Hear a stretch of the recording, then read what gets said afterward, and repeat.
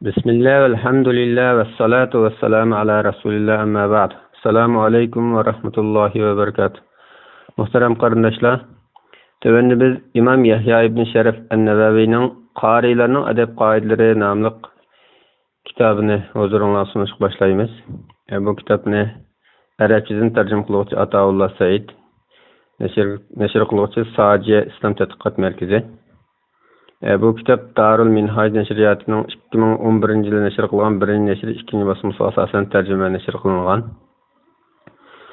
Nashr qiluvchi Sajiya İslam Tadqiqot Markazi. Mas'ul muharrir Dr. Abdulaziz Rahmatullah. Muqallalikchi ve betçik Muhammed Sabir Muhammed. 2019-yil 5-ay İstanbul. Nashr huquqi Sajiya İslam Tadqiqot Markazi tava har qanday o'rin yoki shaxsning xohlagancha ko'paytirib tarqatishga ruxsat qilinmaydi. Kitapning mundarjisini o'qimaymiz. O'qirmanlar samiga degan yerdan boshlab huzurungizga boshlaymiz. Bismillahirrahmanirrahim. O'qirmanlar samiga. Qur'on Karim Payg'ambarimiz Muhammad sallallohu alayhi va sallamga yaratgan Parvardigoringning ismi bilan o'qi degan buyruq bilan nozil bo'lishga boshlagan va 23 yil jarayonida to'liq tamomlangan ilohiy kitobdir. U har qanday o'zgartirish yoki burminishlardan xoli bo'lgan, toki qiyomatgacha Alloh taolo qo'llash kafolat qilgan sof vahiydir. Shundaqla u payg'ambarimizning eng katta mo'jizasi, insoniyat jamiyatini tuzaydigan hayot qonuni, aqida, axloq, ibodat, muomala qatorliq har qaysi sohalarda yetakchi rahbar samoviy dasturdir. Uning samoviyligining yorqin ifodasi shuki, yer yuzida Qur'on Karimdan boshqa sof vahiy yoki ilohiy kitob deyishga yaraydigan biror kitobni topish mumkin emas. Bu sebepten Cenab-ı Allah Kur'an'ның başıdala bu kitapta hiç şek yok deyiş arkalık bu haqda her qandaq bir ihtimallıqqa yol koymagan. Dervaqa bu kitap Allah'ның sözüden başka hiçbir mevcudatның sözü aralışıp kalgan yoki fikirinin ta'sirga uchrab kalgan emas. Belki özü haqqida aytqandek u bebaha kitaptır. Onunğa aldıdınmı, arkasıdınmı, yani hiç qaysi tarafidan batıl yüzlenmeydi. Bu hikmet bilen iş qilguvchi, maddiga loyiq zot tarafidan nazil qilingan kitaptır. Demek, Qur'on Karim Allah Taalaning bizga nazil qilib bergan hidoyat kitobi va bizga tashlab bergan qutquzish arqamchisi bo'lg'achqa, uningga chin asilgan va amal qilganlar nijotlikka erishadi. Shunga Qur'on Karimning mazmunini o'rganish va uni boshqalarga o'rgatish har bir musulmon uchun eng afzal ibodatdir. Payg'ambar alayhissalomning sizlarning yaxshilaringlar Qur'on o'rgangan va o'rgatgan kishilardir degan so'zimi Qur'onning aqida, ahkam va barliq mazmunlarini o'rganish va o'rgatishni ko'rsatadi. Bu hadisni İmam Buxoriy Qur'ondan qalsa eng sahih kitob bo'lgan o'zining Sahih Buxoriy nomli kitobida rivoyat qilgan. Albatta, Qur'onni o'rganish, tilovat qilish, yodlash va to'g'ri tilovat qilishni o'rganishmi afzal ibodat doirasiga kiradi. Alloh taolo buyurgan amallar qatorida Qur'onni tartil bilan o'qigan degan buyruq bor bo'lib, har bir musulmon bu adab qoidaga rioya qilishi, bo'libmi qorilar buningga izchil amal qilib menish kerak. Her bir amel ibadatning o'z oldiga adab qoidasi, ahkamlari bo'lganidek, Qur'on Karimni o'qish, o'rganish va o'rgatishga aloqador bo'libmi Qur'on Karimni to'liq yodlagan qarilarga xos adab qoidalarmi, ahkamlarmi bor.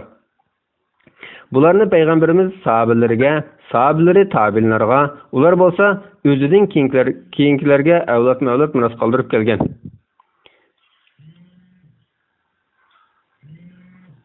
Diyarimizdagi nurg'un qarilarni yetishtirib chiqqan atoqli ustozlarning tilovat va tajvid san'atlari payg'ambarimizning sochqanidek, ular qarilikda o'quvchilarga o'rgatib kelgan adab qoida, ahkamlarmi payg'ambarimizga yetib kelgan ilm edi. Payg'ambarimiz zamonida qari degan nom Qur'on ko'rsatmalarini eng yaxshi tushundigan va uningga eng ko'p amal qildigan zotlarni ko'rsatdi. Texi yaqin zamonlarga qadar diyarimizdagi ustozlarmi qiroat va tajvid bilan kifoyalanib qolmay, uningga yondashtirib qarilarga xos adab axloq, qoida usul, taqvodorlik va boshqa munosabatli ahkamlarni birga o'qitdi. Afsuski, Qur'onchi yashaydigan, uning tilovatini har kun degidek uzib qo'ymay davomlashtirib turadigan Rabboniy ustozlarning bir-birlab dunyodan ketishi bilan qarilik faqat yodlashni biladigan, ammo uning adab qoidalariga rioya qilmaydiganlarning nom atqiga, uni o'qish ba'zilar uchun bo'lsa tirikchilik yo'lidagi oddiy vositaga, uning tilovati bo'lsa ba'zi bir munosabatlarda ijro qilinadigan odatga, shaklga, alvonga aylanib qoldi. Hatta uning tilovati tiriklarning hayotidan siqib chiqarilib, asosan o'liklarga atab o'qiydigan narsaga aylantirib qo'yildi. Halbuki Qur'on tilovati o'liklar uchun rahmat bo'lishdan makrak, hayotlarning ruhiyatini tirik tutuvchi bebaho iksir, qalblarning hayotligini uchun shifoliq yomg'ir edi. Hammadan muhimi Qur'on tilovati musulmon uchun kunlik hayotning bir qismiga aylantirishi va uzildirmay davom qilishi targ'ib qilingan alohida ibodat edi. Bu sababdan Sajiya Islom tadqiqot markazi sog'lom islom tushunchisini qanot yaytirish va qorilikdan iborat fazilatli martaba vazifani to'g'ri yo'nalishda joriy qildirish foydali bo'lishini ko'zlab, Imom Navaviy rahimahullohning Qorilarning adab qoidalari nomli asarining Uyg'ur tarjimasini nashrga tayyorlab, aziz o'qirmanlarga sundi. Janobi Alloh o'zining ulug' kitobi bo'lgan Qur'on Karimni hurmatlash, o'qish va yodlashga aloqador adab qoida va ahkamlarni to'plab qalam tavratgan Imom Navaviy rahimahullohga, uni Uyg'urcha tarjima qiluvchiga, nashrga tayyorlovchiga, besib tarqatuvchiga va bu ishlarga chiqargan barliq qarindoshlarimizga o'z loyiqida ajr ato qilg'ay. Amin. Doktor Abdulaziz rahmatulloh. Hijriya 1940-yil Rajab, milodiya 2019-yil Mart. Darul Minhaj nashriyatining so'zi. Qur'on Karimni nazil qilib, uni yetkazishga buyurgan, u orqali bizlarni to'g'ri yo'lga boshlagan va Rabbim meni go'zal axloq bilan tarbiyaladi degan go'zal axloq payg'ambarga ergashishga buyurgan Allohga hamd va sanolar bo'lsin. Alloh taolo o'zining kitobi bo'lgan Qur'on Karimni insonlarning o'zgartirib o'tishi, almashtirib o'tishi va qalaymaqon chiqilishlardan saqlagan. Bu vaqtda Alloh taolo mundaq deydi: Qur'onni haqiqatan biz nazil qildik va biz cho'qim uni qo'g'daymiz. Hijr surasi 9-oyat. Payg'ambarimiz Muhammad sallallohu alayhi vasallamga va uning pok isil oyat-tavbatlarga, hidoyatga boshlovchi taqvodor sahobalariga, qiyomatgacha ularga ergashgan barliq kishilarga, qorilarning Qur'on tilovati va a'zolarining osmonga o'rilish to'xtaganiga, ya'ni qiyomatga qadar Allohning salomi va rahmati bo'lsin. Darvaqa, kunimizda biz tilovat qilayotgan Qur'on Karim Jibril alayhissalom orqali Muhammad sallallohu alayhi vasallamga nazil qilingan Qur'on Karimning naq o'zidir. U ta hozirga qadar yurtlarda, mihroblarda, islomiy ta'lim-tarbiya markazlarida son-sanoqsiz kishilar uchun hidoyat mashhur bo'lib kelmoqda. U bu dunyoda emas, balki u dunyodami Jibril alayhissalom ilib tushgan asli holati bo'yicha tilovat qilinib turdi. Sahih hadisda mundoq deyilgan: Qiyomat kuni qariga o'qi, o'rla. Dunyoda tartil qilib o'qiganingdek tartil bilan o'qi. Sening martabang sen o'qigan oxirgi oyat bilan belgilanadi, deyiladi. Qur'on Karim Alloh tomonidan muojizat qilinish va mangulik kitob bo'lish aloyiligi bilan boshqa kitoblardan alohida farqlanib turadigan bo'lib, u Allohning dastig'ini, arg'amchisi, ro'shan nur, shifoliq dora, chin asılganlarni saqlab qolguchi, agashganlarni nijotga erishtirguchidir. Uning agashganlar ezib ketib mag'firat tilashga, xato ketib to'g'rilab qo'yishga muhtoj bo'lib qolmaydi. Uning ajoyibotlari tugamaydi. Takror o'qish bilan ko'nilib qolmaydi. Bularga hadis shariflarda ishorat qilingan. Shubhasizki, Qur'on tilovati zikrlarning eng afzalidir. Tilovat qilishda qorilarning amal qilishga tegishli adab qoidalarining, maqsad va yo'l yo'riqlarining bo'lishidimi hech shak yo'qdir. Bu kitob qorilar va qiroatning adab qoidalari, fazilatlari va qiroatga munosabatli masalalar haqidagi qimmatli mazmunlarni o'z ichiga olgan bo'lib, Imom Navaviyning qimmatli xazinalarining va Rasululloh sallallohu alayhi vasallam duo qilgan shon barakatlarining jumlasidir. Bu kitobni Imom Navaviyning maqtovligi va qimmatli kitob deb sifatlaganligining o'zila uning ilmiy qimmatini bilishda yetarlikdir. Vaqtlarimizning ko'p qismini dunyo elektriki va tirikchilik mushkulotlari asal olgan bu kunlarda Rabbimizning kitobini tilovat qilish orqali Rabbimizga qaytishimiz va iymonimizni yanglishimiz naqadar zarur. Abdullah ibn Amr radhiyallohu anhu rivoyat qilgan sahih hadisda Payg'ambar sallallohu alayhi vasallam bunday degan: Sizlarning qalbinglardagi iymonmi kiyim ko'nirganda ko'niraydi.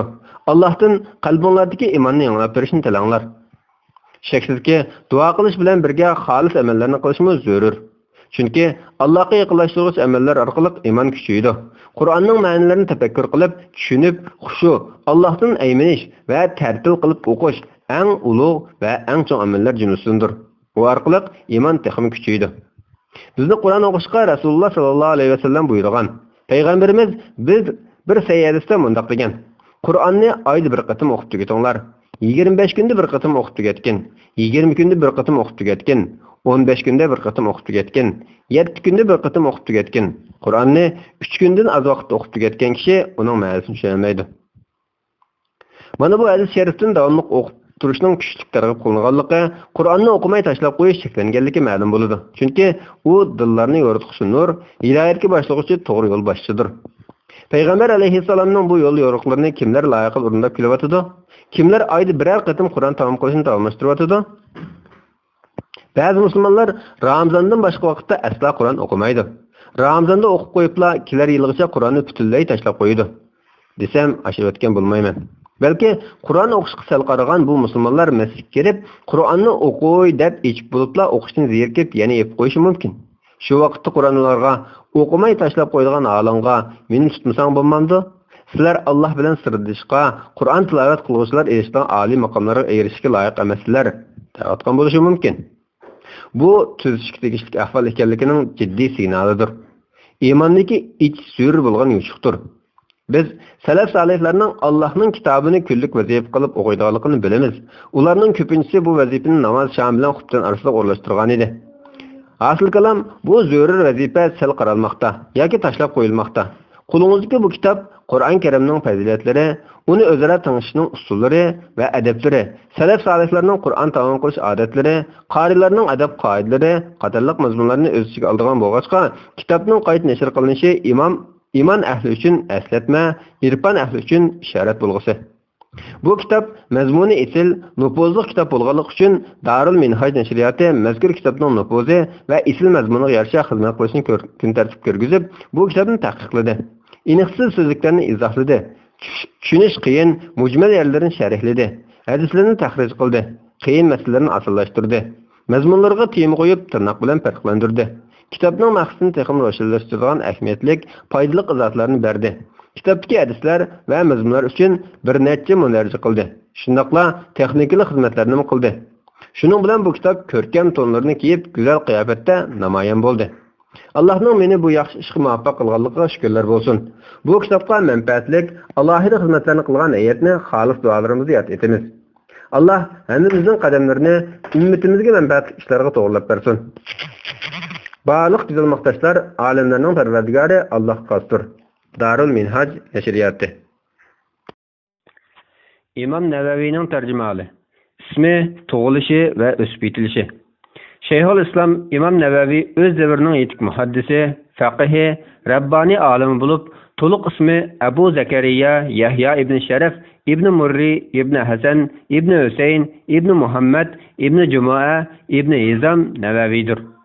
İmam Nevevi öz devrida emas, balki o'zidan burunqi yashab o'tgan faqihlardimi uchrat qilib bo'lmaydigan parhezkorligini o'z mujassamlagan, namatlarda dastan bo'lgan Allohning arif, zohid bandalaridan biri edi. Masalan, u Dimashq bog'larining egdarchilik masalasida shubha bor deb qaraydigan bo'lg'achqa, u bog'larning mevalarini yemagan. U buni ochiq aytgan. U ommaviy munchalarga kirmaydi. Bir kech kunduzda xuftandan keyin bir vaqt tamoq yeydi. Ettigini bir yutumla suv içip, şunu soğurluqqa hesap qılattı. Yemek içmek, kiyim-kechak qatarlıq hem işlerde intayin ixsatcan, turmuşunun qattiqçılıqlarına nisbeten sevrçan idi. Bu, Eşrefiyye Hadis Akademiyasının baş şeyh vazifesini üstüge algan bolsunmu, lekin medreseden azraq maaş almagan, hediyemi qubul qılmagan. U faqat dadısı Navadin ekilip berdigan peçini perenik ve encir bilalı ozuqlanatdı. Uçsuğa hervan kiyimi, beşiğa şabaqtan sallisi kiyetdi. Birli vaqtda ikki xil yemek yemeydi. Vaqtini taat ibadetsiz ötküzmeydi. Birov yo'qlab kelsa, faqat salomni qilatdi va zarur ilmiy masalalarga javob beradi. Agar yenida o'ltirsa, mashg'ul qilmaslik uchun o'qishga kitob beradi. Har bir harakat va yurish turishlarda, bosgan qadam va o'y xayollarida Allohni esidan chiqarmaydi.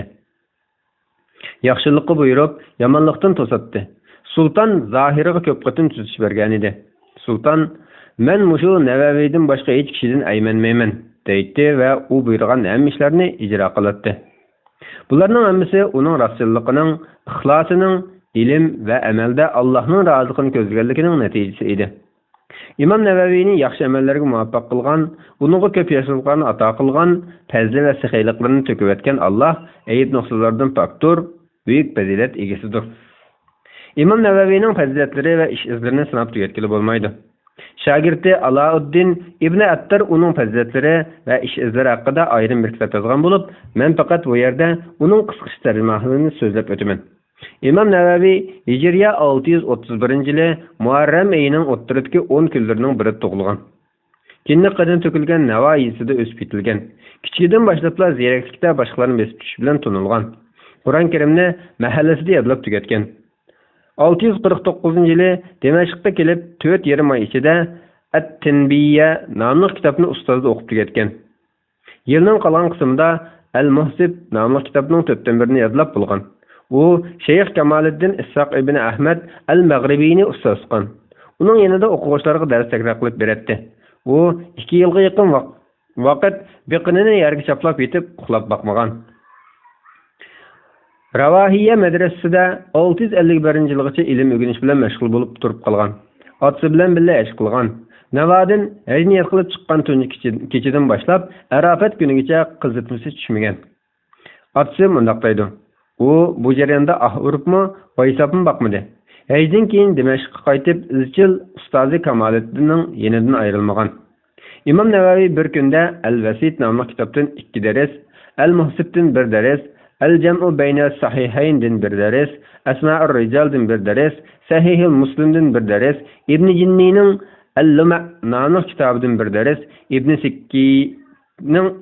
Sikkitning Islahul Mantiq nomli kitobidan 1 dars, Morfologiya, ilm-us sarfdan 1 dars, Fiqh, usul qoidalari, usul fiqhdan 1 dars, Gahikilleri Abi Isaqning Al-Luma nomli kitobidan, Gahikilleri İmam Faxriddin Razining Al-Muntaxab nomli kitobidan 1 dars, İmamul Arameynning Al-Irshad nomli fiqh usul qoidalari, usulul fiqh kitobidan 1 dars bo'lib, jami 12 dars o'qiydi. Bu mundaq deydi: "Men bu darslarga munosabatli foydali mazmunlarni yozib maqatdim."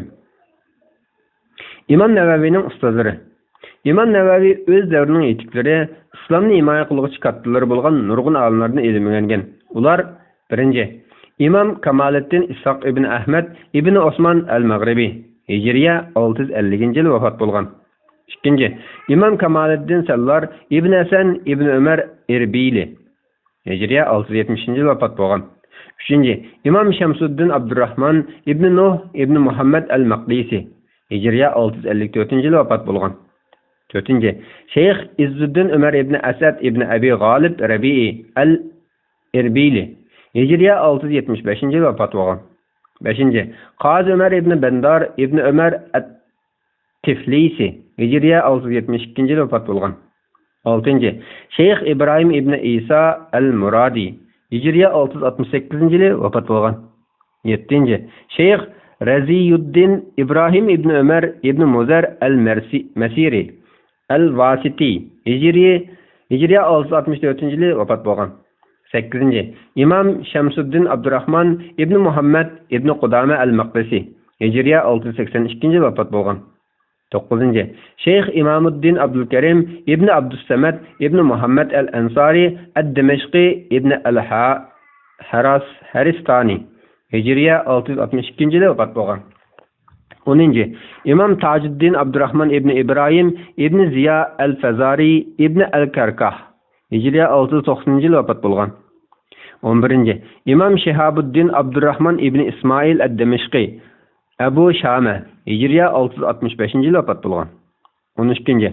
İmam Allama Jamoliddin Abu Abdullah Muhammad ibn Abdullah ibn Malik, Hijriya 672-yil vafot bo'lgan. 13. İmam Ahmed ibn Salim al-Misri, Hijriya 664-yil vafot bo'lgan. 14. İmam Hafiz Khalid ibn Yusuf ibn Said an-Nabulusi, Hijriya 663-yil vafot bo'lgan. 15. Şeyh İbrahim ibn Ali ibn Ahmed ibn Fazl al-Vasiti, Hijriya 692-yil vafot bo'lgan. 16. İmam Ahmed ibn Abduddaim al-Maqdisi, Hijriya 668-yil vafot bo'lgan. 17. İmam İsmail İbrahim ibn Abi Yusr at-Tannuhi, Hijriya 672-yil vafot bo'lgan. 18. İmam Abdul Aziz ibn Muhammad ibn Abdul Muhsin al-Ansari, Hijriya 662-yil vafot bo'lgan. 19. İmam Jamoliddin Yahya ibn Abi Mansur ibn Abil Fath al-Harrani as-Sayrafi, Hijriya 678-yil vafot bo'lgan. Allah Taala İmam Navavining vaqtiga barkat bergan, shundaqla uningga Qur'on sunnatni tegiga yetib tushunadigan cho'nqur tushuncha ato qilgan. İmam Navavining shogirdlari. İmam Navavining qo'lida nurg'un fiqhshunoslar yetib chiqqan va ko'plagan olimlar uningdan hadis rivoyat qilgan. Ular birinchi Qozi Sadruddin Sulaymon ibn Hilal ibn Shibl ad-Darani Hijriya 725-yil vafot bo'lgan. İmam Alauddin Ali ibn Ibrahim ibn al-Attar, İmam Hafiz Jamaluddin Yusuf ibn Abdurrahman ibn Yusuf al-Mizri, Baş Qazi Muhammad ibn Abi Bakr ibn an-Naqib, İmam Badruddin Muhammad ibn Ibrahim ibn Sa'dullah ibn Jamaa, Şeyh Aminuddin Salim ibn Abuddur, İmam Hafiz Şihabuddin Ahmad ibn Muhammad ibn Abbas ibn Ja'van, İmam Şamsuddin Muhammad ibn al-Fath al-Hanbali, Şeyh Şihabuddin Ahmad ibn Farah al-Ashbili, İmam Rashid ibn Muallim al-Hanafi, İmam Alauddin Ali ibn Ayyub ibn Mansur al-Maqdisi, Şeyh Hibatullah ibn Abdurrahim ibn İbrahim ibn al-Barizi. İmam Navavining asarlari. Allah onunğa asarlari bilan mazhabdashlarla emas, balki boshqalarning foydalanish ne'matini tutib etgan ekan. Ular Ravzatul Salihin al-Muhzibga yozgan sharhisi İmam Navavi bu kitobiga al-Majmu' deb ism qo'ygan. Bu kitobni yozib, So'di bobiga kelganda vafot bo'lib ketgan. 3. Sharh Sahih Muslim. 4. Tahsibul Asma va Lug'at. 5. Sahihul Buxoriyning bir qism hadislarining sharhi. 6. At-Tahqiq tamomlanmagan. 7. Hafiz ibn Salahning At-Tabaqat nomli kitobini qisqartgan va uningga bir bo'lak ulamolarning ismlarini kirgizgan. 8. Al-Minhaj. 9. Al-Irshad. 10. At-Taqrib va At-Taysir. 11. At-Tibyan fi adab himlatul Qur'an. 12. Riyazus Salihin. 13. Al-Azkar. 14. Al-Manasik. Bu Al-Akbar cho'ng ajimlik, Al-Asghar kichik ajimlik, Al-Awsat o'rta ajimlik degan nomlarda yozilgan ayrim-ayrim 3 kitobdir. 15. Al-Arba'in. 16. Muxtasarat Tanbiyya. Uning sharhisi Tuhfatut Talibin Nabiyya. 17. Al-Wasit. 18. Nukat al-Wasit. 19. Muhimmatul Ahkam. 20. Al-Umdatu fi Tasfih Tanbiyya. 21. At-Tahrir fi Lughat at-Tanbih. 22. Nukatul Muhsib. 23. Daqa'iq Rawda. 24. Muxtasar at-Tirmizi. 25. Xulasat fil Hadis. 26. Sharh Sunan Abi Dawud. 27. Bostanul Arifin. 28. Al-Usul va Dawabit. 29. Ru'usul Masail. 30. Maqasid. 31. Manarul Huda. 32. Tarxis fil Qiyam. 33. Mansurat. Bu İmam Navavining fatvolari bo'lib, uni shogirdlari Ibn Attar to'plagan. 34. Manaqib-i Shafi'i. Bu kitobni İmam Bayhaqiyning shu nomli kitobidan qisqartgan hamda sanatlari va ba'zi manzillarni qoldirib o'tgan. İmam Navavi surlik, salmoq kishi edi. Uning muborak soqoliga oq sanjilgan bo'lib, quyosh nurida chaqnaydi. U Quddusni va Ibrohim Xalilulloh alayhissalomning qabrisini ziyorat qilgan. İbrahim aleyhisselam'a Allah'ın sanatsanaqsı rahmet ve salamlar bolsun. O ziyaretini tüketip Navaga qaytib kelgandan keyin atsının yanında turgan ve kesel tegib Hijriya 676 yılı Recep ayının 24 günü çarşamba kechisi vafot bo'lgan.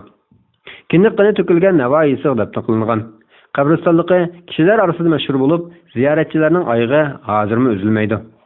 Salih va taqvodor kishilar kelib ketib turadi. Allah İmam Navaviga katta mukofotlarni bersin. Bizni va do'st yaranlarimizni uning bilan nazimatlik oliy jannatlarda jam qilsin. Amin. Bismillahirrohmanirrohim. Qarilarning adab qoidalari. Muqaddima. Nihoyat shafqatli va mehribon Allohning ismi bilan boshlayman va uningdan yordam tilayman. Ey Alloh, ishlarimni oson qil va yordam qil. Zahid ulama, yetik muhaqqiq Şeyh İmam Abu Zakariya Yahya ibn Sharaf ibn Murri an-Navavi rahimahullah mundaq deydi. İn'am va ihsonlari hadisasiz bo'lgan marhamatlik va karamlik ulug' Alloh hamdu sana bo'lsinki, u zot bizni iymonga yetakladi. Dinimizni boshqa dinlardan ustun qildi. O'zining eng hurmatlik va eng suyimlik bandasi, do'sti va elchisi bo'lgan Muhammad alayhissalomni bizga avatib, ko'p in'omlarni ato qildi. Va u orqali butlarga ibodat qilishni yo'qotdi. Uningga butun insijinga jang e'lon qilgan, azg'un va ashqullarni mat qilgan, zamonlarning o'tishi bilan to'xtab qolmaydigan mangulik mo'jizasini, ya'ni Qur'onni vahiy qilish orqali aziz qildi. Qur'onni farosatlik va irfon ahlining ko'ngil aromi qildi. U vaqtning o'tishi va uzrishi bilan yoki qo'ldan qo'lga o'tish bilan ko'nrab qolmaydi. Allah uni asl saqlashga oson qildi. Shunga uni kichik bolalarmi ravon yodiga oladi.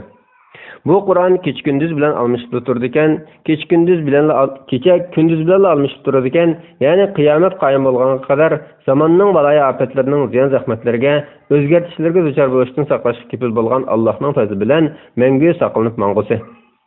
Allah o'zi tarafidan tanlangan, qobiliyatlik va kamolatga yetgan kishilarni Qur'on ilmlariga ko'ngil bo'lishga muvaffaq qildi. Shuning bilan ular har fanda iymon ahlining dillari suyunadigan ilmlarni to'pladi. Allah'ның bu va buningdan boshqa son-sanoqsiz ne'matlariga, bo'libmi iymonga muyassar qilgan ne'matiga hamd sanolar aytaman. Allah'ның menga, do'stlarimga va barliq musulmonlarga o'z roziligini inom qilishini so'rayman. Bir Allah'tan boshqa ilohning va uning sherikining yo'qligiga, Muhammad alayhissalomning uningga Allohning rahmat, salomlari bo'lsin. Allah uning shon sharifi, izzat-hurmatini davomli ziyorat qilsin. Allah'ның bendisi va imonga chaqiruvchi elchisi ekanligiga, Allah'ның mag'firatiga erishtira oladigan, do'zax o'tidan qutqiza oladigan, jannatlarda makonlashga yetkiza oladigan ravishda guvohlik beraman. Allah bu ummatni o'zi rozi bo'lgan din islomga muyassar qilib, bu ummatga insonlarning eng yaxshisi bo'lgan Muhammad alayhissalomni avatish orqali ko'p inom ato qildi. Allah bu ummatning shon shuhratini texim ziyoda qilsin. Bu ummatni o'zining ulug' kalomi bo'lgan Qur'on Karimni avatish orqali izzatladi. Uningda ummat muhtoj bo'ladigan ilgariki va keyingilarning xabarlarini vaznasat, misol, adab axloq va har turli ahkomlar, Allohning birligiga dalolat qilgan ishonchlik, ochiq-oshkor dalil isbotlarni, boshqa payg'ambarlar elib kelgan amoqatlarni, dinsizlarni, azg'unlarni matqulisi kuchli dalillarning hammasini mujassamladi. Uni tilovat qilishning savobini aslab ko'paytdi. Uningga ko'ngil bilishga, uni ulug'lashga, uning adab axloqlarini rioya qilishga, uni hurmatlashga buyurdi. Qur'on tilovat qilishning fazilati haqida nurg'un katta olimlar va fozillar ko'p kitoblarni yozdi. Bu kitoblar har qaysi aql idrok soatlariga ma'lumdir. Lekin u kitoblarni yodlash uyoqsiz tursin, o'qishga himmatlar oz kelganligi uchun faqat oz sondagi o'tkir fikrli kishilarla foydalanadi. Men bizning Dimashq ahlining ulug' Allohning roziligini ko'zlab, Qur'on tilovat qilishga, o'rganishga va o'gitishga to'p-to'p va yakka-yakka holda mutolaa qilish va tanishishga to'lim ko'ngil bo'layotganligini, Alloh ularning Qur'on tilovat qilish va boshqa toat ibodatlarga bo'lgan qiziqishini texim ziyod qilsin. Va kecha-kunduz tirishayotganligini ko'rib, qori hafizlarning va Qur'on yodlash bosqichidagi kitoblarining adab axloqlari va sifatlarini mazmun qilgan ixcham bir kitob yozish qaroriga keldim. Chunki Alloh o'z kitobiga ko'yinishni tavsiya qilgan emasmi? Qarilarning va Qur'on yodlayotgan taliblarning adab axloqlarini bayon qilish, ularni shu axloqlarga yetaklash va rag'batlantirish ana shu ko'yinish jumlasidandir. Men bu kitobning ixcham bo'lishini xohladim. Hajmining cho'ng, uzun bo'lib ketishidan saqlandim. Har bobda ma'lum taraflarini bayon qildim. Har bir adab axloqda uning ma'lum turiga ishorat qildim. Shuning uchun hadislarning isnodlari zehnimda hozir bo'lsa-mu, Alloh shukrlar bo'lsin, qoldirib o'tdim. Chunki maqsadim bayon qilganlarim orqali qoldirib o'tganlarimga ishorat qilishdir. Bu kitobning ixcham bo'lishini tanlashimdagi sabab yodlash qulay bo'lishi, texnik ko'p kishilarning foydalanishi va keng tarqalishini umid qilganligim uchundir. O'qirmanlarning to'liq foydalanishi va izlanuvchilardan shakning yo'qolishi uchun har bir bobda kelgan tushunish qiyin so'zliklarni va ismlarning eng oxirgi bobda tartib bo'yicha aniq qisqa sharhladim va bekitib chiqdim. Yuqorqi boblar yana ba'zi bir qoidalarni, foydali isil mazmunlarni o'z ichiga oladi. Qisman ahvollarni hisobga olmaganda sahih va zaif hadislarni har qaysi ishonchli imomlarning rivoyat qilganligini bayon qildim. Shuni bilish kerakki, muhaddislar va boshqa olimlar fazilatli amallarda zaif hadislarga amal qilishni durust deb qaragan. Shunday bo'lsa-mu, men sahih hadislarni keltirdim. Zaif hadislarni faqat ba'zi ahvollarda keltirdim. Ulug' Allohga tavakkul qilaman. Barliq ishlarimni uning topshiraman. Allohdan meni, do'stlarimni va barliq musulmonlarni to'g'ri yo'lda minishga, azg'unlarning sifatlaridan saqlanishga, davomli yaxshilik ustida turishga, taqvodor, ixlosmandlardan bo'lishga, roziligiga erishadigan yaxshi ishlarni vujudga chiqarishga muvaffaq qilishini o'tinib so'rayman. Bizga Alloh kifoyadir. Alloh yaxshi egidir. Ulug' Allohning kuch-qudrat va yordamisiz qo'limdan hech ish kelmaydi. Bu kitob tövendagi boblardan tuzilgan. Birinchi bob Qur'on tilovat qilishning va qorilarning fazilati. İkinci bab Qur'on tilovat qilishning boshqa zikrlardan afzalligi. Uchinchi bab qarilarning hurmatlanadiganligi va ularga aziyat berishning cheklanadiganligi. To'rtinchi bab Qur'on o'rgatuvchi va o'rganuvchilarda bo'lish tegishli adab qoidalar. Beshinchi bab qarilarning adab axloqlari.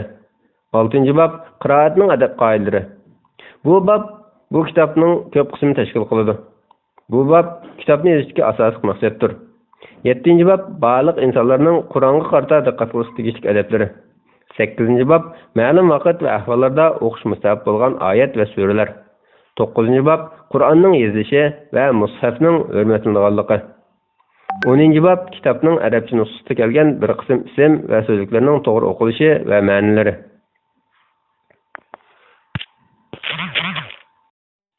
Bismillahirrohmanirrohim. Qarilarning adab qoidalari.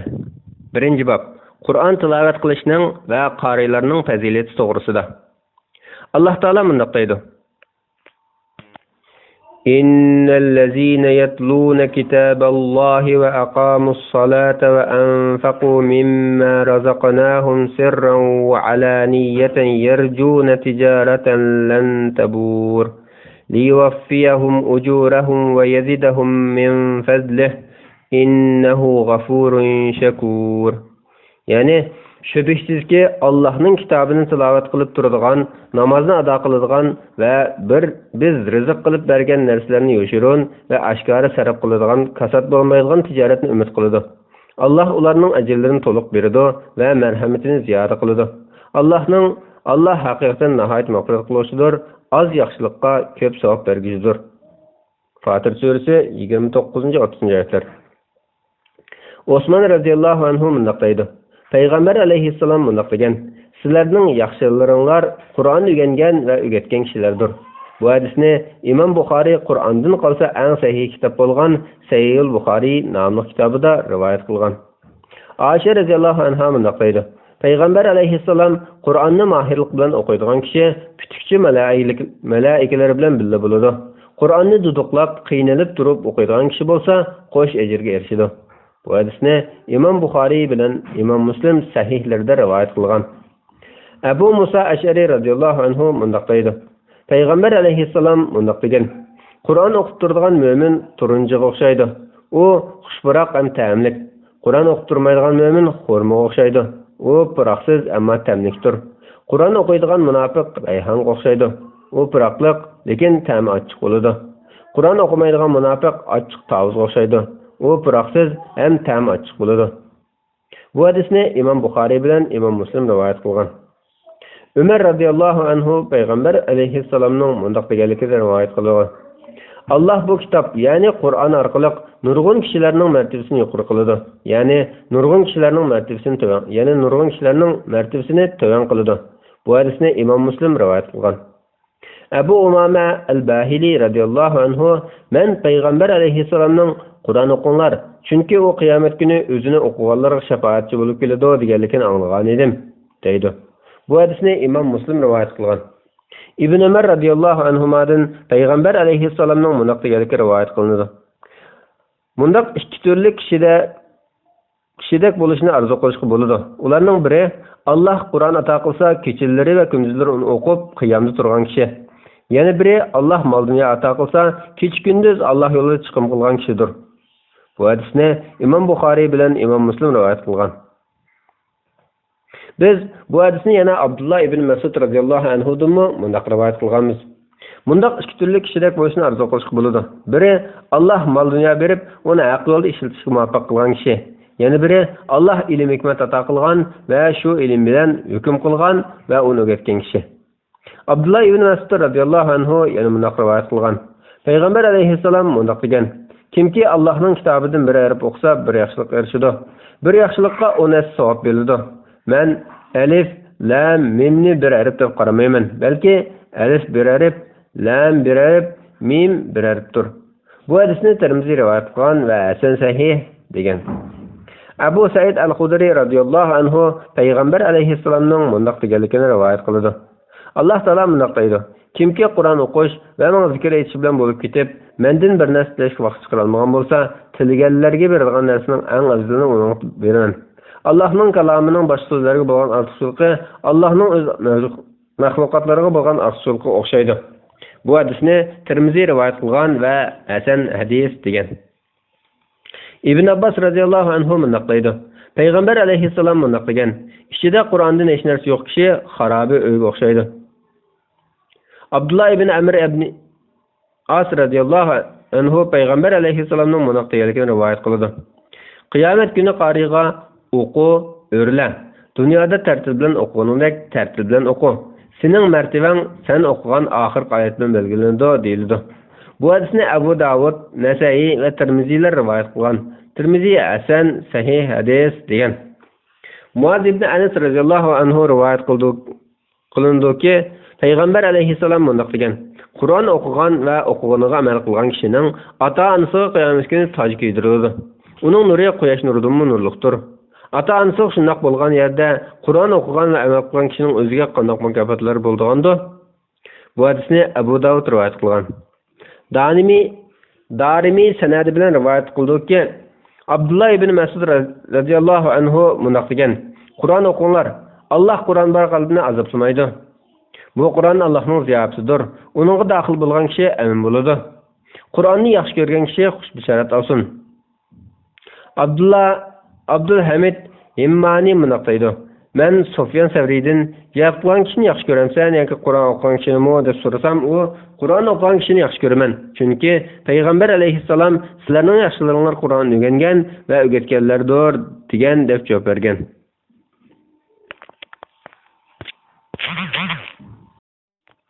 Bismillahirrohmanirrohim. Qarilarning adab qoidalari. 2-bob. Qur'on tilovat qilishning boshqa zikrlardan afzalligi to'g'risida. Badr g'azotida qatnashgan Abu Mas'ud al-Ansari radhiyallohu anhu rivoyat qildiki, Payg'ambar alayhissalom mundoq degan: Kishilarga Allohning kitobini eng yaxshi o'qiydiganlar iymon bo'lsin. Bu hadisni Muslim rivoyat qilgan. Ibn Abbas radhiyallohu anhu rivoyat qilib mundoq degan: Yosh bo'lsin yoki yashangan bo'lsin, qarilar Xalifa Umar radhiyallohu anhuning so'rinda suhbatdoshlari va maslahatchilari edi. Buni İmam Buxoriy Sayyid rivoyat qilgan. Keyingi bobda bu mazmunga hadislar keladi. Bilginki, ko'plagan nafozli olimlar to'g'ri deb tanlagan qarash shuki, Qur'on tilovat qilish, tasbih, subhanalloh deyish, tahlil, la ilaha illalloh deyish qatorliq zikrlardan afzaldir. Buning dalillari nihoyat ko'p.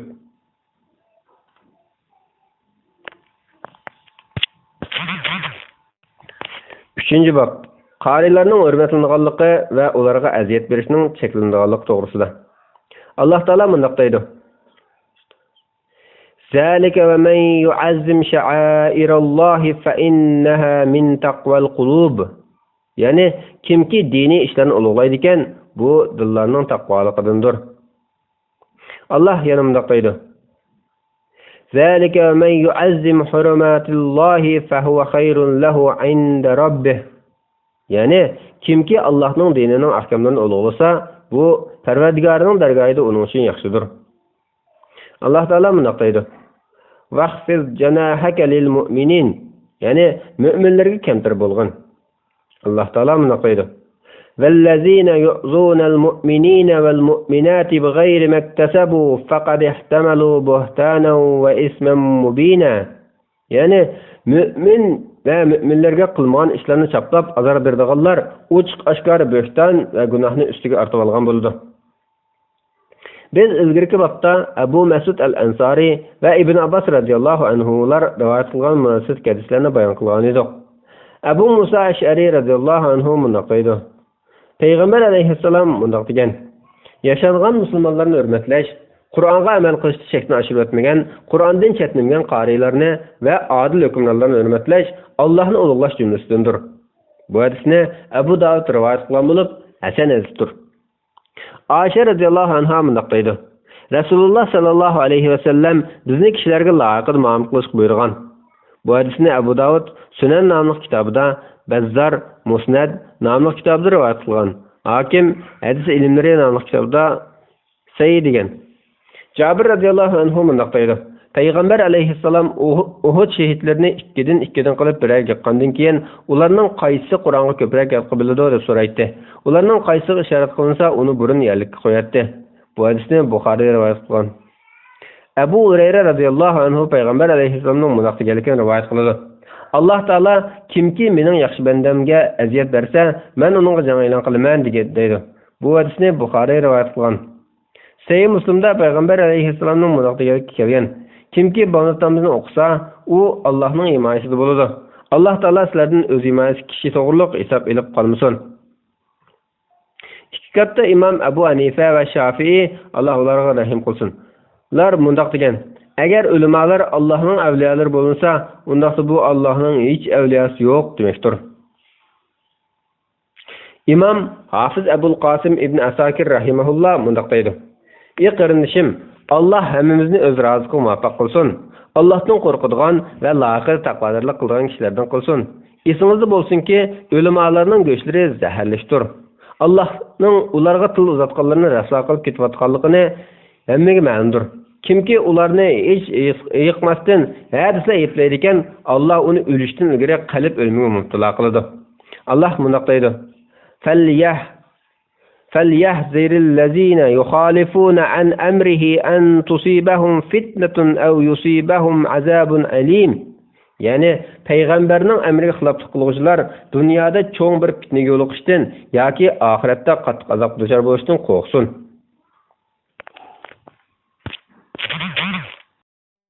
Bismillahirrohmanirrohim. Qorilarning adab qoidalari. 4-bob. Qur'on o'rgatuvchi va o'rganuvchilarda bo'lishga tegishli adab qoidalar. Bu va buningdan keyingi 2 bobda kitobning asosiy maqsadlari mujassamlangan. Bu maqsadlar nihoyat ko'p bo'lsa-mu, yodlash va asqatlash uchun bo'lsin uchun bir necha paragrafda qisqacha sharh qilib o'taman. Ixlos qilish. Qur'on o'qituvchi va Qur'on o'quvchilar uchun qilishga tegishli birinchi ish Alloh roziligini ko'zlashdir. Alloh taolo mundoq deydi: وَمَا أُمِرُوا إِلَّا لِيَعْبُدُوا اللَّهَ مُخْلِصِينَ لَهُ الدِّينَ حُنَفَاءَ وَيُقِيمُوا الصَّلَاةَ وَيُؤْتُوا الزَّكَاةَ وَذَلِكَ دِينُ الْقَيِّمَةِ. Yani ular faqat ibodatni Allohga xolis qilgan, haq dinga e'tiqod qilgan holda yolg'iz Allohga ibodat qilishga, namozni ado qilishga, zakot berishga buyurildi. Ana shu to'g'ri dindir. Sayyinda Rasululloh sallallohu alayhi vasallam bundoq degan: amallar niyatga bog'liq. İnson niyat qilgan narsaga erishadi. Bu hadisda deyiladigan islomning tub asoslarining biridir. Biz yana sanadi bilan rivoyat qilamizki, Ibn Abbos radhiyallohu anhuma bundoq degan: insonning erishadigan niyatiga boqib bo'ladi. Yana bir sahobaning insonlarning niyatlariga qarata beriladi deganligi rivoyat qilingan. Biz yana sanadi bilan rivoyat qilamizki, ustoz Abul Qasim al-Qushayri Alloh undan rozi bo'lsin bundoq deydi: İxlos amal ibodatni bir Alloh uchun qilish demakdir. Ya'ni o'z amali orqali faqat Allohga yiqilishni maqsad qilish demakdir. Kishilarga yasalmilik qilish, ularning maqsadiga erishish, ularning maqsadini yaxshi ko'rish qatorliq Allohga yiqilishdan boshqa har qanday narsani o'ylamaslikdir.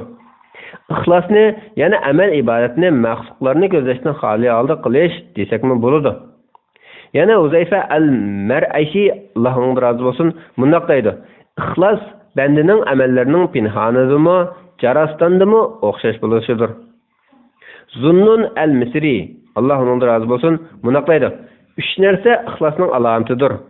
Jimi kishilarning maqtash va so'kishlarini o'xshash ko'rish, amallarni ko'z oldida qo'yib olmay unutib ketish, amallarning mukofotini oxiratda olishni o'ylash. Fuzayl ibn Iyaz rahimahulloh bundoq deydi: kishilarni deb amalni tark etish riyodir. Kishilarni deb amal qilish shirkdir. İxlos Allohning seni har ishdan saqlab qolishidir. Sahl at-Tustari rahimahulloh bundoq deydi: aqillar ixlosning ta'biri haqida fikr yurgizib, buni ta'birdan boshqani topolmadi. İxlos oshkora va yoshin harakat va sukunatlarning hammasi bir Alloh uchun bo'lish. Uningga na mol dunyo, na avoyavas, na psixologlarning hech biri aralashmaslikdir. Sari as-Siqti rahimahulloh bundoq deydi: hech bir ishni kishilarni deb qilma, hech ishni kishilarni deb tark etma, kishilarni deb hech narsa berma, kishilarga hech bir amalni oshkorlama. İmam Qushayri rahimahulloh bundoq deydi: rostchilikning eng to'van darajasi ishtishining o'xshash bo'lishidir. Aris al-Muhasibi rahimahulloh bundoq deydi: rostchil kishi o'z qalbining isloh bo'lishi uchun butun insonlar qalbidagi hurmat e'tiborining chiqib ketishiga parvo qilmaydigan, zarrachilik yaxshi amalni kishilarning bilib qolishini xohlamaydigan, yomon amallarning kishilarning bilib qolishini yomon ko'rmaydigan kishidir. Chunki yomon amallarni kishilarning bilib qilishini yomon ko'rish kishilarning oldida nom shuhrat tamaq qilganlikning alomatidir. Bunda qilish siddiqlar, ya'ni rasullarning amal qilishining jumlasidan emasdir. Bunda qilish siddiqlar, ya'ni rasullarning axloqining jumlasidan emas.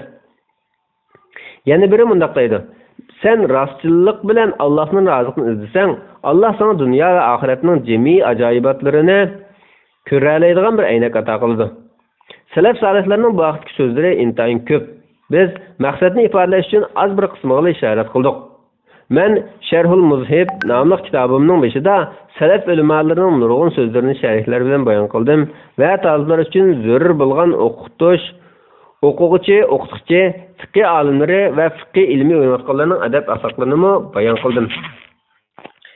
Dunyoga berilmaslik, o'z amal orqali mol dunyo, amal mansab, yuz obro'y, tangdoshlardan yuqori martaba tamasli bo'lish, kishilarning madhiya maqsadlariga erishish, kishilarni o'ziga qartish degandek dunyo manfaatlarini ko'zlamaslikka, Qur'on o'rgatishdan iborat bu ulug' xizmatni ba'zi talablardan keladigan ozg'ina mol dunyo, xizmat, o'rgatmagan bo'lsa bermaydigan hadiya suratiga badal degandek arzimas manfaatlarni tama qilib bulg'amaslik lozim. Alloh taolo bunday deydi: من كان يريد حرث الآخرة نزد له في حرثه ومن كان يريد حرث الدنيا نؤته منها وما له في الآخرة من نصيب. Yani kimiki dünya menfaatini közlese onun tilgini veremez. Onunla ahirette hiç nasibi yoktur. من كان يريد العاجلة عجلنا له فيها ما نشاء لمن نريد. Yani biz dünyani közleyenler içinden xalığan adamki onun xalığını emas, bizning xalığımızı berimiz. Abu Hurayra radıyallahu anhu mundaq deydi: Peygamber aleyhisselam mundaq degan: kimki Allah razı üçün ögünüşki tegishlik ilmni dünya menfaatlariga erishish uchun ögənsə, qiyomat kuni jannatning furqini puryamaydi. Bu mazmundagi hadislar nihoyat ko'p. Anas, Huzayfa, Ka'b ibn Malik radıyallahu anhular rivoyat qilgan bir hadisda Peygamber aleyhisselam mundaq degan: kimki jahillar bilan da'tlash qilish yoki o'limalar oldida faxrlanish yoki kishilarni o'ziga qarshi uchun ilm o'rgangan bo'lsa, o'ziga do'zaxdan o'rin tayyorlab qo'ysin. Tirmizining Ka'b ibn Malikdan qilgan rivoyati yana Alloh uni do'zaxga kirgizadi degan. Ilm o'rgatish niyatidagilar azar aylashlik ishlar. Mudarris ilm o'rgatish orqali talablarni va o'z yoniga kelib ketib turganlarni ko'payishni maqsad qilishdan saqlanishi, o'quvchilarning boshqa manfaatli ustozlarning yanında o'qishni yomon ko'rishdan qattiq nazar ayirish lozim. Bu ba'zi nadan ustozlar giriftor bo'lgan yomon illatdir. O'qituvchining niyatining xolis emasligining, qalbining buzuq ekanligining belgisidir. Ilm o'rgatish orqali Alloh roziligini ko'zlamaganlikning keskin dalilidir. Chunki u ilm o'rgatish orqali Alloh roziligini ko'zlagan bo'lsa edi, o'z o'quvchisining boshqalar yanında o'qishni yomon ko'rmagan bo'lardi. Balki o'z-o'ziga men ilm o'rgatish orqali Allohga ibodat qilishni ko'zlagan edim. Muradim hosil bo'ldi. U boshqalarning yanında o'qish orqali ilmini texnik ko'payishni maqsad qildi. Norozi bo'lishning najoti degan bo'ladi. Biz hadisshunoslikda hamma birdek e'tirof qilgan Imom Darimining Musnadida sanad bilan rivoyat qildikki, Ali radhiyallohu anhu mundaq deydi: Ey ilmdorlar, ilminglarga amal qilinglar. Olim bilgining amal qilgan, ilmi va amali birdek bo'lgan kishidir. Yaqin kelgusida shundoq bir qavmlar paydo bo'ladi-ki, ular ilmni ko'tarib yurishidi, lekin ilm ularning bo'g'zidan o'tmaydi. Ularning ilmi bilan amali, ichi bilan teshi birdek bo'lmaydi. Ular o'zaro faxrlanish uchun darslarni o'rlashtiradi. Hatto ularning biri o'z darsidagi birining boshqa darslarda o'ltirishini va o'zini tashlab qo'yishini yomon ko'radi. Ularning amallari shu dars so'rovlarida qilib, Alloh dargohiga o'rilmaydi. İşençilik rivoyatlarda İmam Şafii rahimahullah mundaq degan: kishilarning bu ilmni o'zining ilmini va kitoblarini demakchi. Menga bir arabi mansub qilinmasdan o'rganishni arzu qilib qoldim. Qur'on o'rgatuvchilarining axloqlari. Qur'on muallimi dunyoga berilmaslik, bariga qanoat qilish, mol dunyoga va mol dunyo ahliga voy deb ketmaslik, sehi, mard, xushfe'l, xushchiroy, ig'ir-besiq, savrchan bo'lish qatorliq asl axloqlar bilan qur'onlanishi, nachar qiliqlardan nari turish, parhezkorlik, xushu, tamkinlik, salmoqlik, kamtarlik, kichik fe'llik qatorliqlarni o'ziga yor qilish, kulik chaqchaqdan o'zini tortish, shar'iy vazifalarga amal qilish, pokizlikqa ahamiyat berish, kir mehnatlarni vaqt-vaqtida tozalab turish, burtini qirqib turish, tirnoqlarni elib turish, saqalını tarab turish, g'ayri-puroqlarni yo'qitib turish, ko'rimsiz kiyimlarni kiymaslik, hasad, riyo, ko'ranglik, amaliyotda o'zining tuvan bo'lgan taqdirdami boshqalarni tuvan ko'rish qatorliqlardan qattiq azar aylash, hadislarda kelgan tasbih, tahlil va zikr duolariga amal qilish, pinhandimi, jarastandimi Allohni esidan chiqarib qo'ymaslik, bu ishlarda izchil bo'lish, barliq ishlarda Allohga tayinish qatorliq shariat talab qilgan ishlarni bajarib keltirish lozim. Bismillahirrohmanirrohim. Qarilarning adab qoidalari. 4-bob. Qur'on o'rgatuvchi va o'rganuvchilarda bo'lish adab qoidalar. Davomi. Muallim Qur'on o'rganuvchilarga yaxshi muomala qilish lozim. Qur'on o'rgatuvchi o'ziga Qur'onni o'rgatgan kishilarga siyliq sipoyi muomala qilishi, ularni qizg'in qarshi olishi, o'z loyiqida yaxshi muomala qilishi lozim. Abu Arun al-Abadi mundaq deydi. Biz Abu Said al-Khudri radhiyallohu anhuning yoniga kelsak, u Rasululloh sallallohu alayhi va sallam tavsiya qilgan kishilarni qizg'in qarshi olaman. Rasululloh sallallohu alayhi va sallam kishilar sizlarga ergashidi. Dunyoning har qaysi taraflaridan kishilar kelib, sizlarning dininglarda din o'rganadi. Ular kelsa ularga yaxshi muomala qilinglar degan deydi. Bu hadisni Imom Tirmizi, Ibn Majah va boshqalar rivoyat qilgan. Biz Musnad Darimida Abu Darda radhiyallohu anhudan mushuning o'xshash bir hadisni rivoyat qilgan edik. Muallim Qur'on o'rganuvchilariga ko'yinishi, ularni hurmatlashi lozim. Rasululloh sallallohu alayhi va sallam mundaq degan: Din Allohga, Allohning kitobiga, Allohning payg'ambarlariga, musulmonlarning imomlariga va barliq musulmonlarga samimiy bo'lish demakdir. Qarilarni va Qur'on o'rganuvchilarini hurmatlash, ularni foydali ishlarga yetaklash, ularga muloyim bo'lish, qo'lidan kelishicha ularning orzularining amalga oshishiga yordam berish, ularning qalbini moyil qilish, ularga Qur'on o'rgatishda muloyim, keng qursoq bo'lish, ularni ilm o'rganish, qiziqtirish qatorliqlar Alloh va Allohning kitobiga samimiy bo'lish jumlasidandir.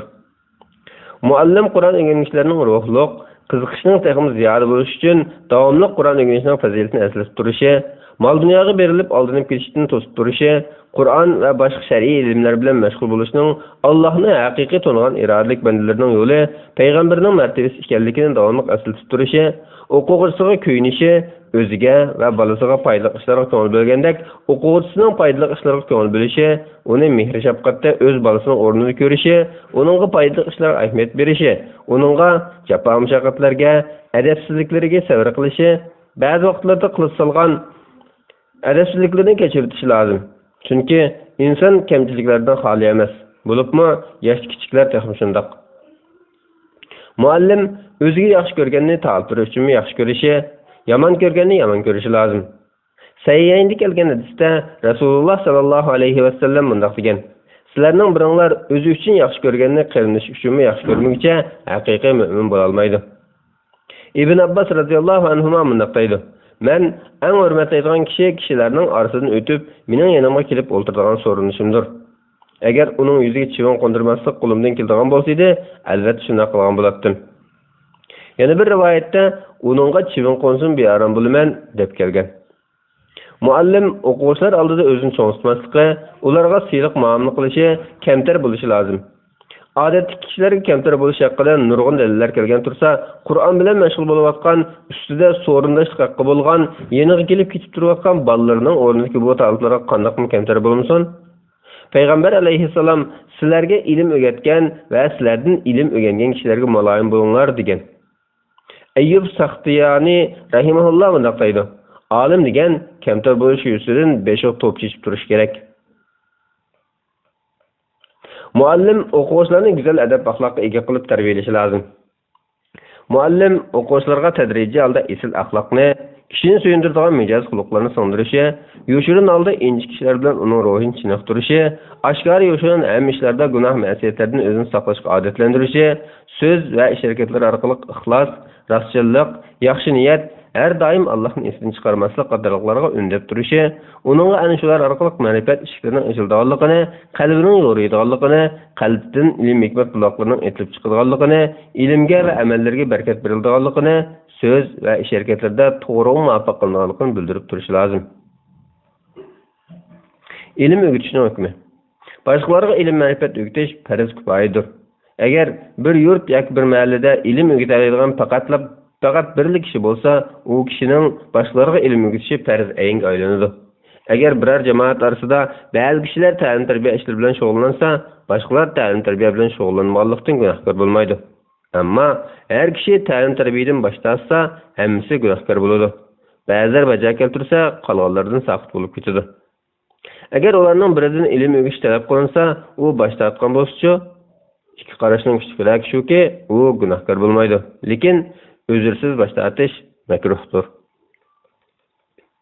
Muallim o'quvchilarga ilm o'rgatishda qizg'in bo'lishi lozim. Muallim o'quvchilarga ilm o'rgatishga qizg'in bo'lishi, ilm o'rgatishni o'zining zarur bo'lmagan dunyoviy manfaatlardan ustun o'ringa qo'yishi, Qur'on o'rgatishga o'tirgan vaqtda o'rgatishga ta'sir ko'rsatgan barliq narsalarni ko'ngildan chiqarib tashlashi lozim. U narsalar to'limi ko'p va hammaga ma'lumdir. O'quvchilarga darsni yaxshi tushuntirishga, har biriga loyiq dars berishga ahamiyat berishi, ko'proq bersa darsni ko'tara olmaydiganlarga ko'p bermasligi, ko'tara oladiganlarga oz berib qo'ymasligi, yetib qolganlarni takrorlab qilib turishi, zeraklik alomatlari ko'ringan o'quvchilarning mag'rurlik yoki boshqa illatlarga giriftor bo'lishidan ansirmaslar maqsad turishi, sustlik qilgan o'quvchilarga ilm o'rganishdan yaltiyib qolishiga sabab bo'lib qo'yishini ansirmasa, yengil jazolarni berib qo'yishi, ularning ba'zilaridan namoyon bo'lgan talantlarga asla hasad qilmaslik lozim. Chunki yatlarga hasad qilish harom. Oxiratda katta savob, dunyoda go'zal madhiya ilib kelgan o'zining bolasi o'rnidagi o'quvchiga hasad qilish bo'lsa, texim og'irdir. O'quvchilarga ko'ngil bo'lish, ularga rad tartib bo'yicha dars berish lozim. Agar o'quvchilar ko'p bo'lsa, ularga dars berishda rad tartib bo'yicha burun kelganlarga burun dars berish lozim.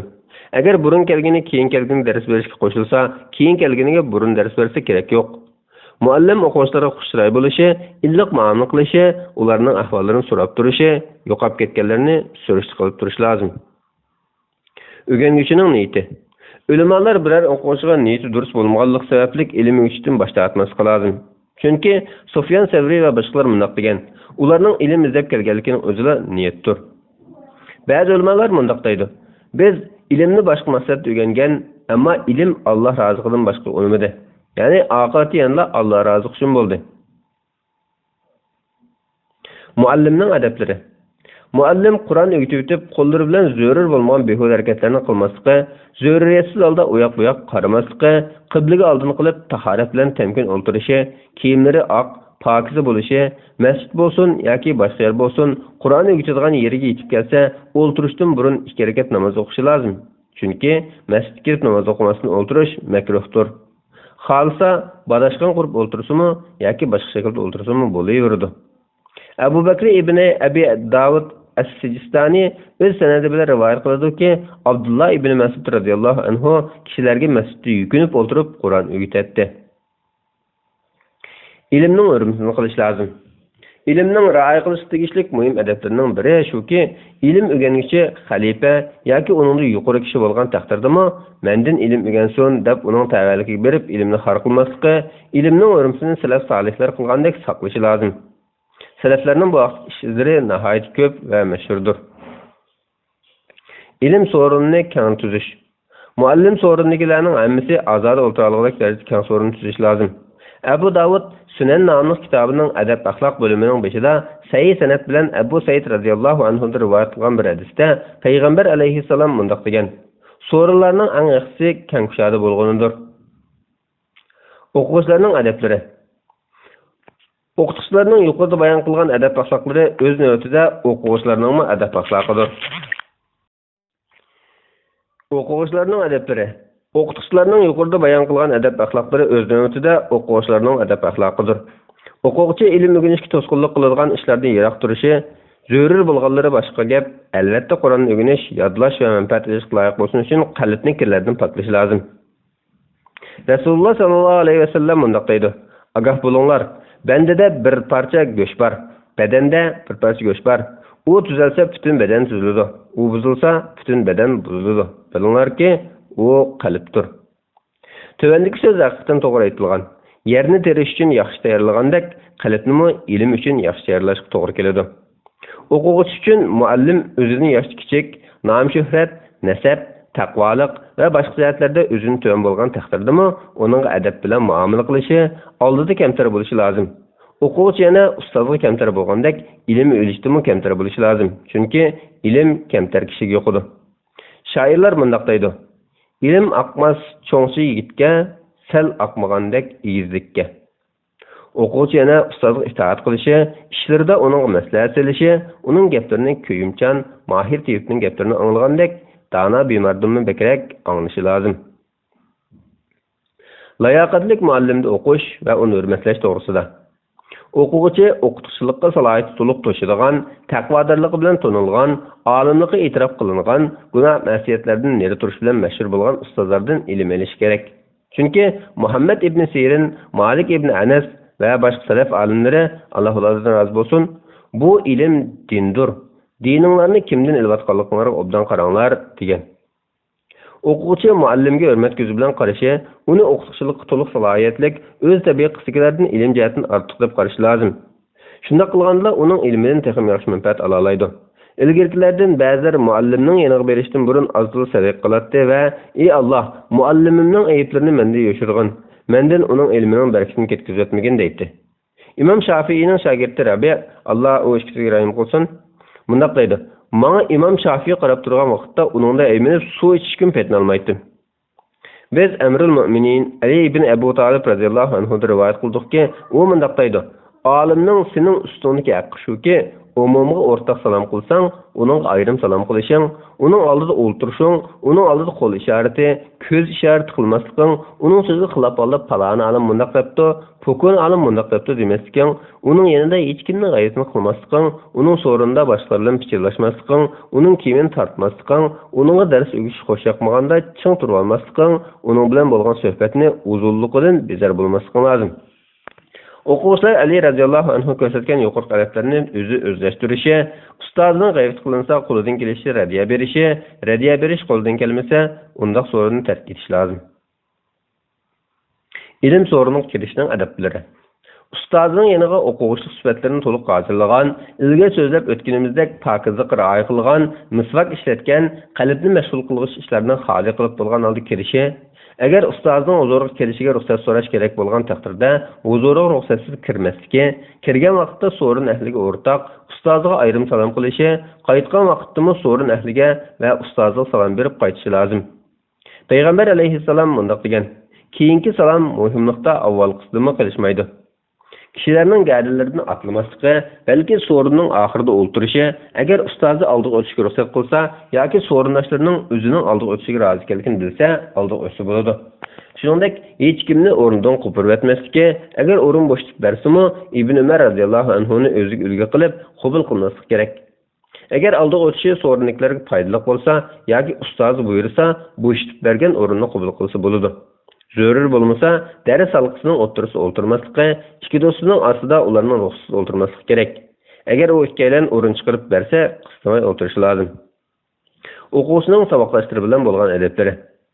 O'quvchi saboqdoshlariga va ustozning darsiga qatnashuvchilarga adab bilan muomala qilishi lozim. Chunki bunday qilish ustozning hurmatini qilganlik va uning dars so'rinini qo'g'daganlikdir.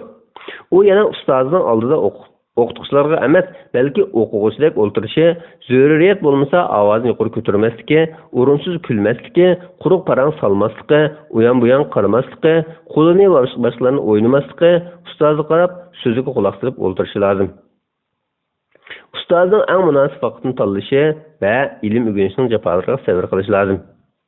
Ustozning ko'ngli aromida emas, yeri charchagan, bearam bo'lgan, ichi pushib qolgan, shundaqla qattiq xushal bo'lgan, qo'risi qochgan, usab qolgan, mugidak bosgan, biror narsadan ansirgan degandek dars anglash ig'ir keladigan yoki qalb huzuri bilan anglash to'sqinlik qilgan ahvollarda dars tingishdan saqlanishi, ustozning tetik vaqtlarini g'animat bilishi, ustozning qo'pollik va adabsizliklarni ko'tarishi, bu ishlar uni ustozning peshini tutishdan va uni qobil ustoz deb qarashdan to'sib qo'ymasligi, ustozning noto'g'ridek ko'ringan so'z va ish harakatlarini to'g'ri tushunishga tirishish kerak. Buni olim bo'lish peshonasi kutilmaganlarla qila olmaydi. Yana ustozi uning qo'polmani qilib solgan vaqtlarda o'quvchi avval kechirim so'rashi, gunoh va ayibning o'zi ekanligini izhor qilishi lozim. Shunday qilish uning dunyo va oxirat uchun foydali va ustozining qalbidagi uning bo'lgan norozilikni yo'qotishda bakrak unumlidir. Kishilar ilm olish yo'lida ba'zi bir xorliq tortishlarga sabr qilmagan kishi umr bo'yi jaholat zulmatlarida qoladi. Sabr qilgan kishi bo'lsa, oqibati dunyo va oxiratning izzatiga erishadi deb aytishgan.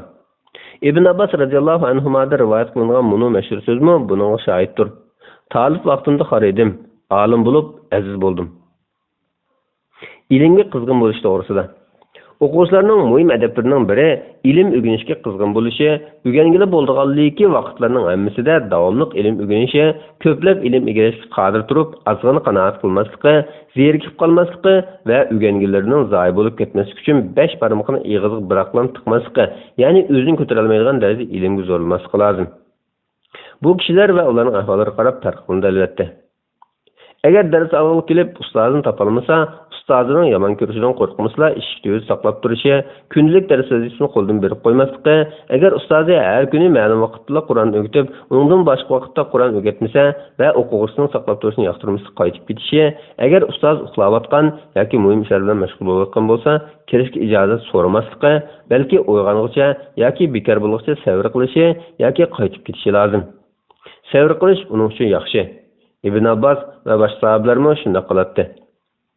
Boş vaqti bar, ruhluq, tini sağlam, zihni ötkür, turmuş elektriki kirmegen, yüz abroyu üstün ve ilim oqışqa yaramaydigan bulup qilishdan burun tirishib ilim tahsil qilishi lazım. Ömer radıyallahu anhu munaq degan: "Mansab o'ltirishdan ilgari ilm o'rganinglar." Ya'ni sizlar kishilar bosh bo'lishdan burunqi oddiy puxra chog'larda layoqatli odam bo'lishga tirishinglar. Sizlar kishilarga bosh bo'lib rahbar bo'lsanglar, yuz obro'yinglarning yuqoriligi va qiladigan ishinglarning ko'pligi ilm o'rganishinglarga to'salg'i bo'ladi. Mana bu Imom Shafiy rahimahullohning kishilarga bosh bo'lishdan burun olim bo'l, bosh bo'lsanglar olim bo'lish yo'lini taqiladi degan so'zining ma'nosidir. Darsni atigan o'qib berish va hasad qilmaslik, o'ziga tamanno qo'ymaslik. Qur'on yodlayotgan o'quvchi kundalik yodlayotgan darsni ustoziga atigan o'qib berishi lozim. Payg'ambar alayhissalom bunday degan: "Ey Allah, ümmetimning səhər başlagan işlərə bərəkət bəslə." Shuningdek, yodoqqa alğanlarni davomli o'qib turishi, o'z navbatini boshqalarga o'tib bermasligi lozim. Chunki dunyolik ishlarda o'z manfaatidan boshqalarning manfaatini a'lo bilish yaxshi bo'lsa-mu, ibodatlarda fursatni boshqalarga o'tib berish makruhdir. Agar ba'zi vaqtlarda ustozi ma'lum shar'iy sabablar tufayli navbatini boshqalarga o'tib berishga buyursa, ustozning so'zini anglash lozim. Ta'kidlab o'tishga tegishli zo'r bo'lgan ishlarning biri shuki, saboqdoshlari bo'lsin yoki boshqalar bo'lsin, hech kishiga Allohning ularga bergan antiqliklariga qarab ta'sir qilmasligi, o'rgangan ilmlaridan mag'rurlanmasligi lozim. Biz bularni muallimning adablar to'g'risida degan bobda so'zlab o'tgan edik. O'zidagi mag'rurlikni yo'qotishning usuli erishgan ilmlarga o'z iqtidoriga erishmaganligi, balki uning faqat Allohning fazli ekanligi, shunga o'zi paydo qilmagan, balki Alloh omonat qilib bergan narsaga mag'rurlanishning loyiq emasligini o'ziga eslatib turishdir. Hasadni yo'qotishning usuli bo'lsa, kishidagi ortiqchilikning Allohning hikmatining taqozosi ekanligini, uningga e'tiroz bildirishning Alloh iroda qilgan, Alloh yomon ko'rmagan ishni yomon ko'rishning loyiq emasligini bilishdir. Alloh eng yaxshi bilguchidir. Bismillahirrahmanirrahim. 5-bob. Qarilarning adab axloqlari to'g'risida. Biz ilgirki bobda qarilarning ba'zi adablari haqida so'zlab o'tdik. Qarilarning asl axloqliq, oliy janob, kamtar, salmoq, temkin bo'lishi, Qur'onni ulug'lash yuzasidan Qur'on cheklagan ishlardan o'zini yiroq tutishi, nomunosib hunar kasblarga yaqin yo'lamasligi, zolim takabburlar oldida beshni ustun, solihlar, yaxshilar va miskinlar oldida kamtar bo'lishi, umuman har qanday ahvolda eng yaxshi va eng asl bo'lishi lozim. Umar radhiyallohu anhu mundoq degan: "Ey qarilar, beshinglarni ko'taringlar. Sizlarga haq yo'l ayon bo'ldi. Yaxshi ishinglarga oldiringlar, kishilarga yuk bo'lib qolmanglar." Abdullah ibn Mas'ud radhiyallohu anhu mundoq degan: "Qarilar kechalarini uxlab o'tkazgichlardan tahajjud namozlari bilan, ro'za tutmaydiganlardan ro'za tutishlari bilan, xushal yarab yurgishlardan g'am qayg'ulari bilan, kulib yurgishlardan yig'izarlari bilan, quruq parang'i cho'kishlardan sukut qilishlari bilan, takabburlardan kamtarligi bilan tarqalib turish lozim." Hasan Basri rahimahulloh sizlardan burunqilar sahobalarni demoqchi. Qur'onni Parvardigor tarafidan kelgan maktubga qarab, kechalari uning ma'nilarini tafakkur qilgan holda tahajjud namoz o'qiydi. Kunduzlari kechada o'qiganlariga amal qiladi degan. Fuzayl ibn Iyaz rahimahulloh mundoq deydi: "Qarilar xalifalar bo'lsin yoki ulardan to'yan kishilar bo'lsin, hech kimga ajratma bo'lmasligi lozim." U yana mundoq deydi: "Qari islom bayrog'ini ko'targuchidir. Shunga u Qur'onni hurmatlash yuzidan o'yinchilarning o'yin tomosasiga, g'ofillarning g'aflatiga, quruq parangchilarning paranglariga jur bo'lmasligi lozim." Qur'onni tirikchilikning vositasi qilib olishdan nazar aylash, va Qur'on o'qitishga haq alishning hukmi to'g'risida. Qarilar amal qilishga tegishli muhim ishlarning biri Qur'onni dunyo tirikchiligining vasitasi qilib olishning qattiq nazar aylanishdir. Abdurrahman ibn Shibl radhiyallohu anhu mundaq deydi. Payg'ambar alayhissalom mundaq degan: Qur'on o'qinglar, lekin uni jon biqishning vasitasi qilib olmanglar. Qur'ondan yiroqlashmanglar. Qur'onga amal qilishda chekidan oshirib o'tmanglar. Jabir ibn Abdullah radhiyallohu anhudan rivoyat qilinadiki, Payg'ambar alayhissalom mundaq degan: Pat arada shundoq bir qavmlar paydo bo'ladiki, ular Qur'onni paysiz yo o'qidak tüp-tüz nuqsonsiz o'qiydi. Ejrini bo'lsa bu dunyoda naf ilib bo'ladi. Oxiratga nasiba qoldirmaydi. Abu Davud Sahl ibn Sa'id radhiyallohu anhudan bu mazmunda hadis rivoyat qilgan. Ya'ni bu qarilar Qur'on o'qiganligining ajrini mol dunyo, yuz obro'y degandek narsalar bilan bu dunyoda naf ilib bo'ladi. Fuzayl ibn Amr rahimahulloh mundaq deydi: Payg'ambar alayhissalomning sahobalaridan 2 kishi masjidga kirdi. İmam namazdan salam berib bo'lishga bir kishi o'rnidan turib Qur'ondan bir necha oyatlarni tilovat qilgandan keyin kishilardan bir narsa tilashga boshladi. Buni anglagan yana biri inna lillahi va inna ilayhi roji'un. Ya'ni biz albatta Allohning bandalarimiz, chuqum Allohning dargohiga qaytamiz. Men Payg'ambar alayhissalomning pat yaqinda Qur'onni vasf qilib tilanchilik qilgan kishilar paydo bo'ldi. Qur'onni vasf qilib narsa tilgan kishilarga bir narsa bermanglar deganini anglagan edim dedi. Bu hadisning sanadi uzukdir. Chunki Fuzayl ibn Amr sahabelerden esnanmagan. Qur'on o'qitishga haq alish masalasiga kelsak, ulamolar orasida bu masalada o'xshamagan qarashlar mavjud. İmam Abu Sulaymon Xattabi, Zuhri va Imam Abu Hanifa qatorliq ulamolarning Qur'on o'qitishga haq alish durust emas deb qaraydiganligini, Hasan Basri, Sha'bi va Ibn Sirin qatorliq ulamolarning haq berishini shart qilmagan bo'lsa, durust deb qaraydiganligini, Ata, Malik, Shafi'i ve başka ulemalarning o'qitishga to'xtalmish haq berishga aniq shartlasa durust deb qaraydiganligini rivoyat qilgan va Qur'on o'qitishga haq qilishning durust ekanligi haqida sayyidlar kelgan degan. Durust emas deb qaraydiganlar bo'lsa, Ubadi ibn Samit radhiyallohu anhuning bunu hadisini dalil qiladi. U ahli suffadan bir kishiga Qur'on o'qitib qo'ygan edi. U uningga bir o'qiya sovg'a qildi. Payg'ambar alayhissalom uningga o'qiyaning bo'yningga taqoq bo'lib selinishini yaxshi ko'rsang, uni qabul qilgan dedi. Bu mashhur hadis bo'lib, uni Imam Abu Davud va boshqalar rivoyat qilgan. Bu qarashliklar yana salaf solihlarning ko'p so'zlarini dalil qildi. Haqlish durust deb qaraydiganlar bu hadisni dalil qilish qarta ikki xil javob bergan. Birinchisi, bu hadisning sanadida masala bor. Ikkinchisi, Ubada radhiyallohu anhu o'zi xalaf haqsiz o'qitib qo'ygan bo'lg'achqa, badal sutida berilgan narsaga aql emas edi. Shuning uchun aqlishi joiz bo'lmagan. O'qitishdan burun haq berish kutish bo'lsa, buni o'xshamaydi. Alloh eng yaxshi bilgichidir. Qur'onni qadrlik tamomlashtirish to'g'risida. Qarilar Qur'on tilovatini qo'ldan bermasligi va Qur'onni ko'p o'qishi lozim. Salaf solih radhiyallohu anhularning Qur'on tamom qilish odati bir-biridan farqlanadi. Ibn Abi Davudning rivoyat qilishicha, salaflarning ba'zilari Qur'onni har 2 oyda bir qatim, ba'zilari har oyda bir qatim, ba'zilari har 10 kunda bir qatim, ba'zilari har 8 kunda bir qatim, yana nurg'unlari har 7 kunda bir qatim, ba'zilari her 6 kunda bir qatim, ba'zilari 5 kunda bir qatim, ba'zilari 4 kunda bir qatim, yana nurg'unlari har 3 kunda bir qatim, yana ba'zilari har 2 kunda bir qatim, yana nurg'unlari har kuni bir qatim tamomlaydi. Ularning ichida bir kecha kunduzda 2 qatim tamom qilganlarimi, 3 qatim tamom qilganlarimi, kechasi 4 kunduzda 4, jami 8 qatim tamom qilganlarim bo'lgan.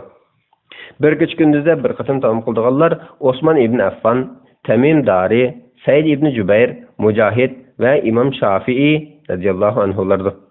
Muaviye radhiyallohu anhu davridagi Misr qozisi ve qissisi Sulaym ibn Ettir radhiyallohu anhu Qur'onni bir kecha kunduzda 3 qatim tamom qilganlar jumlasidandir.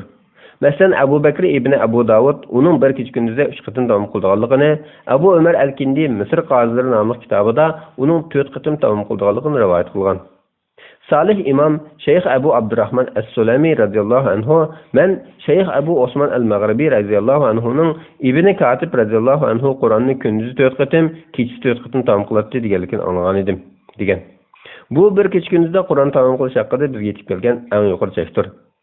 Kattazat Ahmad Daraqi o'z sanadi bilan ibodatkor tabiinlardan biri bo'lgan Mansur ibn Zazan radhiyallohu anhudan uning Qur'onni peshin bilan asr orasida bir qatim, Sham bilan Xufton orasida yana bir qatim, Ramazon oyida bo'lsa Sham bilan Xufton orasida 2 qatimdan ortiq tamom qilganligini, ularning Ramazon oyida Xufton namozining kechining 4dan beri o'tib ketgach keyingi so'ralganligini rivoyat qilgan.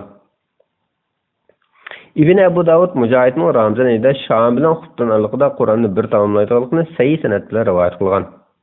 Mansur mundoq degan: Ali al-Azdi Ramazon oyida har oqshom Sham bilan Xufton orasida Qur'onni bir tamom qiladi. İbrahim ibn Said mundoq deydi: Dadam bir o'ltirishda Qur'onni bir tamom qiladi. Qur'onni bir rakatda tamom qildiganlar intayin ko'p bo'lg'achqa sanab tugatib bo'lmaydi. Masalan, ilgirkilardan Osman ibn Affan, Tamim ad-Dari radhiyallohu anhular, Said ibn Jubayr mo Ka'bning ichida Qur'onni bir rakatda tamom qilgan edi. Haftada bir tamom qildiganlarim ko'p edi. Sahabalardan Osman ibn Affan, Abdullah ibn Mas'ud, Zayd ibn Sabit, Ubay ibn Ka'b radhiyallohu anhularning tabilardan Abdurrahman ibn Yazid, Alqama, İbrahim qatorliqlarning shunday qildiganligi rivoyat qilingan. Bu masalalar kishilarning ahvoliga qarab farqlanadi. Shuning uchun har kim o'zining ahvoliga qarab vaqt belgilisi bo'ladi. Qur'on oyatlarining cho'nqur tafakkur qilish orqali inchki ma'no va ilmlarga yeta oladiganlar o'qigan Qur'ondan mukammal tushunish hosil qila oladigan muddatni tamomlash bilan kifoyalansa, ilm taraqqiy degandek dinning muhim ishlari va musulmonlarning umumiy manfaatiga munosib ishlar bilan mashg'ul bo'layotganlar qilayotgan xizmatlarga ta'sir etkilik holatda tamom qilsa bo'ladi. Mazkur kishilar jumlasidan bo'lganlar zerikib qilish va yoki bektiz o'qish doirasiga kirib qolmagan asosda qo'lidan kelishicha ko'p tamom qilsin. Salaflardan bir qism kishilar Qur'onni bir kecha kunduzda tamomlashni yomon ko'rgan. Abdullah ibn Amr ibn As radhiyallohu anhu rivoyat qilgan sahih hadis bunga dalildir. U mundoq deydi: Payg'ambar alayhissalom Qur'onni 3 kundan az vaqt tamom qilgan kishi uning ma'nosini tushuna olmaydi degan. Bu hadisni Abu Davud, Tirmizi, Nasai va boshqalar rivoyat qilgan. Tirmizi hasan sahih deb baho bergan. Alloh eng yaxshi bilguvchidir. Haftada tamom qilganlarning boshlash va tamomlash vaqti masalasiga kelsak, Ibn Abu Davud Usmon radhiyallohu anhuning juma kechasi boshlab payshanba kechasi tamom qilganligini rivoyat qilgan. İmam G'azzali rahimahulloh Ihyo Ulumuddinda mundoq deydi: Kunduzning avvali va oxirini qarshi olish uchun bir qatim kechasi, yana bir qatim kunduzni tamom qilishi eng yaxshi. Kunduzni xatmisini dushanba kuni bomdodning sunnatida yoki undan keyin kechada xatmisini juma kuni namoz shomning sunnatida yoki undan keyin tamom qilish afzaldir. İbn Abi Davud rivoyat qilishicha, Tabin Amr ibn Murra rahimahulloh mundoq degan: Ular, ya'ni sahabalar Qur'onning kechining avvalida yoki kunduzning avvalida tamom bo'lishini yaxshi ko'radi. Katta Tabin Talha ibn Musarrif rahimahulloh mundoq deydi: Malaikalar kunduz har qanday vaqtda Qur'onni tamom qilgan kishiga toki kechgacha, kecha har qanday vaqtda Qur'onni tamom qilgan kishiga toki tong otqish rahmat tilaydi. Mujohiddanmi buni o'xshash rivoyat qilingan. Darimi o'zining Musnad nomli kitobida Said ibn Abi Waqqas radhiyallohu anhuning mundoq deganligi rivoyat qildi: Qur'onning tamom bo'lishi kunduzning avvaliga o'rilib kelsa, malaikalar tamom qilgan kishiga tong otqish rahmat tilaydi. Kechining oxiriga o'rilib kelsa, kun patqishi mag'firat tilaydi. Darimi Said radhiyallohu anhudan isnodi hasan degan. Tabiin Habib ibn Abi Sabit rahimahullohning Qur'onni rukuning oldida tamom qilganligi rivoyat qilinadi. Ibn Abi Davud mundoq deydi: İmam Ahmad rahimahulloh shunday degan edi: Bu vaqtda chala qolgan ba'zi mazmunlar Alloh xolisa keyingi vaqtda bayon qilinadi. Bismillahirrohmanirrohim. Qarilarning adab qoidalari. Kechida Qur'on o'qishni davomlashtirish. Qarilar kechida va kecha namozlarda Qur'on tilovat qilish bekrak ahamiyat berish lozim. Alloh taolo bunday deydi: Min ahlil kitabi ummatun qa'imatun yatluna ayatillahi ana al-layli wa hum yasjudun. يؤمنون بالله واليوم الآخر ويأمرون بالمعروف وينهون عن المنكر ويسارعون في الخيرات وأولئك من الصالحين.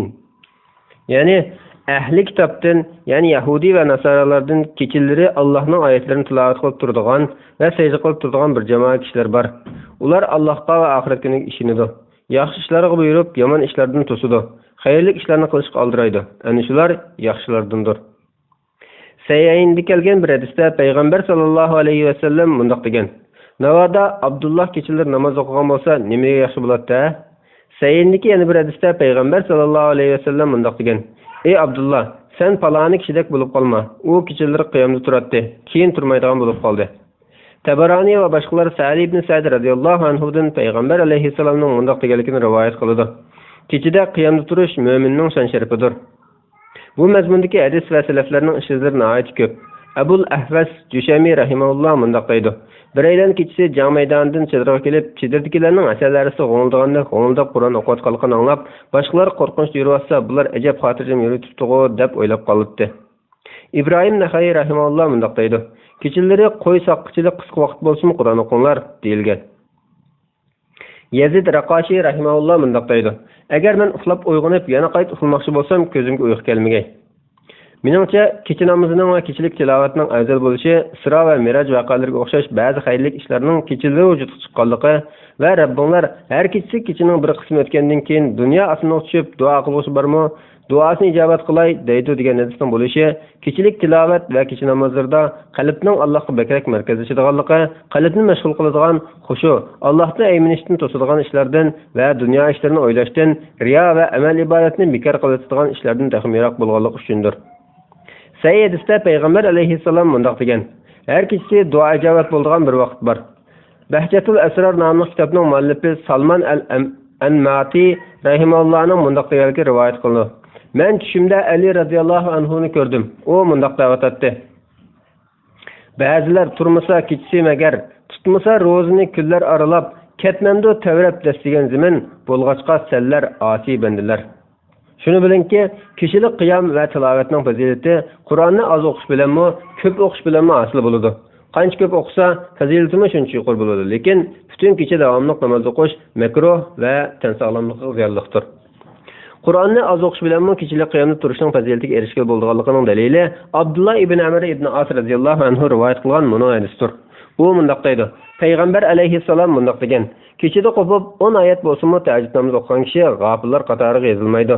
100 oyat bilan tahajjud namozi o'qigan kishi itoatmand bandalar qatoriga, 1000 oyat bilan tahajjud o'qigan namoz o'qigan kishi bo'lsa, haddi hisobsiz ajrga erishuvchilar qatoriga yoziladi. Bu hadisni Abu Davud va boshqalar rivoyat qilgan.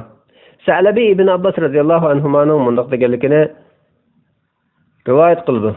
Kechasi 2 rakat namoz o'qigan kishi kechini qiyam bilan sajda o'tkazgan bo'ladi. Qur'onni takror qilib turish va unutib qolishdan nazar aylash. Sahih hadisda Abu Musa Ash'ari radhiyallohu anhu rivoyat qiladi-ki, Payg'ambar alayhissalom mundaq degan: Bu Qur'onni takror qilib turinglar.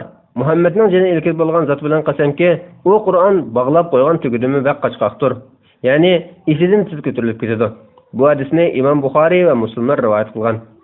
Ya'ni Ibn Umar radhiyallohu anhu rivoyat qiladi-ki, Payg'ambar alayhissalom mundaq degan: Qur'on yodlagan kishi puti tushib qo'yilgan tuguning egasiga o'xshaydi.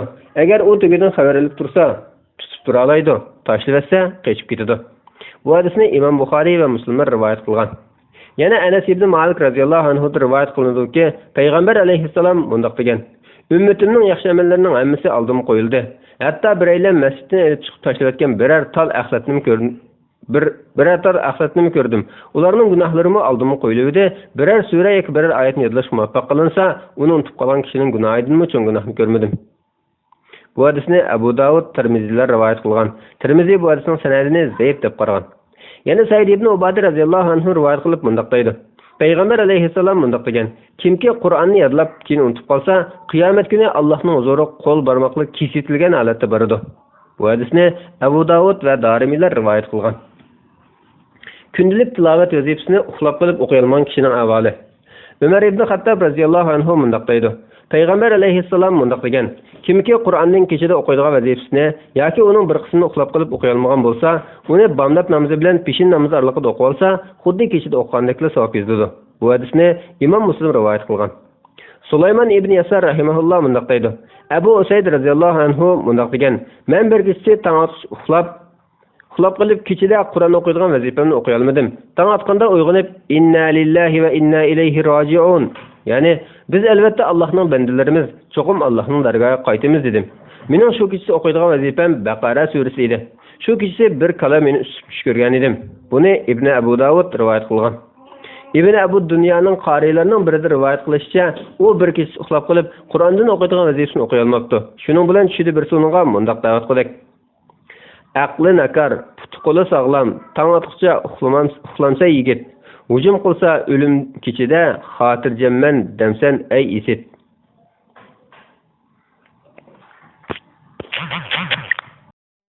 Bismillahirrohmanirrohim. Qarilarning adab qoidalari 6-bob. Qiroatning adab qoidalari to'g'risida. Bu bob mazkur kitobning eng muhim qismi va uni yozishdagi muhim maqsadlarning biridir.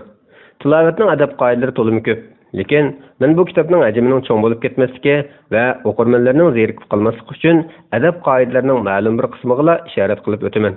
Bu adablarning eng muhimi biz ilgari so'zlab o'tganimizdek ixlosga va Qur'on odatlariga rioya qilishdir.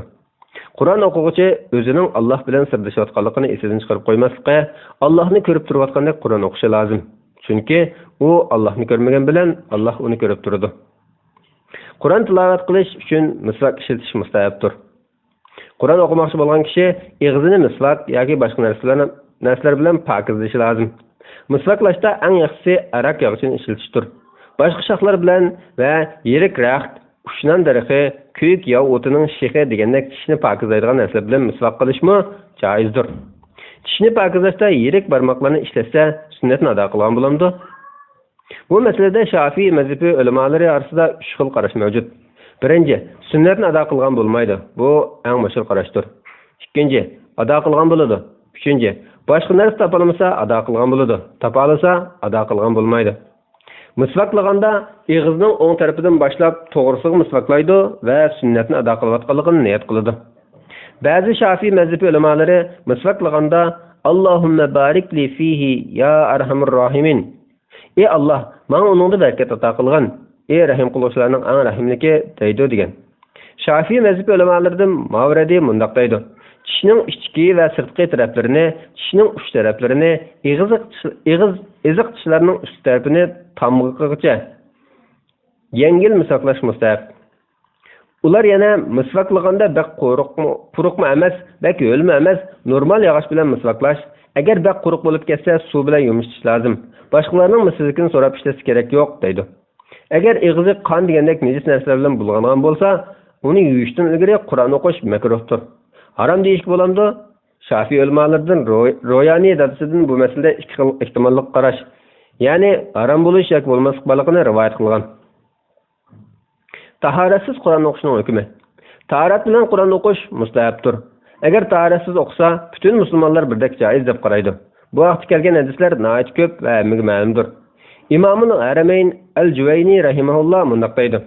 Tahoratsiz Qur'on o'qigan kishini makruh ish qildi degan bo'lmaydi, balki u afzal ishni tark etgan bo'ladi.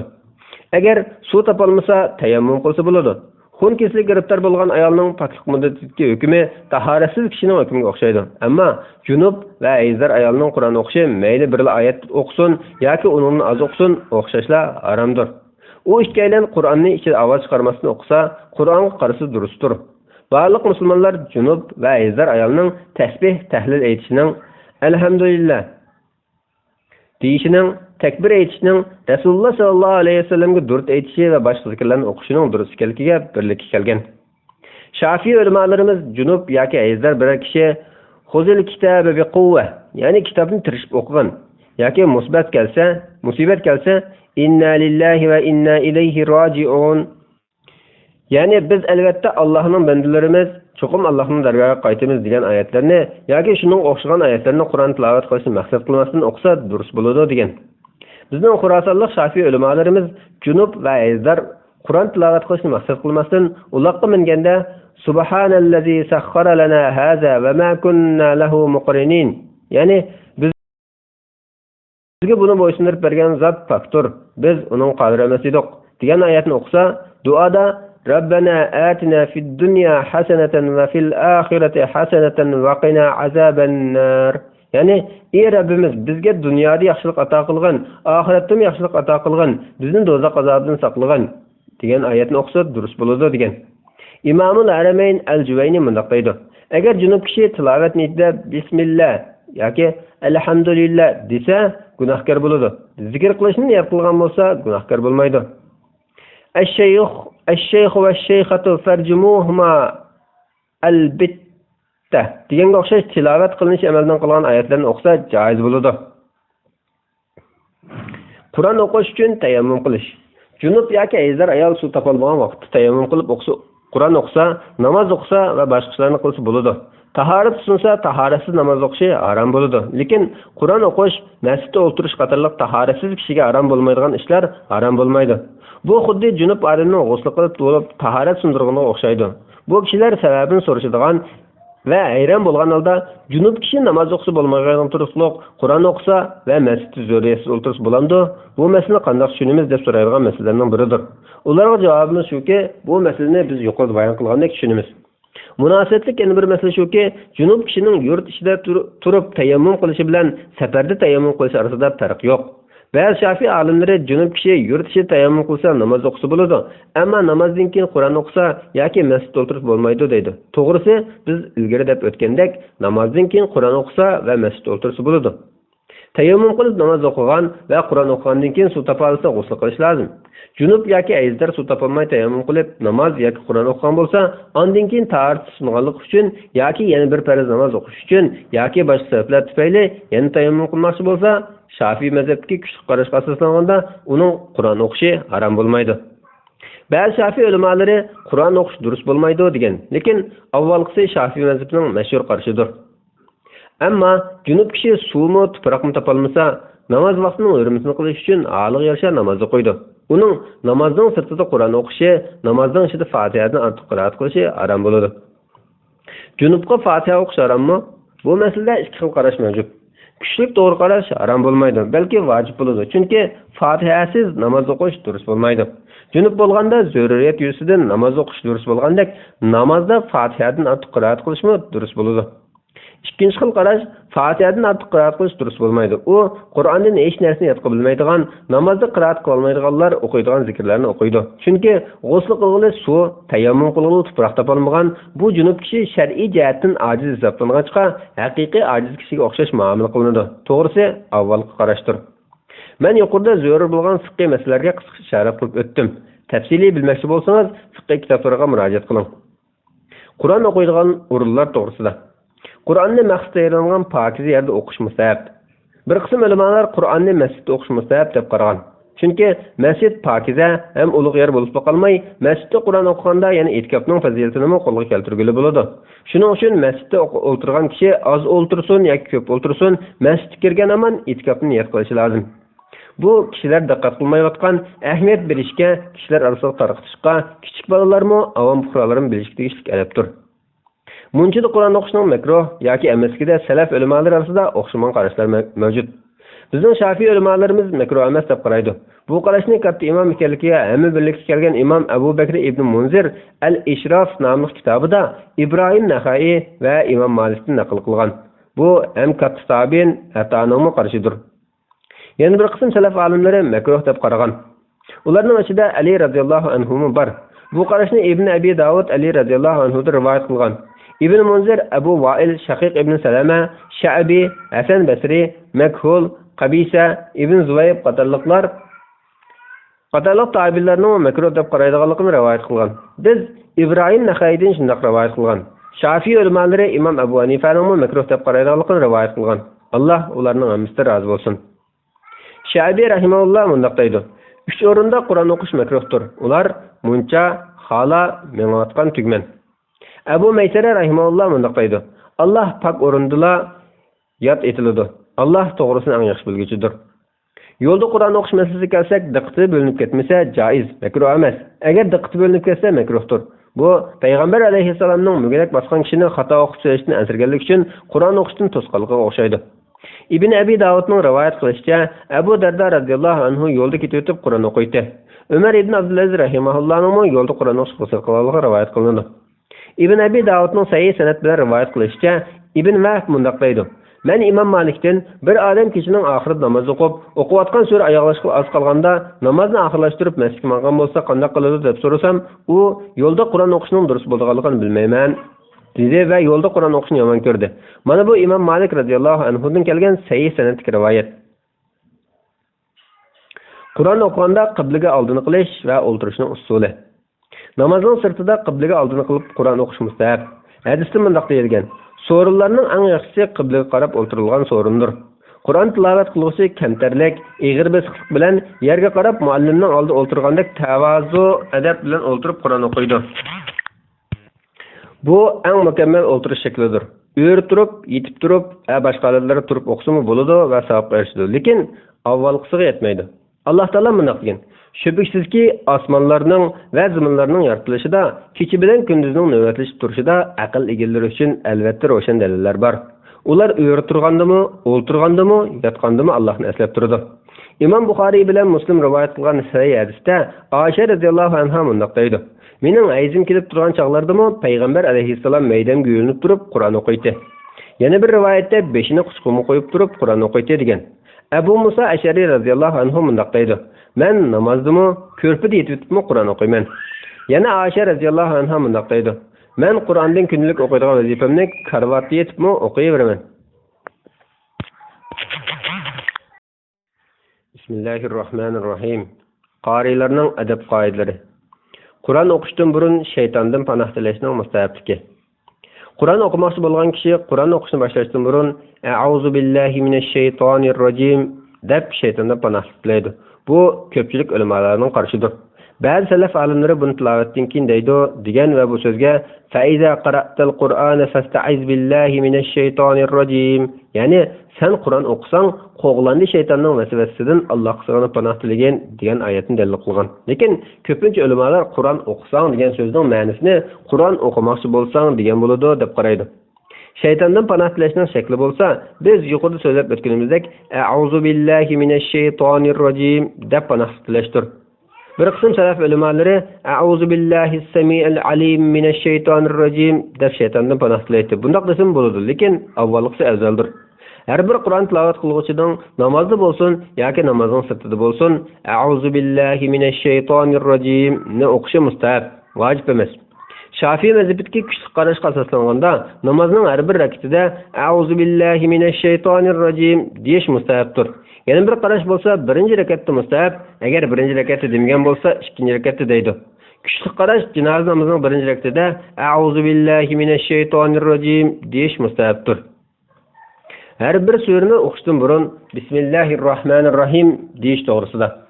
Qur'on o'quvchi Tavba surasidan boshqa har bir surani o'qishdan burun Bismillahirrahmanirrahim deyishga odatlanish kerak. Chunki ko'pchilik ulamolar mundaq degan: Bismillah Qur'onning bir oyati. Shuning uchun Tavba surasidan boshqa surlarning oldiga yozilgan. Her suraning avvalida Bismillahni o'qisa Qur'onni yoki surani shaksiz tamom qilgan bo'ladi. Agar uni o'qimasa Qur'onning bir qismini tark etgan bo'ladi. Agar Qur'onni ma'lum sura yoki parlarni o'qib bo'lsa, ma'lum miqdorda moddiy mukofot beriladigan vazifa shaklda o'qigan bo'lsa, mukofotning o'ziga halol bo'lishi uchun Bismillahni deyishga texim ahamiyat berish kerak. Chunki uni tark etsa, Bismillah har suraning tunji oyati deb qaraydigan kishilarning nazarida mukofotni olish xavfli bo'lmaydi. Bu diqqat qilishga va boshqalarga targ'ib qo'yish tegishlik muhim va nozik masaladir. Qur'on o'qiganda ma'nosini tafakkur qilib, xushu bilan o'qish. Qur'on o'qigan kishi xushu va tafakkur bilan o'qisin. Qur'onni xushu va tafakkur bilan o'qish kerakligining dalillarini sanab tugatib bo'lmaydi. U dalillar mashhur bo'lganligi uchun so'zlab yurish ojizsiz. Tafakkur va xushu Qur'on o'qishning maqsadi va Qur'on o'qishga qo'yilgan talabdir. Qalblar uningda huzur oladi va yuriydi. Qalblar uningda huzur oladi va yuriydi. Alloh mundaq degan: "Afala yatadabbarunal Qur'an", ya'ni ular Qur'onni tafakkur qilmamdi? Kitabun anzalnahu ilayka mubarakun liyatadabbaru ayatihi va liyatazakkaru ulul albab. Ya'ni Qur'on ularning oyatlarini tafakkur qilishlari uchun, aql egillarining vaznasat elishlari uchun biz sana nozil qilgan muborak kitobdir. Bu vaqtdagi hadislar va salaflarning so'zlari nihoyat ko'p va mashhurdir. Salaflardan bir turkum kishilar kechilarni bir oyatni tafakkur qilgan holda takror o'qib o'tkazatdi. Ulardan nurg'unlari Qur'on o'qisa, o'shidan ketadi. Ularning ichida Qur'on o'qitib vafot bo'lganlar bo'lgan. Ba'zi ibn Hakim mundaq deydi: Katta tabin Zurara ibn Abi Awfa radhiyallohu anhu kishilarga bomdod namozida imom bo'lib namoz o'qitib, "Fa iza nuqira fin naqur fazalika yawma idin yawmun asir", ya'ni sur chelingan vaqt u qiyin kundir degan oyat kelganda vafot bo'lib yiqilib tushgan. Men uni ko'targan kishilar qatorida bor edim. Abul Qasim Junayd rahimahullohning rivoyat qilishicha, Shomning tutiyasi hisoblangan Ahmad ibn Abul Havari radhiyallohu anhu yanında Qur'on o'qilsa, ingrab o'shidan ketadi. Ibn Abi Davud mundaq deydi: Qasim ibn Osman al-Ju'i rahimahulloh Ahmad ibn al-Havarining bu ishini ayiblaydi. Al-Ju'i bo'lsa, Dimashqning fazilatli muhaddislardan biri bo'lib, Ahmad ibn Abul Havaridan fazilat jihatda ustun edi. Ibn Abi Davud uning bu ishini al-Jawaz Qays ibn Abtar qatorliqlarni to'g'ri ko'rmagan degan. Meningcha, to'g'risi, yasalmalik qilib shunday qilgan kishilardan boshqalarni ayblamaslik lozim. Alloh eng yaxshisini bilguchidir. Ma'rifat va qobiliyat sohibi bo'lgan Said Ibrohim al-Xavvos radhiyallohu anhu mundaq deydi. Qalbning davosi 5 tur.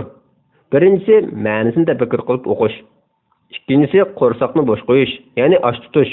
Uchinchisi kechada qiyomda turish. To'rtinchisi saharlarda Allohga yalvorish. Beshinchisi salihlar bilan hamsuhbat bo'lish.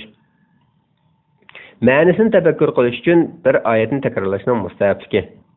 Biz ilgirki paragrafda Qur'onning ma'nisini tafakkur qilishga ilhomlantirish, tafakkur qiladigan o'rinlar va salaflarning ish izlari qatorliqlar haqida so'zlab o'tgan edik. Biz Abu Zar radhiyallohu anhudan sanadi bilan rivoyat qilamizki, u mundaq deydi. Payg'ambar alayhissalom bir kisi in tu'azzibhum fa innahum ibaduk. Ya'ni agar ularga azob qilsang, ular sening bandalaringdir degan oyatni tong atqich takrorlab chiqqan edi. Tamim ad-Dari radhiyallohu anhu am hasiballazina ijtarahu as-sayyi'ati an naj'alahum kallazina amanu wa amilus solihat. Ya'ni yomon ish qilganlar, ya'ni gunohkor kuffarlar bizni o'zlarini iymon etgan va yaxshi amallarni qilganlar bilan o'xshash qiladi deb o'ylamdi degan oyatni tong atqich takrorlagan edi. Abbad ibn Amza rahimahulloh mundaq deydi. Aisha radhiyallohu anhaning yoniga kirsam, "Famanallohu alayna va waqana azabas-samum." Ya'ni Alloh bizga marhamat qildi, bizni zaharlik azobdan saqladi degan oyatni o'qiyotgan ekan. Oyatni o'qib bo'lib to'xtab oyatni takrorlashga va duo qilishga boshladi. Men saqlab bo'la olmay bozorga berib ishlarimni tugatib qaytib kelsam, u yana shu oyatni takrorlayotgan va duo qilayotgan ekan. Bu vaqalik Aisha radhiyallohu anhadan rivoyat qilingan. Ibn Mas'ud radhiyallohu anhu Rabbi zidni ilma, ya'ni ey Parvardigorim ilmimni ziyoda qilgin degan oyatni qayt o'qigan edi. Said ibn Jubayr radhiyallohu anhu vattaqu yawman turja'una fihi ila Allah, ya'ni sizlar Allohning dargohiga qaytarilgan kundan qo'rqinglar. Fasawfa ya'lamuna idil aghlal fi a'naqihim was-salasilu yushabun. Ya'ni ular uzunga qolmay inkor qilganlarning oqibatini bilib qoladi. U chaqda, ya'ni dozoqqa kirganda ularning bo'yinlarida taqoqlar va zanjirlar bo'ladi. Va ma gharraka bi robbikal karim, ya'ni seni marhamatlik Parvardigoringga osiylik qilish nima oldi degan oyatlarni takror o'qiydi. Dahak lahum min fawqihim dulalun minan nari va min tahtihim dulal. Ya'ni ularni ustidanmi qatmuqat o't, ostidanmi qatmuqat o't urib oladi degan oyatni tilovat qilib, tong sahariga qadar to'xtamay takrorlaydi. Qur'onni yig'lab turib o'qish to'g'risida. Ilgirki ikki paragrafda salaf solihlarning Qur'on o'qiganda yig'lashga sabab bo'ladigan ba'zi voqeliklarni so'zlab o'tdik. Qur'on o'qiganda yig'lash arif, Allohning haqiqiy tanuvchilarning sifati va Allohning solih bandalarining belgisidir. Alloh taolo mundaq deydi: "Va yaxirruna lil azqani yabkuna va yaziduhum khushu'a." Ya'ni ular yig'ilgan holda sajda qilishga yiqiladi. Qur'onni anglash bilan ular Allohga tehim yilinadi. Bu vaqtga kelgan hadis va salaf solihlarning ish izlari nihoyat ko'p. Biz misol sifatida az bir qismini ishorat qilib o'tamiz. Rasululloh sallallohu alayhi vasallamdan mundaq kelgan: Qur'onni yig'lab turib o'qinglar. Agar yig'i kelmasa, zo'r-zo'r yig'langlar.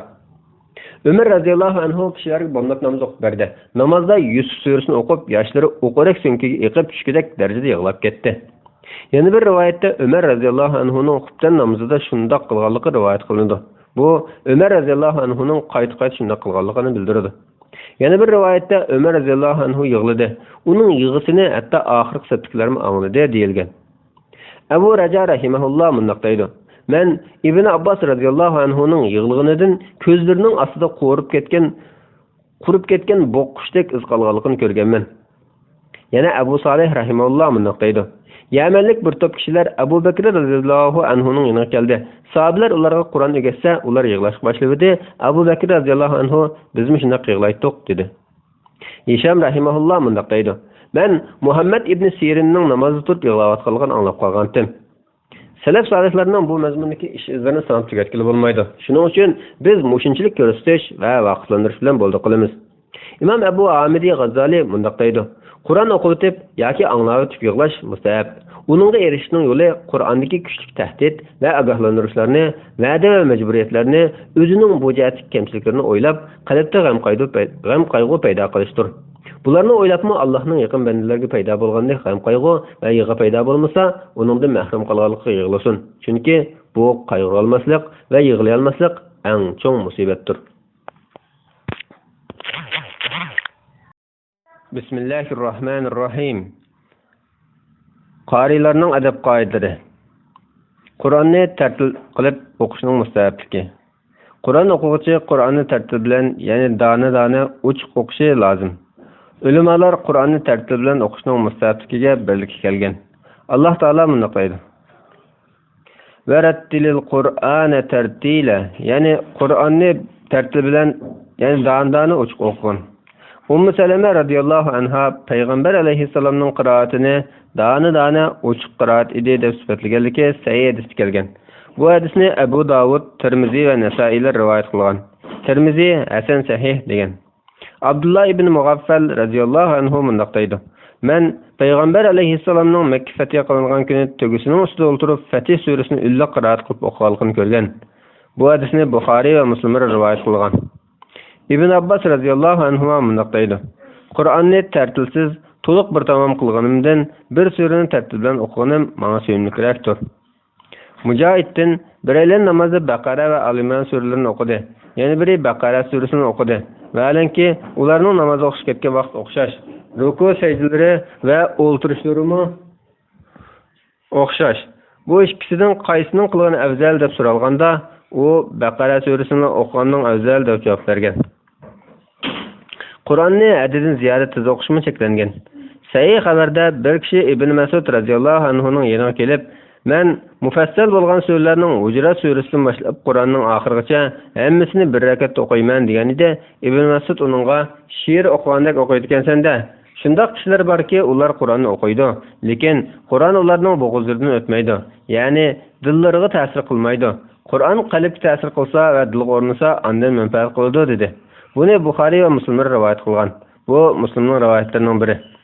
Ulamolar ma'nosini tafakkur qilish va boshqa sabablar tufayli Qur'onni tartil bilan o'qish mustahab.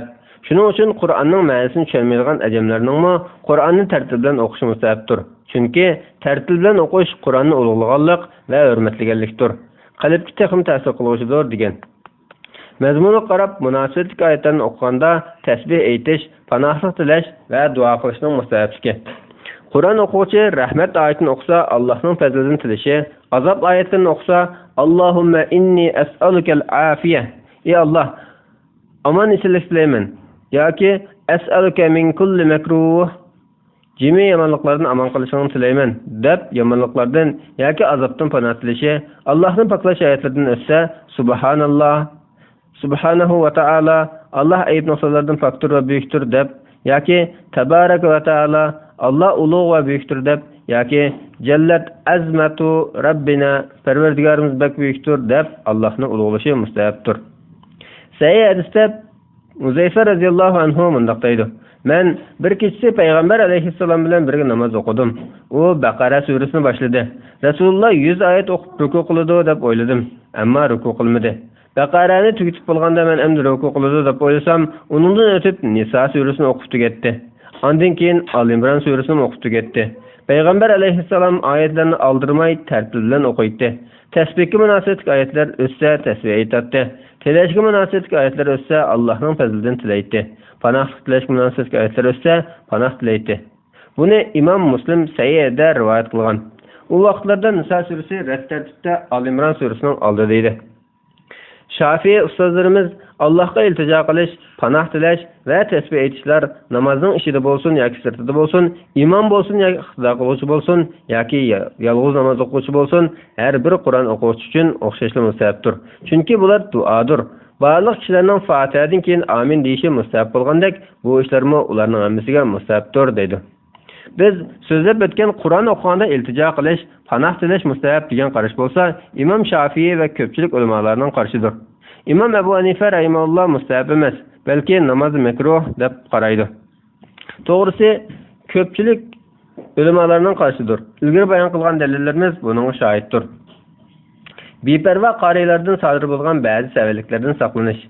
Ahamiyat berishga, diqqat qilish tegishli ishlarning biri ba'zi beparvo qarilar salqarawatgan ishlardan saqlanish, Qur'onning hurmatini qilishdir. Misol sifatida bulardan bir qanchasini so'zlab o'tamiz. Birinchi, Qur'on o'qitib kulish, varan-surun qilish va zaruriyatsiz gap qilishdan saqlanish. Qur'on o'quvchi Allohning va iza quri'al Qur'anu fastami'u lahu fa ansitu la'allakum turhamun. Ya'ni Allah'ның rahmetiga erishishinglar uchun Qur'on o'qilgan chaqda uni diqqat bilan va jim turib anglanglar. Ya'ni so'z qilmanglar degan buyruqqa amal qilsin va Ibn Umar radhiyallohu anhuni o'ziga ulgu qilsin. Ibn Umar radhiyallohu anhu Qur'on o'qilsa, o'zi o'qimoqchi bo'lsa, suralarni o'qib tugatguncha gap qilmaydi. Bu hadisni Ibn Abi Davud rivoyat qilgan. İmam Buxoriy bu hadisni o'zining Sahih Buxoriy nomli kitobining tafsir bo'limida rivoyat qilib, oxirida Ibn Umar radhiyallohu anhu Qur'on o'qishdan bekor bo'lmoqchi gap qilmaydi degan. Ikkinchi, qo'l va boshqa narsalarni o'ynashdan saqlanish. Chunki u Rabbi bilan sirdishyotdi. Undaq bo'lgan ekan, Rabbining oldida behuda ishlarni qilmaslik lozim. Uchinchi, zihnini chachadigan narsalarga qaramaslik, bo'libmi nomahramlarga tikilib qaramaslik. Allah Taala qul lil mu'minina yaghuddu min absarihim. Ya'ni mu'min erlarga aytganki, nomahramlarga tikilib qaramasin degan. Hattoki Shafiy ulamolari qizi, onasi degandek mahramlarga mo shahvat nazar bilan qarash harom degan. Ammo so'z setiq, ilm berim, davolash, ta'lim tarbiya degandek ehtiyojli ishlarda qarash joiz. Lekin qarash ehtiyojga qarab bo'lishi zurriyatsiz davomli qaramaslik lozim. Shuningdek muallimmo ta'siri zo'r bo'lsa qarasa bo'ladi. Alloh taolo eng yaxshi bilguchidir. Qiroat so'ridan hozir bo'lgan kishilar shuningga o'xshash yomon ishlarni ko'rsa qo'ldan kelishi to'sishi, qo'li bilan tutishga qodir bo'la olsa, qo'li bilan tutishga qodir bo'la olmasa, ig'zi bilan tutishi, agar uningga qodir bo'la olmasa, ko'nglida bo'lsa-mu qarshi turishi lozim. Qur'onni arab tilidan boshqa tilda o'qishning hukmi. Arab tilini yaxshi bilsin yoki bilmasin, namozda bo'lsin yoki bo'lmasin, Qur'onni arab tilidan boshqa tilda o'qish joiz bo'lmaydi. Agar namozda boshqa tilda o'qigan bo'lsa, namoz ado bo'lmaydi. Bu bizning Shafiylarning va Imom Malik, Ahmad, Davud, Abu Bakr, Ibn Munzir qatorliqlarning qarishidir. Abu Hanifa rahimahulloh arab tilidan boshqa tilda o'qish joiz. Uning bilan namozim ado bo'ladi deydi. Abu Yusuf va Imom Muhammad rahimahullohlar boshqa tilda o'qish arab tilini yaxshi bilmaydigan kishi uchun durust, yaxshi biladigan kishi uchun durust emas deb qaraydi. Mutawatir va shaz mashhur bo'lgan qiroatlar bilan Qur'on o'qishning hukmi. Qur'onni birlikka kelgan 7 xil qiroat bilan o'qish durust. 7 xil qiroatdan boshqa qiroatlar va 7 qariydan naql qilingan shaz rivoyatlar bo'yicha o'qish durust emas. Alloh xolisa 7-bobda Qur'onni shaz qiroatlar bilan o'qigan va o'qitgan kishini faqihlarning tavba qilishga buyurishga birlikka kelganligini bayon qilamiz. Bizning Shafiy ustozlarimiz va boshqa olimlar bilib turib namozni shaz qiroat bilan o'qigan bo'lsa, namoz bo'lmaydi. Agar bilmay o'qigan bo'lsa, namoz buzilmaydi, lekin qiroat hisoblanmaydi deydi. Imom Ibn Abdulbaz shaz qiroat bilan Qur'on o'qishning va shaz qiroat bilan namoz o'qigan kishining keyin namoz o'qishning durust emasligiga butun musulmonlarning birlikka kelganligini naql qilgan. Ulamolar shaz qiroat ekanligini va shaz qiroat bilan o'qishning durust emasligini bilmay o'qib solgan kishiga buning xato ekanligini ta'lim beriladi.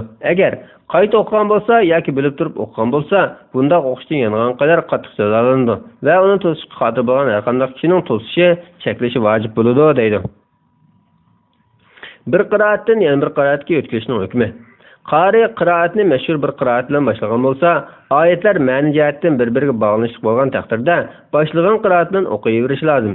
Ma'ni jihatdan bog'lanishib oyatlar oyoqlashgandan keyin 7 xil qiroatdan xohlagan biriga o'tkazib o'qisa mayli, ammo shu so'rinda dastlab boshlagan qiroat bilan o'qivergani yaxshi. Qur'onni suralarning tartibi bo'yicha o'qish. Ulamolar tanlangan qarash shuki, Qur'onni namozda bo'lsin yoki namozning sirtida bo'lsin, suralarning tartibi bo'yicha avval Fotiha, ondan Baqara, ondan Ali Imron bo'yicha o'qish kerak deydi. Hatto ba'zi Shafiy ulamolari agar birinchi rakatda Qul a'uzu bi robbin nas o'qigan bo'lsa, ikkinchi rakatda Fotihadan keyin Baqarani boshlaydi deydi. Yana ba'zi Shafiy ulamolari bir surani o'qib tugatsa, uning keyindan keladigan surani o'qish mustahab deb qaraydi. Buning dalili Qur'on Karimning hozirgidek tartibda rastlanishida ma'lum hikmat bor.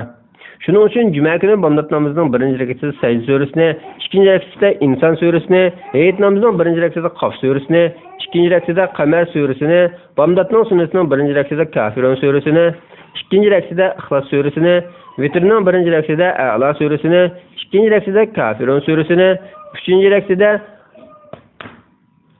Ixlos, Falaq, Nas surasini o'qish degandek ayrim dalil kelganlardan boshqa suralarda shu hikmatga rioya qilib tartib bilan o'qish lozim. Navoda tartib xiloflik qilib bir surani o'qib bo'lib, uningga agishib kelgan surani o'qimay boshqa sura o'qigan bo'lsa, yoki bir surani o'qib bo'lib, rad tartibda uningdan burun kelgan surani o'qigan bo'lsa, bu durust. Bu vaqtda nurg'on hadislar kelgan. Umar radhiyallohu anhu bomdod namozining birinchi raksida Kaf surasini, ikkinchi raksida Yusuf surasini o'qigan. Bir bilik ulamolar Qur'on Karimning tartibiga xilof holda o'qishni makruh deb qaragan. Ibn Abi Davud Hasan radhiyallohu anhuning Qur'on Karimni rad tartibiga xilof holda o'qishni makruh deb qaraydiganligini rivoyat qilgan. U yana sahih sanad bilan mundaq rivoyat qildi. Abdullah ibn Mas'ud radhiyallohu anhuga faloni kishi Qur'onni suraning rad tartibiga rioya qilmay ta'tir o'qiydi ekan deilganda, u qalbi ta'tir kishi ekan degan. Ammo bir surani oxiridan boshiga qarab o'qishga qat'iy bo'lmaydi. Chunki bundoq o'qiganda Qur'on Karimning ba'zi mo'jizalari, uslublari va oyatlarining rad tartibiga hikmatlar yo'qolib ketib qoladi. Ibn Abi Davud Katstabin Ibrohim Naxai va Imom Malik rahimahullohlarning undoq o'qishni yomon ko'rganligi va Imom Malikning undoq o'qishni ayblab, bu cho'ng xatolik deganligini rivoyat qilgan. Kichik bolalarga Qur'onning oxirdagi so'zlardan boshiga qarab o'qish yaxshi ish. U Qur'onni ta'tir o'qish qarori qilmaydi, chunki u boshqa kunlarda ayrim o'qiladigan qiroatlardir. Shundaqla bu xil o'gitish bolalarning Qur'onni yodlashini qulaylashtirdi. Alloh eng yaxshisini bilguchidir. Qur'on qarab o'qishning afzalligi. Qur'on qarab o'qish yodga o'qigandan afzal. Chunki Qur'onga qarashning o'zimi bir ibodat.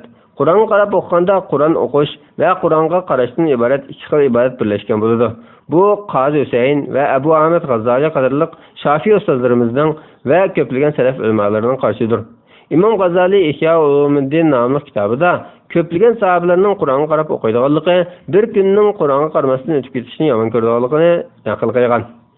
Ibn Abi Davud nurg'ulgan salaflarning Qur'onga qarab o'qishini afzal deb qaraydiganligini rivoyat qilgan. Men bu vaqtda boshqa qarash borligini bilmayman. Navoda Qur'on o'qish shaxslarga qarab farqlanadi. Qur'on qarab o'qisimi, yodga o'qisimi, xushu va tafakkur o'xshash bo'lgan kishi uchun Qur'on qarab o'qish afzal. Yodga o'qisa qarab o'qigandan ham yaxshi tafakkur qilib xushu bilan o'qiydigan kishi uchun yodga o'qish afzal deyilsa, bu ham yaxshi qarash bo'ladi. Salaflarning so'z va ish harakatlarini mushtarakada farqlantirib tushunish muvofiqdek ko'rinadi. To'plashib Qur'on o'qishning mustahabligi, jamoatchilikka Qur'on o'quvchilarning, tanishuvchilarning ularni Qur'on o'qish uchun to'plagan, Qur'on o'qish qiziqtirgan va taklif qilgan kishilarning fazilati. Shuni bilingki, to'plashib jamoat bo'lib Qur'on o'qish mustahabdir. Ochiq dalillar salaf va xalaflarning ilgirki va keyingilarning ish izlari buningga shohiddir. Abu Hurayra va Abu Said al-Khudri radhiyallohu anhular rivoyat qilgan sahih hadisda Payg'ambar alayhissalom mundaq degan: "Qandaq bir qavm Alloh taolani zikr qilib yod etib o'ltiradi ekan, farishtalar ularning atrofiga jam bo'ladi. Ularni Alloh taolaning rahmati o'raydi. Alloh taolo ularga xotirjamlik ato qiladi va o'z huzuridagi farishtalarga ulardan mamnun bo'lganligini so'zlab berdi." Bu hadisni Tirmiziy hasan sahih degan. Yana Abu Hurayra radhiyallohu anhu da rivoyat qilindiki, Payg'ambar alayhissalom mundaq degan: "Qandaq bir qavm Alloh taolaning uylaridan, masjidlardan biriga yig'ilib, Qur'on tilovat qilsa va Qur'on ustida to'xtalib, uni o'zaro o'rgansa, Alloh taologa ularga xotirjamlik ato qiladi. Ularni Alloh taolaning rahmati o'raydi. Farishtalar ularning atrofiga jam bo'ladi. Alloh taolo huzuridagi farishtalarga ulardan mamnun bo'lganligini so'zlab berdi." Bu hadisni Imom Muslim rivoyat qilgan. Abu Davud Buxoriy bilan Muslimning shartiga uyg'un sanad bilan rivoyat qilgan. Yana Muaviya radhiyallohu anhu mundaq deydi: Payg'ambar alayhissalom sahobalari jam bo'lgan bir so'rovga kelib, o'ltirishlarga deb so'radi. Sahobalar biz Alloh taolaning bizni islomga hidoyat qilganligi va bizga qilgan iltifotlari uchun Alloh taolani yod etib, hamd etib o'ltiribmiz deydi. Payg'ambar alayhissalom Jibril kelib, "Menga Alloh taolaning sizlar bilan farishtalarga paxlanat qilgan yetkizdi" dedi. Bu hadisni Imom Muslim, Tirmiziy va Nasa'iy rivoyat qilgan. Tirmiziy hasan degan. Bu vaqtga kelgan hadislar nihoyat ko'p. Darimi sanad bilan rivoyat qiladi-ki, Ibn Abbos radhiyallohu anhu mundaq deydi: "Kimki Allohning kitobidan biror oyat anglasa, u oyat u kishi uchun nur bo'ladi." Ibn Abi Davud mundaq deydi: Abu Darda radhiyallohu anhu bir to'p kishilarga Qur'ondan dars berdi. Ularning hammasi tang o'qiydi. Ibn Abi Davud yana yig'ilib Qur'on o'qishning fazilati haqida salaf va xalaflarning fazilatli kishilaridan va ilgari qozilardan nurg'un rivoyatlarni keltirgan. Hasan ibn Atiyya bilan Imom Avzai ikkalan mundaq deydi: Dimashq masjidida tunji bo'lib to'plashib Qur'on o'qishni paydo qilgan kishi Hisham ibn Ismoildir. U Dimashqqa Abdulmalik ibn Marvonning yoniga kelgan edi. İbn Abi Davud rivoyat qilgan Dahhak ibn Abdurrahmonning yig'ilib Qur'on o'qishini inkor qilib, "Men Rasululloh sallallohu alayhi vasallamning sahobalari bilan ko'rishgan, ularning hech birining bunday qilganligini anglabmi ko'rib boqmagan" deganligi va Ibn Vahibning "Men Malikqa tabilarning hammasi yig'ilib bir surani o'qib tamomlaganligini ko'rganmidim" desam, u unda o'qishni inkor qildi va unda o'qishni ayblab, ular unda qilmaydi, faqat biri yana biri o'qib berib tanishtirdi dedi deganligiga kelsak, ularning bu inkori salaf va xalaflarning ish izlariga va dalillarining taqozosi bo'lganligi uchun e'tiborga olinmaydi. Biz ilgari bayon qilgan yig'ilib Qur'on o'qishning mustahabligi kuchli qarashdir. Lekin yig'ilib Qur'on o'qishning shartlari bor. Biz bu shartlarni ilgari so'zlab o'tdik. Shu shartlarga rioya qilish lozim. Alloh taolo eng yaxshi bilguchidir. Ammo kishilarni Qur'on o'qish uchun to'plaganlarning fazilati haqida nurg'un hadislar kelgan. Masalan, payg'ambar alayhissalom mundaq degan: "Yaxshilikqa boshlab qo'yg'uchiga shu yaxshilikni qilgan kishiga o'xshash savob bo'ladi." Payg'ambar alayhissalom yana mundaq degan: "Allohning sen orqali biror kishini hidoyat qilishi sen uchun qizil tugundanmi yaxshidir." Alloh taolo mundaq degan: "Va ta'awanu 'alal birri vat taqvo." Ya'ni o'zaro yaxshilik va taqvolikqa yordamlashinglar. Shaksizki, buningga kuch chiqargan kishilarning ajri haqiqatan cho'ngdir. Bismillahirrohmanirrohim. Qarilarning adab qoidalari. Qur'onni aylantirib o'qish. Aylantirib o'qish deganimiz bir to'p kishilarning yig'ilib bir kishi Qur'onning 10 dan biri yoki bir par degandek ma'lum bo'lgan o'qib to'xtasa, yana bir kishining to'xtagan yerdan davom etib o'qishi, keyingisining yana 6 kishi to'xtagan yerdan davom etib o'qishini ko'rsatadi. Bu durust, yaxshi ishdir. Imom Malik rahimahulloh bu so'ralganda mayli deb javob bergan. Qur'onni ullik ovoz o'qish. Bu ahamiyat berish tegishli muhim temadir. Ma'lum bo'lganki, Qur'onni ullik ovoz o'qishning mustahabligi haqida Sahih Buxoriy va boshqa hadis kitoblarida nurg'un hadislar kelgan. Ichida past ovoz o'qishning mustahabligi haqida nurg'un dalillar kelgan. Biz bu dalillarning az bir qismini asli manbasini ko'rsatgan asos so'zlab o'tamiz. Imom G'azali qatorliq ulamolar aytadi: "Bu vaqtdagi xilma-xil hadis va sahobalarning ishlarni jamlashning yo'li shuki, past ovoz o'qish riyoddan yiroq. Shuning uchun riyodni ansirgan kishi past ovoz o'qishni yaxshi. Agar riyodni ansirmasa, ullik ovoz o'qish afzal. Chunki uni boshqalar anglash orqali amalning ko'proq bo'ladi. Boshqalarga ham foydasi yetadi. O'timlik manfaat o'timsiz manfaatdan afzaldir." Ullik o'qish o'quvchining qalbini uyg'otadi. Zihnini o'qigan oyatlarning ma'nosini tafakkur qilishga markazlashtiradi. Qur'onni butun diqqat bilan tingshaydi. Uyquni qochiradi. Texim tetiklashtiradi. Boshqa behuda uxlayotgan kishilarni uyg'otadi va ruhlantiradi. Mushu niyatlardan birasining ko'ngliga puksa ullik o'qish afzal. Agar hammasini niyat qilsa, aslab ajrga erishadi. Shuning uchun biz Qur'on qarab o'qish afzal deymiz. Mana bu masalaning hukmidir. Bu vaqtga hadislar nihoyat ko'p bo'lib, men bir qismini ishorat qilib o'tmoqchiman. Sahih hadisda Abu Hurayra radhiyallohu anhu mundaq deydi: "Men payg'ambar alayhissalomning mundaq deganligini anglagan edim. Alloh hech narsaga Qur'onni yaqinlik ovoz bilan ullik o'qigan payg'ambarga quloq solganda quloq solib boqmadi." Buni Imom Buxoriy va Muslimlar rivoyat qilgan. Alloh quloq soldi deganlik Allohning rozi bo'lganligi va qabul qilganligi ishoratdir. Yana Abu Musa Ashari radhiyallohu anhu rivoyat qildiki, payg'ambar alayhissalom uningga Salomi Davud alayhissalomning berilgan chiroyli ovozlardan biri ovoz berilgan ekan degan. Bu hadisni Buxoriy va Muslim rivoyat qilgan. Muslimning yana bir rivoyatida payg'ambar alayhissalom "Navoda tungi kechning qiroatini anglayotgan chig'imda meni ko'rgan bo'lsang" degan. Bu hadisni Imom Muslim yana Burayda ibn Abu al-Husayb radhiyallohu anhu dan rivoyat qilgan. Fazala ibn Ubayd radhiyallohu anhu mundaq deydi: Payg'ambar alayhissalom mundaq degan: Alloh Qur'onni chiroyli ovoz bilan o'qigan kishiga xo'jayin nag'masi dedikiga quloq solgandikidanmi bakra quloq soladi. Bu hadisni Ibn Majah rivoyat qilgan.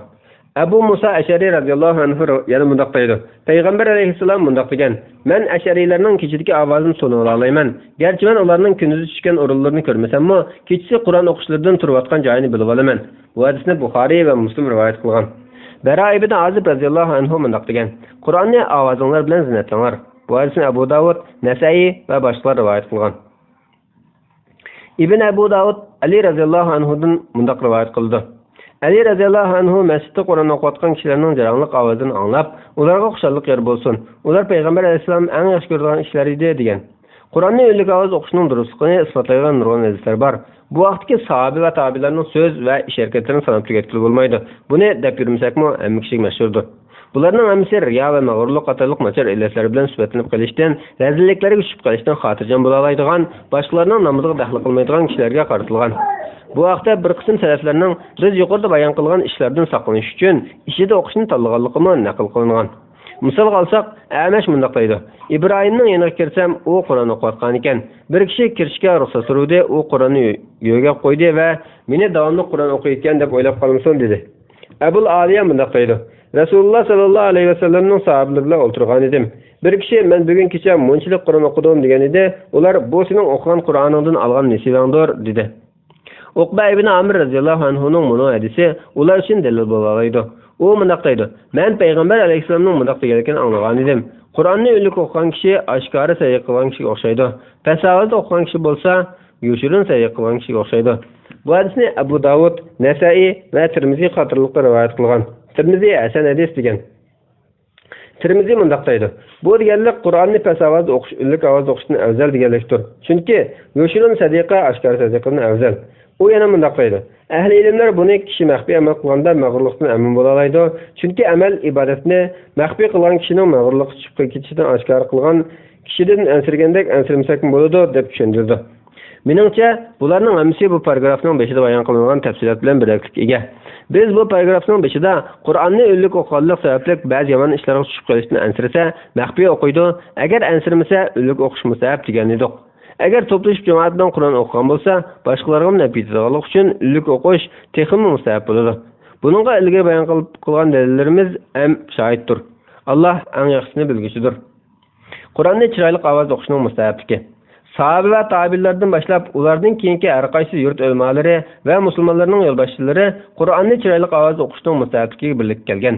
Ularning bu vaqtdagi so'z va ish harakatlari intayin mashhur. Buni ayrim naql qilib o'tirishning o'rni yo'q. Bu vaqtdagi hadislarmi xosga ma'lum. Biz oldingi paragrafda Qur'onni ovozinglar bilan zinatsanglar, Sağımı Davud Aleyhisselam'a verilgen chiroyli ovozlardan bir ovoz berilgan ekan va Alloh Qur'onni chiroyli ovoz bilan o'qigan kishiga Xo'jayin nag'mishi dedikiga quloq solgandikidan bakroq quloq soladi degan hadislarni bayon qilib o'tdik. Biz Qur'onni tartil bilan o'qish to'g'risida degan paragrafda Abdullah ibn Mug'affal radhiyallohu anhuning payg'ambar alayhissalom oldirmay uylik qiraat qildi degan hadisni ham so'zlab o'tgan edik. Said ibn Abi Waqqas va Abu Lubaba radhiyallohu anhular payg'ambar alayhissalomning mundaq deganligini rivoyat qildi. Qur'onni chiroyli ovozda o'qigan kishi bizdan emas. Bu hadisni Abu Davud hasan darajasiga sanad bilan rivoyat qilgan. Said radhiyallohu anhuning sanadida hadisning asaliga ta'sir etmaydigan darajada azroq qarash o'xshamaslik bor. Bara ibn Azib radhiyallohu anhu mundaq deydi. Men payg'ambar alayhissalomning xuftan namozida Tin surasini o'qiganligini anglagan. Men Rasulullohning ovoz chiroyli biror kishini ko'rib boqmadim. Bu hadisni Buxoriy va Muslim rivoyat qilgan. Ulamolar o'qish bek so'zib qiraatdan chiqib ketmasa, Qur'onni chiroyli ovoz bilan o'qish mustahab bo'ladi. Agar bek so'zib harf qo'shib qo'ysa yoki harf chirib qo'ysa harom bo'ladi degan. Аңа sebab o'qish masalasida Imom Shafiy rahimahulloh bir o'rinda makruh desa, yana bir o'rinda makruh emas degan. Imom Shafiy ustozlarimiz bu masalada ikki xil qarash yo'q, balki bu masala izohlashga muhtoj. Agar bek so'zib o'qib chekni eshib ketsa, makruh, undaq bo'lsa makruh emas degan. Qazi Kalan Mavridi o'zining Al-Avi nomli kitobida mundaq deydi. Naqshbandda qiraat qilish, Qur'on kalimalari xalqan narsa zirzava degandeklarni kirgizish yoki chiqarib o'tish, so'zib o'qilgan joylarni so'zmaslik yoki so'zmaydigan o'rinlarni so'zish, ba'zi kalimalar chiqmay qolgan yoki ma'nosi o'zgarib ketgan darajada bek so'zib o'qishlar orqali Qur'on kalimasining o'z qurilmasidan chiqarib o'tish qatorliqlari harom. Bundaq o'quvchi to'g'ri yo'ldan chiqib ketgan bo'ladi. Anglag'uvchimi gunohkor bo'ladi, chunki u Qur'onning tuz dağdan yoldan chiqib agar bir yo'llarga kirib ketgan bo'ladi. Alloh taolo mundaq deydi. Qur'on arabchadir, egillikdan xolidir. Agar ağın Qur'on kelimelerini o'zgartirib etmasa va tartib bilan dan o'qishni daxlik qilmasa bu vaqtdir. Chunki qari ahangga solib o'qish orqali Qur'onni texnik chiroyli o'qigan bo'ladi. Mana bu qazilarning so'zi. Harom qilingan ahang bilan Qur'on o'qish ba'zi nadan jahil shundaqda yig'lashlarda va o'lim paytlarida Qur'on o'qiydigan, o'ziga zulm qilgan ahmoq kishilar giribtor bo'layotgan cho'ng musabdir. Cho'ng musibatdir. Bu ochiq harom qilgan bidatdir. İmam Mavridi degandek buni anglag'uvchimi yo'qotishga va to'sishga qodir turib yo'qotmagan va to'smagan kishimi gunohkor bo'ladi. Men bu bidatni yo'qotishga keltirishib baxtim. Alloh bu bidatni yo'qotishdan qo'ldan keladigan kishilarni bu bidatni yo'qotishga muvaffaq qilg'ay va u kishilarni o'z panohida saqlag'ay. Imom Shafiy Muxtasarul Muzani degan kitobida mundaq deydi. Qaysi shaklda bo'lsin, ovozini go'zallashtirsa bo'ladi. Men eng yaxshi ko'rgan qiroat normal suratda, g'amkin ovoz o'qilgan qiroatdir. Bu yerdagi normal surat bak so'zmasdan tuz o'qishdir. G'amkin ovoz o'qish deganlik ta'sirlik o'qish deganlikdir. Ibn Abi Davud o'z sanadi bilan rivoyat qilishicha, Abu Hurayra radhiyallohu anhu iza shamsu kuwirat ne marsiya o'qigandek g'amkin ovoz o'qigan. Sunan Abu Davudda bunday kelgan. Ibn Abu Mulayka rahimahullohga agar ovoz chiroyli bo'lmasa qanday qiladi deilgan edi, u qo'ldan kelishcha chiroyli o'qishtirishdi deb javob berdi. Bismillahirrohmanirrohim. Qarilarning adab qoidalari. Ovozi chiroyli kishilarni qiroat qildirishning mustahabligi. Salaf solihlar ovozi chiroyli qarilarga Qur'on o'qitib tanishtirdi. Bu birlikka kelingan mustahab ishdir va ibodatkorlar va Allohning solih bandalarining odatidir. Rasululloh sallallohu alayhi vasallamdan sahih holat kelgan sunnatdir.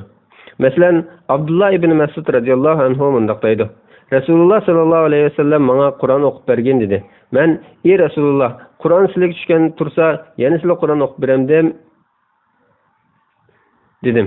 Rasululloh, "Men Qur'onni boshqalardan anglashni yaxshi ko'raman" dedi. Men onunğa Nisa suresini o'qib berib, فَكَيْفَ إِذَا جِئْنَا مِنْ كُلِّ أُمَّةٍ بِشَهِيدٍ وَجِئْنَا بِكَ عَلَى هؤلاء شَهِيدًا. Yani ey Muhammed sallallahu aleyhi ve sellem, biz her bir ümmetten bir peygamberin guvohchilik keltirgan va sening ummating guvohchilik keltirgan chig'imizda ahvol qanday bo'lar degan oyat kelganda u to'xta dedi. Qarasam, uning ko'zlaridan taramlab yosh to'kilib o'tibdi. Bu hadisni Buxoriy va Muslim rivoyat qilgan. İmam Darimi ve başkalar öz senetlari bilan Ömer radhiyallohu anhudan rivoyat qilganki, u Abu Musa Ash'ari radhiyallohu anhuga bizga Rabbimizni eslatgan desa, Abu Musa uning Qur'on o'qib beradi. Bu vaqtki salaflarning ishchilari nihoyat ko'p va mashhurdir. Nurg'un solih kishilar o'zlari Qur'on o'qitgan kishilarning qiroatidan ta'sirlanib qazo qilgan. Allah eng yaxshi bilguchidir. Ba'zi ulamolar hadis o'rganish so'rinining ovoz chiroyli qarining ma'lum miqdordagi qiroati bilan boshlanishi va oxirlashi mustahab deb qaragan. Qari kishi bunday so'rovlarda so'rovga mos muvofiq qiroat qilishi, Allohdan qo'rqish, Allohdan umid qilish, dunyoga berilmaslik, oxiratga targ'ib qilish, oxiratga tayyor turish va isil axloqqa undash qatorliq vazn-nasihatlarni o'z ichiga olgan oyatlarni qiroat qilish lozim. Qiroatni boshlagan va to'xtatganda ma'nosini asos qilish. Qur'on o'quvchi qiroatni suralarning o'ttirisidan boshlaganda yoki sura oxirlashmasdan to'xtatganda ma'ni jihatdan bog'lanishli oyatlarning beshidan boshlashi ham bog'lanishli oyatlar oxirlashganda undan to'xtashi bad parlarga esib olmaslik lozim. Chunki bad parlar ma'ni jihatdan bog'lanishli oyatlarning o'ttirida kelib qolishi mumkin. Masalan, val muhsanatu minan nisa va ma ubarri'u nafsi fama kana jawaba qawmihi ومن يقنط منكن لله ورسوله وما أنزلنا على قومه من بعده من جند من السماء إليه يرد علم الساعة وبدأ لهم سيئات ما عملوا قال فما خطبكم أيها المرسلون degan parlar ma'ni jihatdan bir-biriga bog'lanishli oyatlarning o'ttirisidan boshlandi. Shuningdek, ba'zi hizblar ham ma'ni jihatdan bir-biriga bog'lanishli oyatlarning o'ttirisidan boshlandi. Masalan, vazkurulloha fi ayyamin ma'dudat qul a'unabbi'ukum bi khayrin min zalikum degan parlarga o'xshash. Qiroatni bunday o'rinlardan boshlamaslik va bunday o'rinlarda to'xtatmaslik lozim. Chunki bular ilgirki oyatlarga bog'lanishlidir. Ey qari, siz bu adab qoidalarga rioya qilmaydigan, oyatlarning ma'nosini tafakkur qilmaydigan qarilarning ko'pligiga aldanmang. Katta zot Fuzayl ibn Iyaz rahimahullohning hakim Abu Abdullah sanadi bilan rivoyat qilgan buni so'ziga amal qiling. Mang'uslarning ozig'idan hidoyat yo'lida yolg'izlik his qilma. Halok bo'lg'uchilarning ko'pligiga aldanma. Shuning uchun ulamolar qisqa suradan birini butun o'qish, uzun suradan shuncha qisqa suralik miqdorda o'qigan afzal deydi. Chunki oyatlar orasidagi ma'ni jihatga bog'lanish ba'zi kishilarga aniq bo'lmasligi mumkin. Ibn Abi Davud sanadida rivoyat qilinadiki, mashhur tabiin Abdullah ibn Abi Huzayl radhiyallohu anhu sahobalar oyatning bir qismini o'qib, yana bir qismini o'qimaslikni yomon ko'radi degan. Qur'on o'qish makruh bo'ladigan ahvollar. Qur'on o'qish shariatda cheklangan alohida ahvollarni hisobga olmaganda eng yaxshi ishdir. Men bu holatlarning ism kelganlarini, dalillarini bayon qilmasdan qisqa so'zlab o'taman. Chunki buning dalillari nihoyat mashhurdir. Namoz ichida faqat qiyomda Qur'on o'qishga bo'ladi. Ruku, sajda, tashahhudlarda Qur'on o'qish makruhdir. Ünlük qiraat qilinadigan namozlarda imomning qiroatini anglagan kishining Fatihadan boshqa oyat o'qishi makruh bo'ladi. Hojatga o'tirganda, mugidak bosganda yoki Qur'on o'qishga eg'izi qo'lashmay qilganda Qur'on o'qish makruhdir. İmamның xutbasini anglayotgan kishining Qur'on o'qishi makruhdir. İmamның xutbasini anglay olmasa makruh emas, balki mustahabdir. Bu ko'pchilik ulamolar tanlagan to'g'ri qarashdir. Taosning makruh deb qaraydiganligi, İbrahim Naxayning bo'lsa makruh emas deb qaraydiganligi rivoyat qilingan. U ikki zotning so'zini ustozlarimiz bayon qilgan shaklda yuqoriroq birlashtirib tushunishga bo'ladi. Tavob qilayotganda Qur'on o'qish makruh emas. Bu bizning, ya'ni Şafiylarning va ko'pchilik ulamolarning qarshidir. İbn Munzir, Ata, Mujohid, Ibn Mubarak, Abu Sarva va Hanafi mazhab qatorliqlarning mushqarashda ekanligi rivoyat qilingan. Hasan Basri, Urva ibn Zubayr va Imom Maliklarning tavob qilayotganda Qur'on o'qish makruh deydiganligi rivoyat qilingan. To'g'risi, avvalgi qarashdir. Munchida, yo'lda va ig'zida maynat narsa bor turib Qur'on o'qish masalasidagi o'xshagan qarashlarni ilgari so'zlab o'tgan edik. Tilovat ishida cheklanadigan bir qism bid'atlar. Ba'zi bilimsiz imomlar Ramazonning 7-kechasi tarovih namozining oxirgi vaqtida An'am surasini o'qiydi va shunday qilish mustahab deb qaraydi. Bu ish ularning shariatda bo'lmagan buni bir necha ishni tan qilishga olib boradi. Birinchi, shunday qilishni mustahab deb e'tiqod qilish. Ikkinchi, ko'pchilik kishilarga shunday tuyg'u berib qo'yish. Uchinchi, ikkinchi rakatni birinchi rakatdan uzun o'qish. Chunki sunnat aslida birinchi rakatni uzun o'qishdir. To'rtinchi, jamoatlarga namoz bek uzun o'qib berish. Ba'zi bilimsiz imomlarning juma kuni bomdod namozida maqsad qilib Sajda surasidan boshqa sajda oyati bilan bomdod namozini o'qib berishmi bid'atlar jumlasidandir. Chunki sunnat juma kuni bomdod namozida birinchi rakatda Sajda surasini, ikkinchi rakatda Inson surasini o'qishdir. Duch kelib qoladigan bir qism alohida masalalar. Birinchi, Qur'on o'qiyotgan vaqtda yel qistisa, to'liq chiqarib o'tib bo'lgan qadar qiroatni to'xtatib, ondan davomlashtirish lozim. Bu go'zal adabdir. Ibn Abi Davud va boshqalar Atadan shunday rivoyat qilgan. İkinci, Qur'on o'qiyotganda asnak tutsa, qiroatni to'xtatib, asnab bo'lgandan keyin davomlashtirish lozim. Mujohid shunday degan edi. Bu ham go'zal adabdir. Abu Said al-Khudriydan sahih rivoyat qilingan tovanlik hadismi buning dalili bo'la oladi. U mundaq deydi. Payg'ambar alayhissalom mundaq degan: "Biringlarning asnak tutsa, qo'li bilan og'zini tutib olsin. Bo'lmasa og'ziga shayton kirib oladi." Bu hadisni Imom Muslim rivoyat qilgan. 3. وقالت اليهود عزيز ابن الله وقالت اليهود يد الله مغلولة وقالوا اتخذ الرحمن ولدا. Subhanallah. Ve şunun o'xshagan oyatlarni o'qiganda ovozni pasaytirish lozim. İbrahim Naxayi radhiyallohu anhu shunday qiladi. 4. İbn Abi Davud Şa'biydan Zayd sanad bilan bunday rivoyat qiladi. Şa'biydan innalloha va malaikatuhu yusalluna alan nabi degan oyatni o'qisa, payg'ambar alayhisalom durtaydandu deb so'raganda u a deb javob bergan. 5. Abu Hurayra radhiyallohu anhu rivoyat qilgan bu hadisda kelgandek, deyish mustahabdir. Payg'ambar alayhisalom bunday deydi: Kimki Tin surasini o'qib, alaysallohu bi ahkamil hakimin, ya'ni Alloh hokimlarning hokimi emasmi degan oyat kelganda, bala va ana ala zalika minash shahidin, shundaq men shundaq ekanligiga guvohlik beraman desin. Bu hadisni Abu Davud va Tirmizi zaif sanad bilan bir Arabi, ya'ni saralik arabdan Arabi Abu Hurayra radhiyallohu anhu rivoyat qilgan. İbn Abi Davud va boshqalar bu hadisni Abu Davud va Tirmizining rivoyatiga qo'shib, kimki qiyomat surasini o'qib, alaysa bi zalika biqadirin ala an yuhyiyal mauta, u, ya'ni yuqoridagi ishlarni qila olgan Alloh o'liklarni tiriltirishga qodir emasmi degan oyati kelganda, shundaq, men shundaq ekanligiga guvohlik beraman desin. Mursalat surasini o'qib, fa bi ayyi hadisin ba'dahu yu'minun, ya'ni ular Qur'onga ishonmasa qanday so'zga ishonadi degan oyat kelganda, Allohga iymon etdim desin deb rivoyat qilgan. Ibn Abbas, Ibn Zubayr va Abu Musa radhiyallohu anhular sabbih isma robbikal a'la oyatni o'qisa, subhana robbil a'la, Alloh parvardigorim ayet noslaridan paktur deydi. Ömer radhiyallohu anhu bu oyatni o'qisa 3 qitim subhana robbil a'la, subhana robbil a'la, subhana robbil a'la deydi. Abdullah ibn Mas'ud radhiyallohu anhu namazda Bani İsrail surasining oxirgi oyatini o'qib bo'lib, alhamdulillahillazi lam yattakhiz walada, ya'ni jami hamdu sana balasi bo'lishdan pok bo'lgan Alloh xosdir degan edi. Şafii ustozlarimiz Abu Hurayra radhiyallohu anhu rivoyat qilgan eski 3 surani namozda o'qigan vaqtda shu so'zlarni deyishning mustahabligini ochiq bayon qilgan. Biz bayon qilgan boshqa so'zlarni qilish, shundaqla shunga o'xshagan mazmunli boshqa oyatlardami o'z loyiqida shundaq so'z qilish mustahab bo'ladi. Alloh eng yaxshisini bilguchidir. Qur'on oyatlarini odatdagi gap so'z qatorida o'qishning hukmi.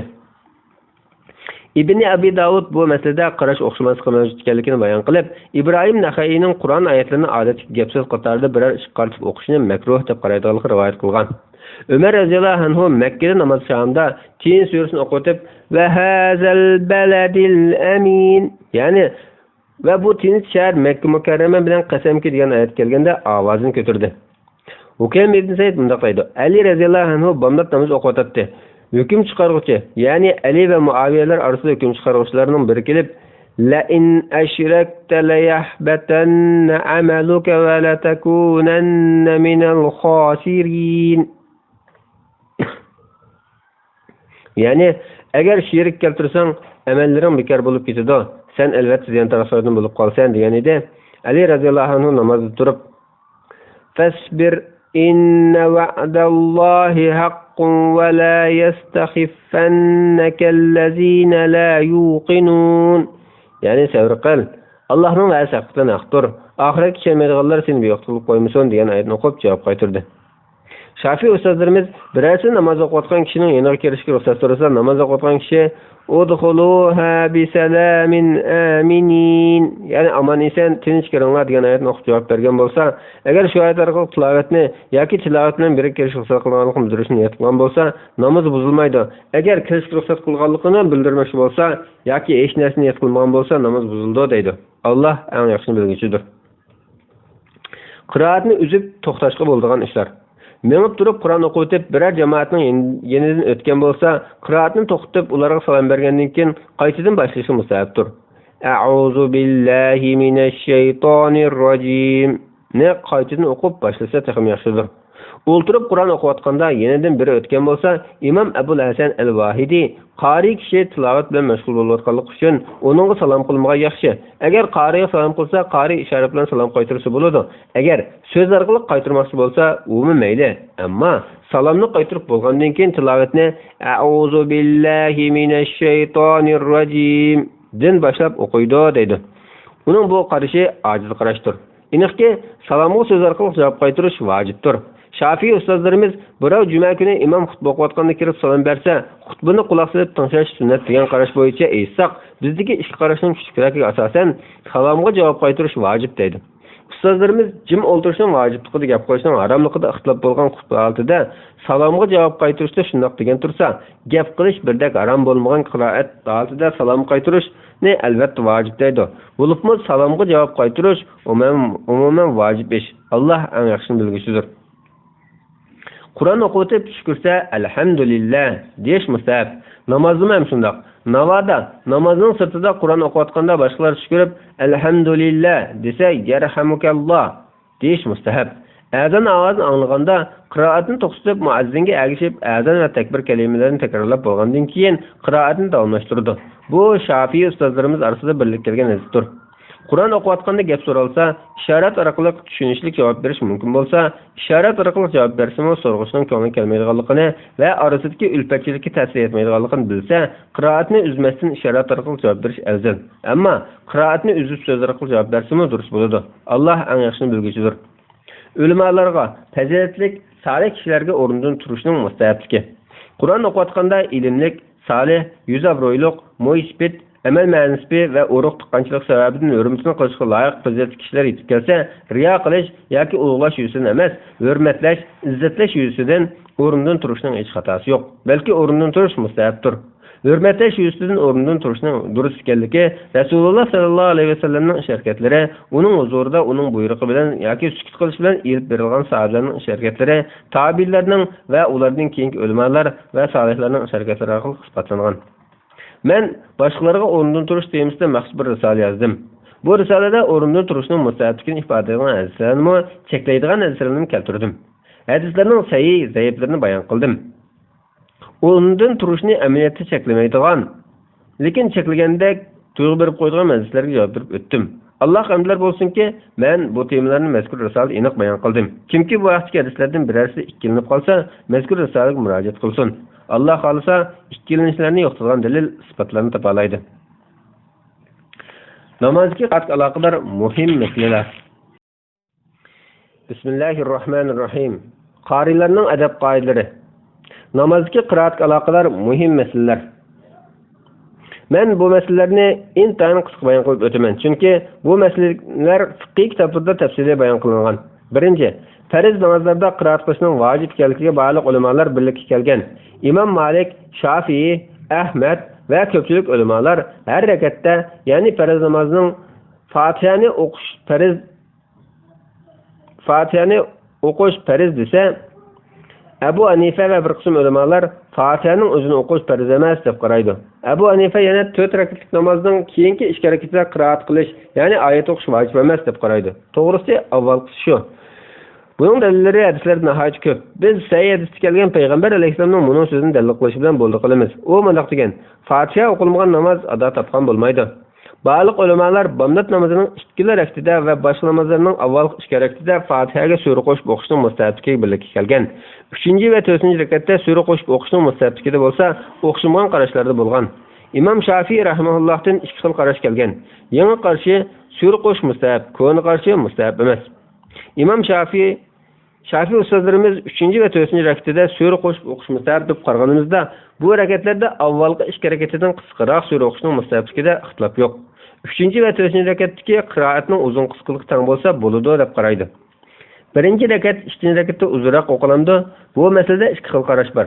Ko'pchilik Shafi'i ustozlarimizning nazarida uzun o'qilmaydi degan qarash to'g'riroq. Muhaqqiq olimlar nazarida to'g'risi uzun o'qiladi degan qarashdir. Payg'ambar alayhisalom birinchi rakatda, ikkinchi rakatdagidan uzunroq qiroat qiladi degan sahih hadisga asosan mushu qarash tanlanadi. Bunda qilishning foydasi shuki, namozni sal keyin qilgan kishi birinchi rakatga ulgura oladi. Avval Allah eng yaxshisini bilguvchidir. İmam Shafi'i rahimahulloh mundaq deydi: namozga kechikib ulgurgan kishi imom bilan birga peshin yoki boshqa namozlarning keyingi 2 rakatini o'qib bo'lib, qolib qolgan rakatni to'liqlab o'qish uchun o'rnidan turganda Fatihaga sura qo'shib o'qishi mustahabdir.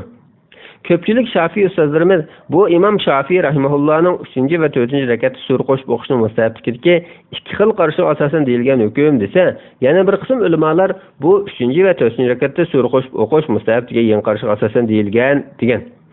Sura qo'shish mustahab emas degan ko'n qarashga asosan namozga kechikib ulgurgan kishi sura qo'shmaydi deydi. To'g'risi, namozi sura qo'shilmay o'qilgan bo'lib qolmaslik uchun sura qo'shib o'qiydi degan birinchi qarashdir. Alloh eng yaxshisini bilguvchidir. Bular imom va yolg'iz namoz o'qishning Fatiha o'qish va sura qo'shishga hukmlaridir. Imomga ixtido qilishga kelsak, agar unsiz qiroat qilinadigan namoz bo'lsa, Fatiha o'qishi vojib, sura qo'shishi bo'lsa mustahabdir. Agar ulluq qiroat qilinadigan namoz bo'lib, imomning qiroatini anglasa, sura qo'shib o'qishi makruhdir. Fatiha o'qishning vojibligida 2 xil qarash bordir. Biri vojib, bu eng to'g'ri qarashdir. Yana biri vojib emas. Agar imomning qiroatini anglamasa, to'g'ri qarash shuki, Fatiha o'qishi vojib, sura qo'shish mustahab. Ba'zilar Fatiha o'qishi vojib emas deb qaraydi. Yana ba'zilar Fatihani o'qishi vojib, sura qo'shib o'qish mustahab emas deb qaraydi. Alloh eng yaxshisini bilguvchidir. Jinoza namozining birinchi takbirdan keyin Fatiha o'qish vojib. Nafl namozda Fatihani o'qish zarur. Hukmida Shafi'i ustozlarimiz orasida qarash o'xshamaslik bor. Qaffal vojib desa, shogird Qozi Husayn shart deydi. Boshqalar bo'lsa bismillah rukni asos deydi. Bu kuchli qarashdir. Alloh eng yaxshisini bilguvchidir. Yuqori qo'rinlarda Fatiha o'qiy olmaydigan kishi uning o'rniga boshqa oyatlarni o'qiydi. Uni o'qiy olmaydigan bo'lsa, uning miqdorida zikr, tasbih va tahlil aytadi. Buni aytilmaydigan bo'lsa, Fatiha o'qiganchilik miqdorida jim turib deb, undan rukuga boradi. Alloh eng yaxshisini bilguvchidir. Bir rakatda bir qancha sura o'qishning hukmi. Bir rakatda bir qancha sura o'qisa kerak yo'q. Sayyinda rivoyat qilindiki, Abdullah ibn Mas'ud radhiyallohu anhu men payg'ambar alayhisalom jamlab o'qigan tangajimlik suralarni bilaman dedi va qisqa suralardan har bir rakatga 2 dan jami 20 surani tilga oldi. Biz ilgari sahlaflardan bir kishilarning Qur'onni bir rakatda tamom qilganligini so'zlab o'tgan edik. Namozda ulluq va unsiz qiroat qilishning hukmi. Musulmonlar bomdod, juma, shkayt, taravihdan keyingi vitr qatorliq namozlarda sham, xuftan namozlarining avvalgi 2 rakatida ulluq qiroat qilishning mustahabligiga birlikka kelgan. Bu namozlarda ulluq qiroat qilish imom uchunmi va yolg'iz o'qishga bo'lganlarda yolg'iz namoz o'qish uchunmi o'xshashla mustahabdir. Ammo iqtido qilguvchi ulluq qiroat qilmaydi. Bu masalada barliq musulmonlar birlikka kelgan. Ay tutulganda o'qiladigan namozda ulluq qiroat qilish sunnat. Suv talab qilish namozi ulluq qiroat qilsa bo'ladi. Kun tutilish namozi, kunduz o'qiladigan jinoz namozi va kuchli qarashga asoslanganda kechada o'qiladigan jinoz namozi qatorliqlarda ulluq qiroat qilinmaydi. Biz yuqorida bayon qilgan ikki ayet namozi va suv talab qilish namozidan boshqa kunduzda o'qiladigan nafl namozlarda ulluq qiroat qilinmaydi. Kechining nafl namozlarida ulluq qiroat qilish yoki qilmaslikda Shafiy ulamolari orasida qarash o'xshash emas. Birinchi, ulluq qiroat qilmaydi. Bu eng kuchli qarashdir. Ikkinchi, ulluq qiroat qiladi. Uchinchi, ullukmi emas, unsizmi emas, normal ovozda qiroat qiladi. Bu Imom Bag'aviy to'g'ri topgan qarashdir. Muboda kecha namozlaridan birasini o'qiy olmay qilib, kunduzi uning qazosini qilmoqchi bo'lsa, yoki kunduz namozlaridan birasini qo'ldan berib qo'yib, kecha qazosini qilmoqchi bo'lsa, ulluk va unsiz qiroat qilish masalasida qo'ldan ketgan vaqt e'tiboriga ilinmaydi. Yoki qazosi ilinamdi, yoki qazosi qilgan vaqtmi? Bu masalada Shafiy ustozlarimizning qarshi ikki xil. Kuchli qarash bo'lsa, qazosini qilgan vaqt e'tiboriga ilinadi degan qarashdir. Navoda unsiz o'qiydigan yerda ulluk yoki uning aksiga o'qigan bo'lsa-mu, namoz durust bo'ladi, lekin makruh ish qilgan bo'ladi. Biroq savlak saylishi kerak bo'lmaydi. Aniq bo'lish kerakki, qiroat, takbir, zikr, tasbih qatorliqlarni unsiz o'qish deganlik o'zi anglag'udek o'qish deganlikdir. Shuning uchun quloq sog'lom, tusaloq bo'lgan ahvolda o'zi anglag'udek talaffuz qilish zarur. Agar o'zi anglamasa, qiroatmi, zikr, tasbihlarmi durust bo'lmaydi. Buningda ixtilof yo'qdir. Ulluq qiroat qilinadigan namozlarda imom yengil to'xtaydigan o'rinlar. Shafiy ustozlarimiz mundaq deydi: ulluq qiroat qilinadigan namozlarda imomning qiyomda turganda 4 o'rinda yengil to'xtashi mustahapdir. Birinchi, qiblaga yuzlanish duosi. Ne o'qilishi va iqtido qiluvchilarning namozga kirish takbirini aytilishi uchun namozga kirish takbiridan keyin bir to'xtash. Ikkinchi, kishilarning amin ne Fatihaga tava o'xshaydi deb o'ylab qolmaslik uchun Fatiha bilan aminning orasida yengil bir to'xtash. Uchinchi, amin din keyin jamoat Fatihani o'qilgudek uzunroq bir to'xtash. To'rtinchi, Fatihadan keyingi surani o'qib bo'lgandan keyin bir to'xtab, qiroat bilan ruku berish takbirining orasini ayirish. Aminning ma'nosi va munosabatli ahkamlar. Her bir Qur'on o'quvchining namozi bo'lsin yoki namozning sirtida bo'lsin, Fatihani o'qib bo'lgandan keyin amin deyishi mustahapdir. Bu vaqtga hadislar nihoyat ko'p va mashhurdir. Biz ilgirki paragrafda Fatiha bilan aminning orasini yengil bir to'xtash orqali ayirishning mustahabligini so'zlab o'tgan edik. Aminning ma'nosi ey Alloh, ijobat qilgan deganlik bo'ladi. Ba'zilar shundoq bo'lg'ay deganlik bo'ladi desa, ba'zilar shundoq qilgan deganlik bo'ladi deydi. Yana ba'zilar buning sendan boshqa qodir bo'lmaydi deganlik bo'ladi desa, yana ba'zilar umidlarimizni yo'q chiqarmaslar deganlik bo'ladi deydi. Yana ba'zilar bizga tinch amonlik ato qilsa deganlik bo'ladi deydi. Yana ba'zilar amin Allohning bandalariga bosilgan mehr bo'lib, Alloh bu mehr bosilgan bandalarning ofatini saqlab qoladi deydi. Yana ba'zilar amin shu kalimin deganlar ehson jannatga bir martaba deydi. Yana ba'zilar u Allohning ismlaridan biri deydi. Lekin bu qarashni muhaqqiqlar va ko'pchilik olimlar rad qiladi. Yana ba'zilar bo'lsa amin arabchalashtirgan ibrancha so'zdir deydi. Abu Bakr al-Varraq aminning duoning va rahmatlar berishning energiyasidir deydi. Amin so'zi bir necha xil shaklda o'qiladi. Ulamolar tövendagi 4 xil shaklda bayon qilgan. Amindagi alif so'zini alifni so'zib, mimni yenik o'qish. Bu eng to'g'ri o'qishdir. Amin. Alifni so'zmasini o'qish. Bu ikkisi mashhur bo'lgan o'qish shaklidir. Amin. Zavarni zirg'mayra qilib o'qish. Buni Vahidi hamza bilan Kasayda rivoyat qilgan. Alifni 4-chi, alifni so'zib, mimni tashdid qilib, amin deb o'qish. Buni Vahidi Hasan bilan Husayn ibn Fazldan rivoyat qilgan.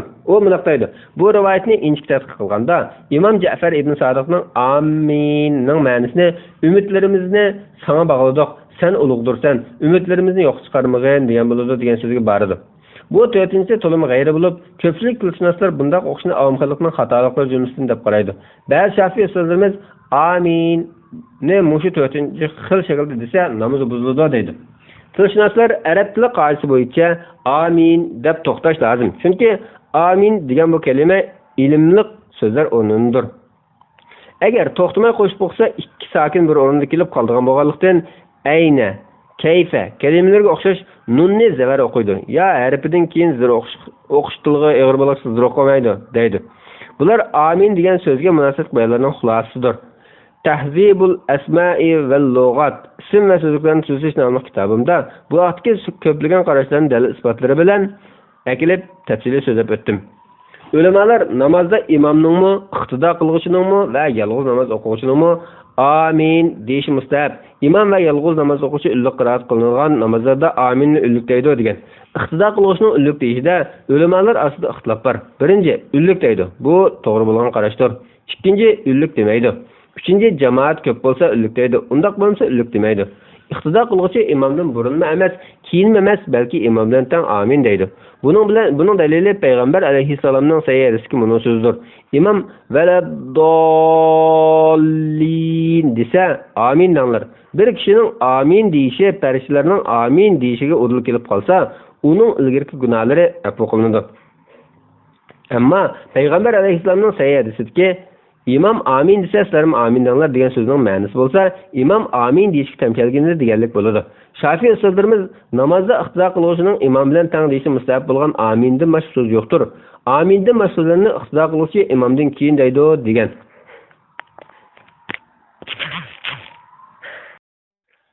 Bismillahirrohmanirrohim. Qarilarning adab qoidalari. Tilovat sajdasining hukmi.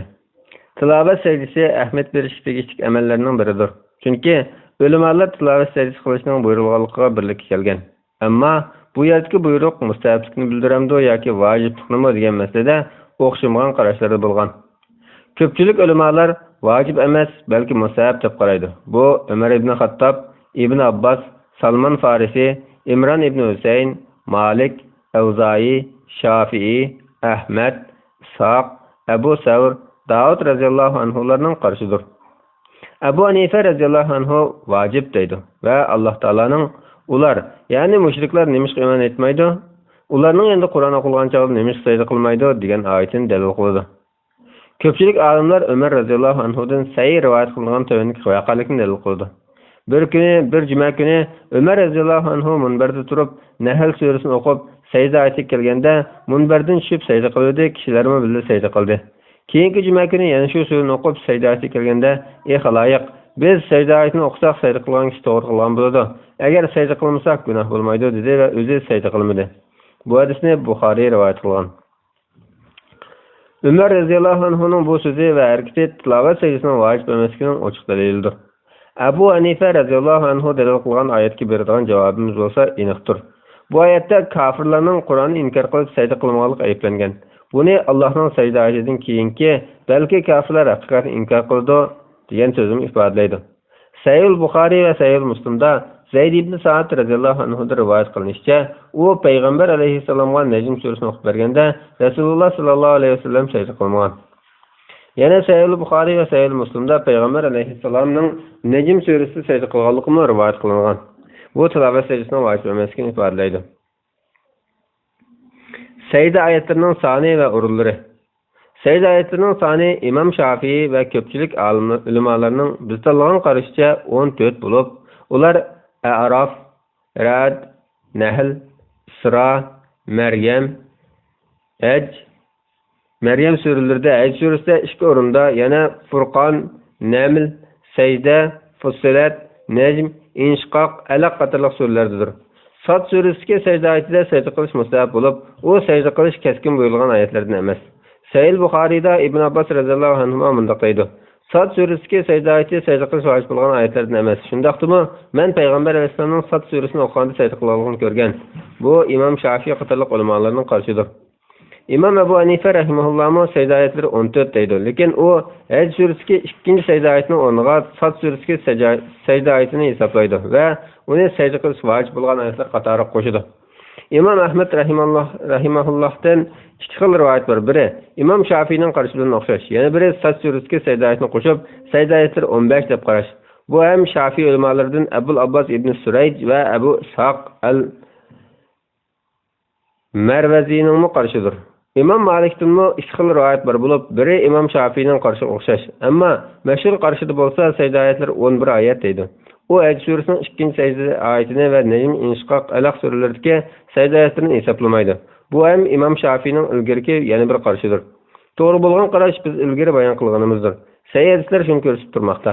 Sayda oyatining o'rinlariga kelsak, A'rof surasining eng oxirgi oyati, Ra'd surasining bil g'uduvi val asal oyati, Nahl surasining va yaf'aluna ma yu'marun degan oyati, İsra surəsinin və yeziduhum xuşu'a degan ayeti, Maryam surəsinin xarru sujjadan və bukiyya degan ayeti, Hac surəsinin 1-ci səcdə ayeti hesablanğan İnnallaha yef'alu ma yasha degan ayeti, 2-ci səcdə ayeti hesablanğan vef'alul xayra la'allakum tuflihun degan ayeti, Furqan surəsinin və zadahum nufura degan ayeti, Naml surəsinin Rabbul arşil azim degan ayeti, Secde surəsinin və hum la yastakbirun degan ayeti, Fussilet surəsinin və hum la yas'amun degan ayeti, Necm surəsinin axırqı ayeti, İnşiqaq surəsinin la yasjudun degan ayeti və Alaq surəsinin axırqı ayetidir.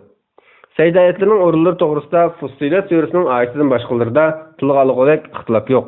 Fussilet surəsidəki secde ayetində İmam Şafii və onun şagirdləri sözləb ötkənimizək və hum la yas'amun degan ayetdən keyin secde qıldı deyə qaraydı. Bu həm Sa'id ibn Musayyab, Muhammed ibn Sirin, Abi Vail, Shaqiq ibn Salama, Sufyan Savri, Abu Hanife, Ahmed və İshaq ibn Rahawey qadarlıqlarının qarşıdır. Başqa ulamalar Allah Taala'nın in kuntum iyyahu ta'budun degan sözüdən keyin secde qıldı deyə qaraydı.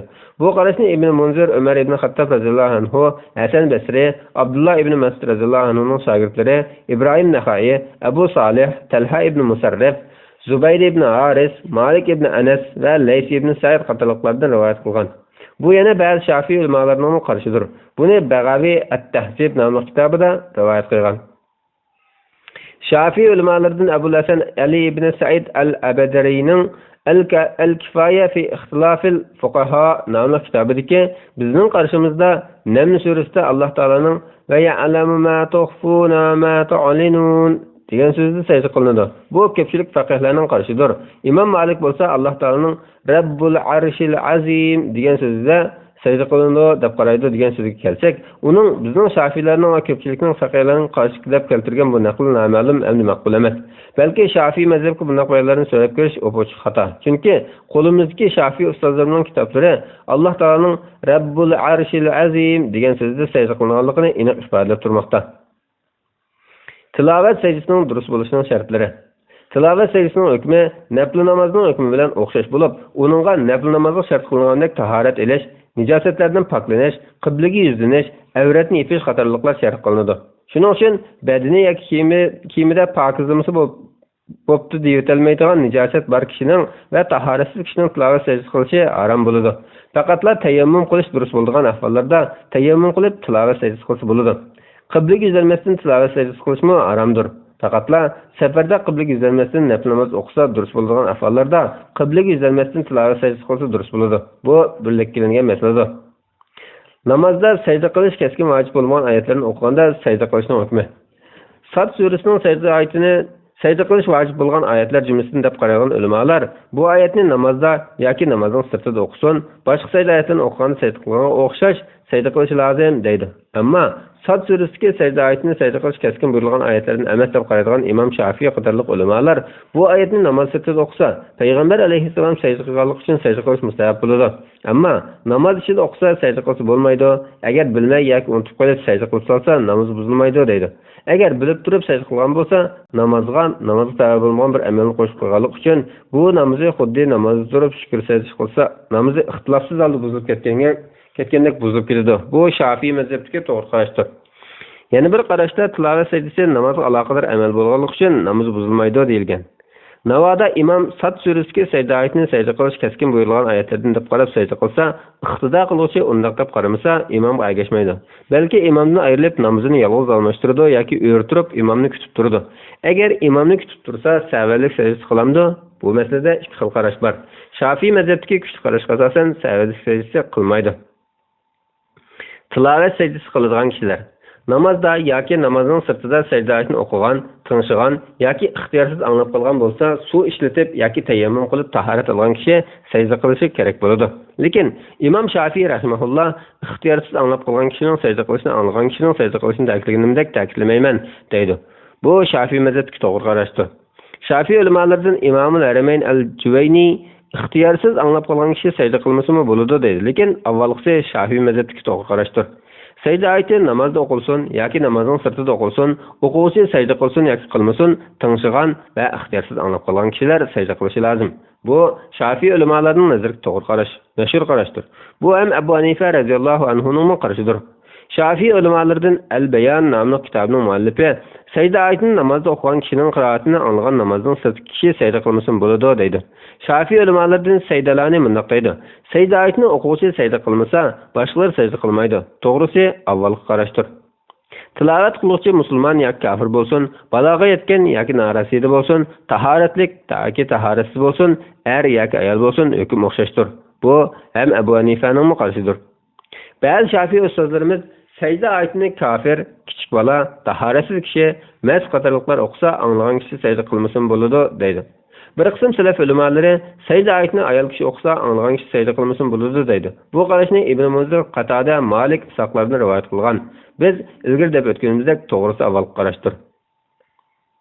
Sajda ayeti bor joyini tanlab o'qish. Biz bu bir yoki ikki oyatni o'qib sajda qilishni ko'rsatdi. Ibn Munzir, Sha'bi, Hasan Basri, Ibn Sirin, Nahai, Ahmad saqatarliqlarning bunday qilishni makruh deb qaraydiganligini rivoyat qilgan. Abu Hanifa, Muhammad ibn Hasan, Abu Savr qatorliqlar kerak yo'q deb qaraydi. Bu bizning mazhabimizga uyg'undir. Namozdagi tilovat sajdasiga munosabat hukmlar. Yalg'iz namoz o'qigan kishi sajda oyatini o'qigan bo'lsa, sajda qiladi. Muborat tilovat sajdasini shu vaqtda qilmay, ruku qilgandan keyin qilmoqchi bo'lsa, durust bo'lmaydi. Agar bilib turib shunday qilgan bo'lsa, namozi buziladi. Agar rukuga egilib turyo, ammo rukuga to'liq berib bo'lmagan bo'lsa, tilovat sajdasi qilish durust bo'ladi. Yalg'iz namoz o'qiyotgan kishi yana bir namoz kishining yoki boshqa bir kishining sajda oyatini o'qiganligini anglab sajda qilishi durust bo'lmaydi. Agar durust bo'lmaydiganligini bilib turib sajda qilgan bo'lsa, namozi buziladi. Namozni jamoat bo'lib o'qigan mazkur kishi imom bo'lgan bo'lsa, jamoat bo'lib o'qilgan bu namozning hukmi yalg'iz namoz o'qigan kishining hukmi bilan o'xshashdir. Imom tilovat sajdasi qilsa, iqtido qiluvchining imom bilan birga sajda qilishi vojibdir. Agar iqtido qiluvchi sajda qilmasa, namozi buzilib ketadi. Imom sajda qilmasa, iqtido qiluvchining sajda qilishi durust bo'lmaydi. Iqtido qiluvchi sajda qilib qolsa, namozi buziladi. Lekin namoz o'qib bo'lgandan keyin iqtido qiluvchining sajda qilishi mustahab, ammo cho'qim qilishi lozim emas. Iqtido qiluvchi imomning tilovat sajdasi qilganligini bilmay qilib, imom sajdadan beshini ko'tarib bo'lgan bo'lsa, iqtido qiluvchi sajda qilmaslikda uzrlik hisoblanadi. O'z oldiga sajda qilishi durust bo'lmaydi. Imomning sajdaga borganligini imom tilovat sajdasi qilayotganda bilgan bo'lsa, sajda qilishi vojib bo'ladi. Mubodo iqtido qiluvchi sajdaga egilayotganda imom sajdadan beshini ko'tarayotgan bo'lsa, beshini ko'tarmay imom bilan birga sajda qilaverishi durust bo'lmaydi. Shundaqla imom bilan birga sajdaga borgan Tini aciz kişinin imamның hareketi çaqqan, özünün hareketi aslı bolğanlıqdan secdik verip bo'lishdan ilgari imam beshini ko'targan bo'lsa, tilovat sajdasi qilmasdan imam bilan birga qaytadi. Iqtido qilib namoz o'quvchi sajda oyatini o'zi o'qigan yoki iqtido qilayotgan imomdan boshqa kishining o'qiganligini anglagan bo'lsa, sajda qilishi durust bo'lmaydi. Agar sajda qilsa, namozi buziladi. Uning sajda oyatlarini o'qishi yoki imomdan boshqalarning qiroatiga quloq solishi makruhdir. Tilovat sajdasining vaqti. Ulamolar o'qigan yoki anglagan sajda oyati oxirlashgan aman sajda qiladi. Agar sajda qilishni kechiktirgan, vaqti bek uzrab ketmagan bo'lsa, sajda qiladi. Agar vaqti uzrab ketsa, sajdaning vaqti o'tib ketgan bo'ladi. Xuddi kun tutilish namozining qazosini qilmagandek, Shafiy mazhabidagi sahih, mashhur qarashga asoslanganda qazosini qilmaydi deydi. Ba'zi ustozlarimiz bu masalada bomdod, pishin qatorliq namozlarning sunnatining qazosini qilgandek, bu sajdaning qazosini qiladi degan ojiz bir qarash bor. Sajda oyatini tahoratsiz o'qib yoki anglab uzun o'tmay tahorat olgan bo'lsa, sajda qiladi. Vaqt uzrab ketsa, Shafiy mazhabidagi ko'pchilik olimlar tilgan to'g'ri qarashda sajdaning vaqti o'tib ketgan bo'ladi, sajda qiladi deydigan yana bir qarash bo'lib, bu Shafiy ustozlarimizdan Imom Bag'aviyning tanlashidir. Bag'aviy rahimahulloh azon ovozini anglab turib, muazzin bilan birga azon kalimalarini takrorlaydigan kishi namozdan keyin takrorlaganda tilovat sajdasini tahorat olgandan keyin vaqt uzrab ketsa, qazosini qiladi deb qaraydi. Bu yerdagi vaqtning uzrab ketishi Shafiy mazhabidagi tanlangan qarashga asoslanganda urf odatga qarab bekitiladi. Alloh eng yaxshini bilguvchidir. Sajda oyatlarini takror o'qishning hukmi. Agar sajda oyatining hammasini yoki bir nechisini bir o'rinda o'qigan bo'lsa, har bir sajda oyati uchun bir sajda qiladi. Bu masalada ixtilof yo'q. Bir sajda oyatini bir necha o'rin takror o'qigan bo'lsa, har bir qatim o'qigan uchun birdan sajda qiladi. Bu ham ixtilof yo'q masaladir. Agar bir sajda oyatini bir o'rinda takror o'qigan bo'lsa va birinchi qatim o'qigan sajda qilmagan bo'lsa, oxirida qilgan bir sajda hamma kifoya qiladi. Agar tunji qatimlik uchun sajda qilgan bo'lsa, buningda 3 xil qarash bor. Birinchi, oldingisinin hükmünü ada qilib bo'lgandan keyin sabab yanılganlik uchun har bir qatim secde oyatini tekrar o'qisa birdan secde qiladi. Bu eng to'g'ri bo'lgan qarashdir. İkinci, birinci secde hammaga kifoya qiladi. Bu Ibn Surayd ve Abu Hanife rahimahullohlarning qarashidir. Şafii ulamalardan Al-Udda nomli kitobning muallifi mushqarash bo'yicha fatvo berildi deydi. Bu ham Şafii ulamalardan Zaid Shayx Nasr al-Maqdisiyning mutallishidir. Üçüncü, ikki secde arasidagi vaqt uzarib ketsa secde qiladi. Undaq bo'lmasa birinchi secde kifoya qiladi. Bir secde oyatini bir rakatda tekrar o'qigan bo'lsa, bir secde oyatini bir o'rinda tekrar o'qiganga o'xshash, bu vaqtda uch xil qarash bor. Agar ikki rakatda tekrar o'qigan bo'lsa, ikki o'rinda tekrar o'qiganga o'xshash tekrar secde qiladi. Bu masalada ixtilof yo'q. Uloqqa mingan kishining tilovat secdesi qilishini hukmi. Safarda uloq ustida ketib o'tib secde oyatini o'qigan bo'lsa, ishorat bilan secde qilsa bo'ladi. Bu bizning va Imom Malik, Abu Hanifa, Abu Yusuf, Muhammad, Ahmad, Sufar, Davud qatorliqlarning qarashidir. Ba'zi Hanafi ulamolari secde qilmasin bo'ladi deb qaraydi. To'g'risi ko'pchilikning qarashidir. Ammo yurt ichida uloqqa minib ketib o'tib secde oyatini o'qigan kishining ishorat bilan secde qilishi durust bo'lmaydi. Secde oyatini namozda o'z o'rnidan boshqa o'rinlarda o'qishning hukmi. Agar secde oyatini namozda Fatihadan burun o'qigan bo'lsa, secde qilishi lozim. Ammo rukuda yoki secdada o'qigan bo'lsa, secde qilishi durust bo'lmaydi. Chunki qiroatning o'rni qiyomdir. Namozda secde oyatini o'qib, secdega ketib o'tib, Fatihani o'qigan o'qimalikqa shaklanib qolgan bo'lsa, secde qilaverdi. Keyin qiyomga qaytib Fatihani o'qiydi. Chunki tilovat secdasini kechiktirish bo'lmaydi. Secde oyatini arab tilida mashg'ul o'qishning hukmi. Mubada secde oyatining farisiy tarjimasini o'qigan bo'lsa, bizning ya'ni Şafii mazhabining qarshimizda xuddi secde oyatini tafsir qilgan o'xshash secde qilmasin bo'ladi. Imom Abu Hanifa radhiyallohu anhu secde qilish lozim deydi. Secde oyatini tilovat qilishning sajdasi bilan anglovchilarning sajdasining munosabati yo'qligi. Secde oyatini anglovchi secde oyatini tilovat qilishi bilan secde qilgan bo'lsa-mu, uningga bog'lanmaydi. Shuningdek, uning iqtido qilishni niyat qilmaydi. Uningdan burun secdadan beshini ko'tarsa bo'ladi. Imomning secde oyatini o'qishning hukmi. Bizning Şafiilarning qarshimizda qiroat ulluq qilinadigan namozlarda bo'lsin yoki unsiz qilinadigan namozlarda bo'lsin, imomning secde oyati o'qish makruh emas. Imom qachon secde oyati o'qisa, shu chog'da secde qiladi. Imom Malik imomning secde oyati o'qish uchun ulluq yoki unsiz qiroat qilinadigan namozlarda makruh deydi. Imom Abu Hanifa bilan Imom Ahmad qiroat unsiz qilinadigan namozlarda makruh, ulluq qilinadigan namozlarda makruh emas deydi. Namoz o'qish cheklangan vaqtlarda tilovat secdasi qilishning hukmi.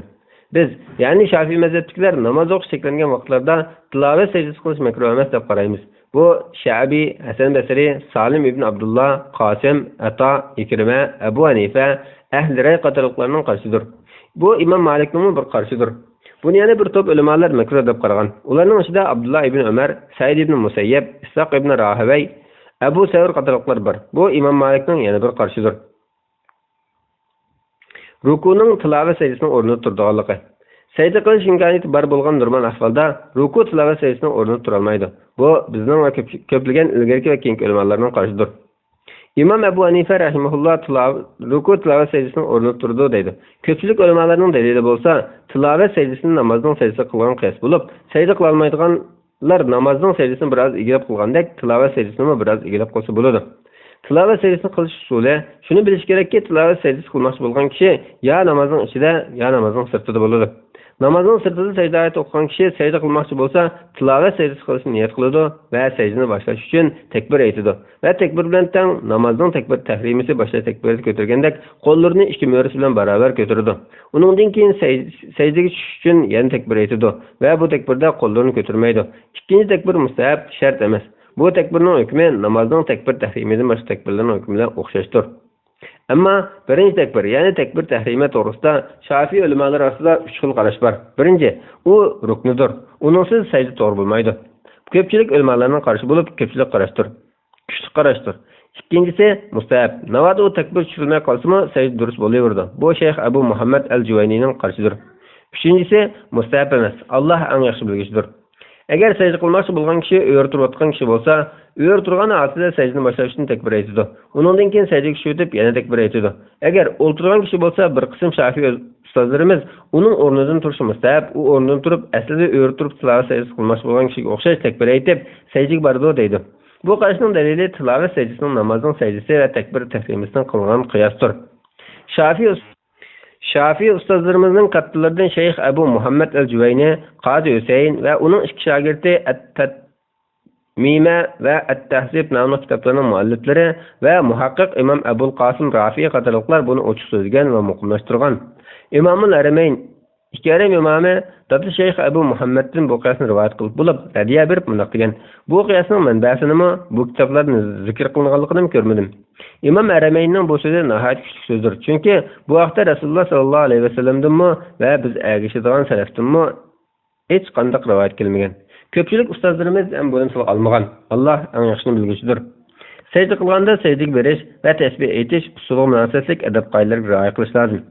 Secdik berish usuliga munosabatlik adab qoidalar shuki, ikki qo'lni, ya'ni ikki mo'risining yon taraf udulda qo'yish, barmoqlarni juplab qibla qaratish, barmoqlarni kiyimning yonidan chiqarish, yerga bevosita tekkizish, erlar jaynikin biqiniga, qo'rsqini yo'tsiq chaplamasligi, ayollar va qo'shnilar qo'rsqini yo'tsiq chaplalishi, beshini tuban uchini igiz qilib sajda qilishi, peshonasi va burnini yerga to'liq tekkizish, sajdani oldirmay to'liq ado qilish. Sajdada tasbih aytish masalasiga kelsak, Shafiy ustozlarimiz namozning sajdasi aytgandek Subhana robbiyal a'la degan tasbihni 3 qatim aytib bo'lgandan keyin Allohumma laka sajadtu va bika amantu balaka aslamtu sajada wajhi lillazi khalaqahu va sawwarahu va shaqqa sam'ahu va basarahu tatabarakallahu ahsanul khaliqin. Ey Allah, sizlarga sajda qildim, sizlarga iymon etdim, sizlarga bo'ysundim. Yuzimni kuch qudrati bilan yaratgan, suratga kirgizgan, uningga ko'z va quloqlarni o'rlashtirgan zotga sajda qildim. Eng mahir yaratuvchi Alloh ulug'dir. Va yana Subbuhun quddusun robbul malaikati var ruh. Allah ayib nasırlardan faktor, muqaddasdır, malaikalar ve Cibril'in Rabbidir deydi. Bular namazın secdelerinde kılıngan dualardır. Şafi ustazlarımız Allahümme ektubli biha inde ecran ve da'anni biha vizran vec'alha li indeke zuhran ve tekabbel minni kema tekabbelte min abdike Davud. Ey Allah, muşu secde sebeplik bana dergahında bir savap yazgın, bir günahını afu kılgın, onu men için dergahını saklap koygun ve onu benden Davud aleyhisselamdan kabul kılgın deyiş müstahap deydi. Bu tilavet secdesiga xas dua bo'lganligi uchun ahamiyat berish lozim. Ustoz İsmail Zarir o'zining At-Tafsir nomli kitobida İmam Shafi'i rahimahullohning tilavet secdesining duosida Subhana robbina in kana va'du robbina lamaf'ula, ya'ni Parvardigorimiz paktur, Parvardigorimizning va'dasi cho'qim o'rinlandi deyishni tanlaganligini tilga oladi. Bu naqlni İmam Shafi'dan hech kim rivoyat qilib topmagan bo'lsa-mu, lekin bu yaxshi qarashdir. Chunki Qur'onning sajdada Subhana robbina in kana va'du robbina lamaf'ula deganlarni maqtovlik ochiq oshkoridir. Shuning uchun sajdada bu zikrlarning hammasini o'qish va shuning bilan birga dunyo va oxirat ishlaridan xohlagan narsalarni tilab duo qilish mustahabdir. Bu zikrlarning ba'zini o'qisimi tasbih aytgan bo'ladi. Navoda asla tasbih aytmagan bo'lsa-mu, xuddi namozning sajdalarida tasbih aytmasimi, sajda ado bo'lgandek tilovat sajdasimi ado bo'laverdi. Zikr tasbihlarni aytib bo'lgandan keyin takbir aytib peshin ko'tardi. Ondan salom berish lozimmi? Bu masalada İmam Shafi'dan mashhur ikki qarash ochiq rivoyat qilingan. Birinchi, shogirdlarning ko'pchilikka tanlagan sayyi qarash tilovat sajdasini takbir tahrim bilan boshqarlik uchun salom berish lozim. Bu vaqtda tilovat sajdasi janoza namozga o'xshagan bo'ladi. Buni Ibn Abi Davud sahih sanad bilan Abdullah ibn Mas'ud rivoyat qilgan. Buni rivoyatni kuchlantirdi. Abdullah ibn Mas'ud sajda oyatini o'qisa, sajda qilib bo'lgandan keyin salom beradi. İkinci xil qarash namozda tilovat sajdasi qilsa, salom bermagandek salom bermasin bo'ladi. Chunki payg'ambar alayhisolamning salom berganligi naql qilinmagan. Birinchi qarash bo'yicha salom berish lozim desak, tashahhudni o'qish lozimmi? Bu masalada ikki xil qarash bor. To'g'risi tilovat sajdasi qiyomga muhtoj bo'lmagandek, tashahhudga muhtoj emas. Ba'zi Shafiy ustozlarimiz salom va tashahhud masalasini birlashtirib, bu ikkita to'vaniklik uch xil qarash bor degan. Birinchi, sahih bo'lgani tashahhud o'qish zarur emas, salom berish zarurdir. Ikkinchi, hech qaysi zarur emas. Üçüncü, ikkilisini qilish lozim. Muhammad ibn Sirin, Abu Abdurrahman, Sulami, Abu Ahwas, Abu Qalaba, Ishaq ibn Rahavay qatorliq salaflar salom berish lozim deb qaraydi. Hasan Basri, Said ibn Jubayr, Ibrahim Naxai, Yahya ibn Wassab, Imam Ahmad qatorliq salaflar bo'lsa salom bermaydi deb qaraydi. Yuqorida bayon qilganlarimiz namoz sirtidagi tilovat sajdasiga munosabatli hukmlardir. İkinci xil ahvolda, ya'ni namozning ishida tilovat sajdasi qilganda, tilovat sajdasiga kirish uchun takbir tahrim uchun takbir aytilmaydi. Sajda qilish uchun takbir aytish mustahab, lekin bu takbirda qo'lni ko'tarmaydi. Sajdadan beshini ko'tarish uchun yana takbir aytadi. Bu ko'pchilik Shafiy ulamolarining qarashiga sahih mashhur qarashdir. Shafiy ustozlarimizning Abu Ali ibn Abu Hurayra sajdaga berish uchunmi, sajdadan beshini ko'tarish uchun takbir aytmaydi deydi. Lekin avval qarash mashhurdir. Namazning ichidagi tilovat sajdasining sajdaga berish va tasbih aytish usuliga munosabatli adab qoidalarini, namoz sirtidagi sajdaning hukmlarini so'zlagandek bayon qilib bo'lgan edik. Qo'shib qo'yilgan yana bir masala, tilovat sajdasi qiluvchining o'zi imom bo'lsa, sajda qilganda tasbihni ko'p aytmaslik lozim. Agar iqtido qiluvchilarning ko'p tasbih aytishni yaxshi ko'rganligini bilgan bo'lsa, ko'p aytsa bo'ladi. Namoz ichidagi tilovat sajdasini beshdan ko'targanda aram elib o'tirmasdan turib ketadi. Buningda ixtilof yo'q bo'lib, buni ochiq tilga olgan olimlar nihoyat oz. Buni Qozi Husayn, Bag'aviy, Rafiy qatorliq olimlar ochiq tilga olgan. Bu masalada tilovat sajdasi namoz sajdasidan farqlanadi. Sahih Buxoriy qatorliq hadis kitoblaridagi sahih hadislarda kelgan Imom Shafiy tanlagan va ochiq bayon qilgan sahih qarash shuki, barliq namozning birinchi rakatida, 4 rakatlik namozlarning 3-rakatida, ikkinchi sajdadan keyin aram olish uchun yengil o'tirib o'tish mustahabdir. Namozda tilovat sajdasidan beshni ko'targanda o'rnidan turish lozim. O'tirib bo'lgandan keyin oz-to'la oyat o'qib, undan ruku qilish mustahab. Oyat o'qimasdan ruku qilishmi joiz. Bismillahirrohmanirrohim. Qarilarning adab qoidalari. Qur'on oyatlarini dalil keltirishning usullari. Qur'on oyatlarini biror maslik dalil qilmoqchi bo'lsa, Qalillohu ta'ala kaza. Alloh taolo bundoq dedi desimi? Allohu taolo yaqulu kaza. Alloh taolo bundoq deydi desimi bo'ladi. Buning hech qanday bo'lmaydigan yeri yo'q. Bu ilgirki va keyingi olimlar amal qilib kelayotgan sahih va tanlangan qarashdir. Ibn Abi Davud mashhur tabiin Mutarrib ibn Abdullah ibn Shihqirning Alloh bundoq deydi demanglar, balki Alloh bundoq dedi denglar deganligini rivoyat qilgan. Mutarrib rahimahullohning Alloh bundoq deydi deyishdan to'sishi oyat hadislarga, sahobalar va ularning keyingilarning ishchilari xilofdir. Chunki Alloh vallohu yaqulul haq, ya'ni Alloh haq so'zni deydi degan. Sahih Muslimda Abu Hurayra radhiyallohu anhu rivoyat qilishicha, payg'ambar alayhisalom bundoq degan: Alloh taolo biror yaxshilik qilgan odam 10 nafs ortiq savob ega bo'lgan bo'ladi dedi. Sahih Buxoriyda Abu Talha radhiyallohu anhu bundoq degan: Ey Rasululloh, Alloh taolo bundoq deydi: Yaxshi ko'rgan narsalardan sarf qilmoqchi, ya'ni mollaringlarning yaxshisini sadaqa qilmoqchi, hargiz yaxshilikqa, ya'ni jannatga erisholmaysizlar. Mana bu Abu Talha radhiyallohu anhuning payg'ambar alayhisalomning huzuridagi so'zidir. Yana Sahih Muslimda Masruq rahimahulloh bundoq deydi: Men Oysha radhiyallohu anhaga Alloh taolo u, ya'ni Muhammad alayhisalom Jibrilni haqiqatan ro'shan ufqning sharqida ko'rdi demidimi desam, Alloh taolaning ko'zlar Allohni ko'rmaydi, Alloh ko'zlarini ko'rib turadi. Alloh bandalarga mehribondir, hammadan xabardordir deganlikni anglamayotsamsan. Yana Alloh taolaning Alloh har qanday odamga faqat vahiy orqali yoki parda orqali so'z qilgan deganlikni anglamayotsamsan dedi. Oysha radhiyallohu anha bu hadisda yana Alloh taolo ey payg'ambar, Parvardigoring tarafidan sen nozil qilinganning hammasini yetkazgan deydi degan. Yana Alloh taolo Allohdan bo'lak osmonlardagi va zamindagilar g'aybni bilmaydi. Ular yana xaloyiq qachon tirilganligini bilmaydi deydi degan. Salaflarning va keyingi ulamolarning bunga o'xshash so'zlarini sanab tugatib bo'lmaydi. Alloh eng yaxshini bilguchidir. Qur'on xatmasining adablari va uning aloqador masalalar to'g'risida bu paragrafda bir necha masalani bayon qilamiz. Birinchi, mesela Qur'on tamomlashning vaqti.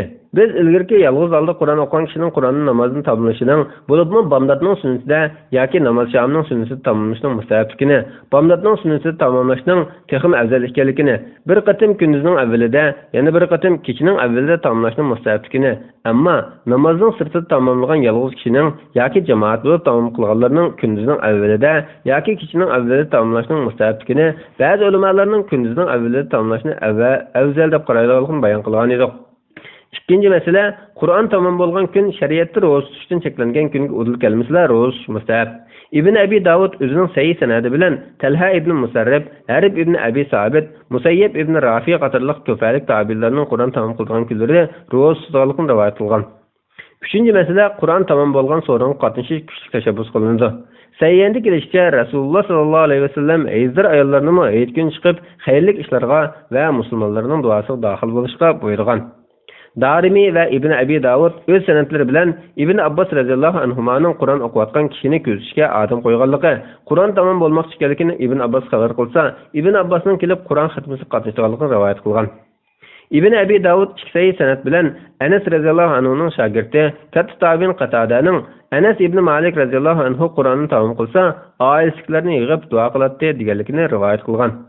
U yana sahih sanatlar bilan katta tabiin Hakam ibn Utaybaning "Mana Mujohid bilan Abda ibn Abu Lubaba ikkilan odam evatib, biz hozir Qur'onni tamom qilishga turyapmiz. Qur'on tamom bo'lganda duo ijobat bo'ladi. Shuning uchun men sana odam evatdik. deganlikni rivoyat qilgan. Ba'zi rivoyatlarda Qur'on tamom bo'lgan yerga Allohning rahmati tushidi deyiladi deb kelgan. Ibn Abi Davud o'zining sahih sanad bilan Mujohidning ular ya'ni sahobalar Qur'on tamom bo'lganda yig'laydi va Qur'on tamom bo'lganda Allohning rahmati tushidi deydi deganlikni rivoyat qilgan. 4-masala Qur'on tamom bo'lgandan keyin duo qilish kuchli tashabbus qilinadi. Buning dalillarini biz ilgirki masalada bayon qilib bo'ldik. Ya'ni Darimi o'z-sanadi bilan Umayd ibn Rajning mundaq deganligi rivoyat qilinadi. Kimki Qur'on o'qib bo'lgandan keyin duo qilsa, uning duosiga 4 farishta amin deydi. Duoda yelinish, muhim ishlarni tilga olib duo qilish, musulmonlarning podshohlarining va boshqalarning tuzilishi haqida ko'proq duo qilish lozim. Hakim Abu Abdullah Nisaburi o'z sanadi bilan Abdullah ibn Muborak roziyallohu anhuning Qur'on tamom qilgan chog'ida musulmon erlar va musulmon ayollar, mu'min erlar va mu'min ayollar haqida ko'p duo qilganligini rivoyat qilgan. Hakimning boshqalarimi shunday rivoyat qilgan. Duo qilishda tövendek mazmuni mo'l duolarni tanlash lozim. اللهم أصلح قلوبنا وأزل عيوبنا وتولنا بالحسنى وزينا بالتقوى واجمع لنا خير الآخرة والأولى وارزقنا طاعتك ما أبقيتنا. Ey Allah, qalblarimizni isloh qilgin, ayblarimizni yo'qotgin, bizni yaxshi amallarni qilishga muvaffaq qilgin, bizlarni taqvodalik bilan bezgin, bizlarga dunyo va oxiratning yaxshiliklarini tang bergin, bizni hayotli qoldirsang, sana toat ibodat qilishga muvaffaq qilgin. اللهم يسرنا لليسرى وجنبنا للعسرى وأعذنا من شرور أنفسنا وسيئات أعمالنا وأعذنا من عذاب النار وعذاب القبر وفتنة المحيا والممات وفتنة المسيح الدجال. Ey Allah, bizni yaxshi amallarni qilishga muyassar qilgin, yomon amallarni yiroq qilgin, nafslarimizning yomonliklaridan va yomon amallarimizning shumliklaridan bizga panoh bergin. Bizni do'zax azobidan, qabr azobidan, hayot-mamot fitnalaridan va dajjalning fitnalaridan saqlab qolgin. Allahumma inna nas'aluka al-huda wat-taqwa wal-afafa wal-ghina. Ey Allah, sendan hidoyat, taqvolik, poklik va behojatlik tilaymiz.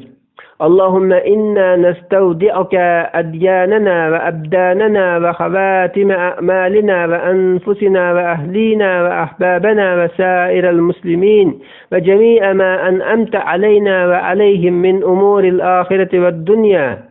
Ey Allah, dinimizni, tinimizni, amallerimizning tuganchisini, o'zimizni, bola chaqalarimizni, yaxshi ko'rgan kishilarimizni, barliq musulmonlarni sen bizga va ularga inom qilgan dunyo va oxiratning ne'matlarini sana amonat qo'yamiz. Allahumma inna nas'aluka al-afwa wal-afiya fid-din wad-dunya wal-akhirah wajma' baynana wa bayna ahbabina fi dari karamatika bi fadlika wa rahmatik. Ey Allah, senden dinimga va dunyo oxiratimga aman esenlik apo tilayman. Fazling va rahmating bilan biz va do'st yaralarimni isil jannatlarda jam qilishingni tilayman. Allahumma aslih ولاة المسلمين ووفقهم للعدل في رعاياهم والإحسان إليهم والشفقة عليهم والرفق بهم والاعتناء بمصالحهم وحببهم إلى الرعية وحبب الرعي إليهم ووفقهم لصراطك المستقيم والعمل بوظائف دينك القويم. Ey Allah, musulmonlarning boshliqlarini isloh qilgin, ularni fuqarolarga adil bo'lishga, fuqarolarga yaxshilik qilishga, fuqarolarga ish chaqirtishga, fuqarolarga muloyim bo'lishga, ko'ngil bo'lishga muvaffaq qilgin. Ularni fuqarolarni ularga yaxshi ko'rsatgin. Ularni to'g'ri yo'lga va to'g'ri dinning buyruqlariga amal qilishga muvaffaq qilgin. Allahumma tfu bi abdika sultanana ووفقه لمصالح الدنيا والآخرة وحببه إلى الرعية وحبب الرعي إليه. Ey Allah, senin qulun bo'lgan sultanımızga rahim qilgin. Uni dunyo va oxiratga yaxshi amallarni qilishga muvaffaq qilgin. Uni fuqarolarga va fuqarolarni unga yaxshi ko'rsatgin. Sultonlar haqida kelgan boshqa duolarni qilish bilan bizga yana buni duoni qiladi. اللهم ارحم نفسه وبلاده وسن أتباعه وأجناده وانصره على أعداء الدين وسائر المخالفين ووفقه لإزالة المنكرات وإظهار المحاسين وأنواع الخيرات وزد الإسلام بسببه ظهورا وعزه ورعيته إعزازا باهرا. يا الله, uni va uning shaharlarini qo'g'digan, agash kuchlari va qo'shinlarini himoya qilgan, din dushmanlari va qarshi chiqishlarga qarshi uning yordam bergan, uni yomon ishlarni yo'qotib, yaxshi ishlarni barpo qilishga muvaffaq qilgan. U orqali islomni texnik kuchaytgan, uni va uning fuqarolarini aziz qilgan. اللهم أصلح أحوال المسلمين وأرخص أسعارهم وآمنهم في أوطانهم واقصي ديوانهم وعافي مرضاهم وانصر جيوشهم وسلم غيابهم وفك أسراهم واشف صدورهم وأذهب غيظ قلوبهم وألف بينهم واجعل في قلوبهم الإيمان والحكمة وثبتهم على ملة رسولك صلى الله عليه وسلم وأوزعهم أن يوفوا بعهدك الذي عاهدتهم عليه وانصرهم على عدوك وعدوهم إله الحق وجعلنا منهم. Ey Allah, musulmonlarning ahvolini isloh qilgan, mol bahosini arzon qilgan, ularni vatanlarida aman qilgan, ularni qarzlardan qutuldirgan, ularning kasallariga shifo bergin, qo'shinlarga yordam bergin, ularning yo'qolib ketganlarini salomat qilgan, asirlarni qutqizgan, dillariga shifolik bergin, ularning dillaridagi ochiqni yo'q qilib etgin, ularning orasini birlashtirgin, ularning qalblariga iymon va hikmatni o'rnashtirgan, ularning payg'ambarining yo'lida mustahkam qilgan, ularni sana bergan va'daga vafo qilishga muvaffaq qilgan, sening va ularning dushmanlariga qarshi ular yordam bergin, bizni va sen yordam bergan kishilar qatorida qilgin. اللهم اجعلهم آمرين بالمعروف فاعلين به ناهين عن المنكر مجتنبين له محافظين على عدوك قائمين على طاعتك متناسحين اللهم صنهم في أقوالهم وأفعالهم وبارك لهم في جميع أحوالهم. Ey Allah, ularni yaxshilarni qilg'uchi va yaxshilarga buyurg'uchi, yomon ishlardan yiroq bo'lg'uchi va yomon ishlardan to'sg'uchi, sening belgilamalaringga rivoyat qilg'uchi, davomli sana itoat qilg'uchi, haqqoniyatchi, nasihat qilg'uchi va nasihat qabul qiluvchi kishilardan qilgin. Ey Allah, ularni so'z va ish harakatlarida xatoliklardan saqlab qolgan, ularning hamma ishlariga barakat qilgin.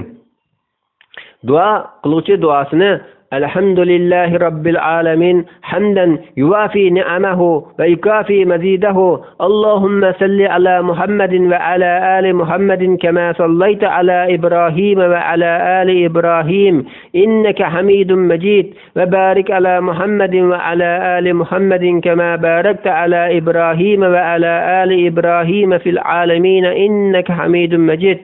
Barliq maqtashlar olamlarning parvardigor Alloh xosdir. Allohga uning ne'matlariga va fazliga loyiq hamd sanolar bo'lsin. Ey Alloh, Ibrohim alayhissalom va uning oilasiga rahmat qilganingdek, Muhammad alayhissalom va uning oilasiga rahmat qilgan. Ey Alloh, Ibrohim alayhissalom va uning oilasiga barakat ato qilganingdek, Muhammad alayhissalom va uning oilasiga ikkil dunyoda barakat ato qilgan. Haqiqatan sen maqtashga loyiq buyuk zotdirsan.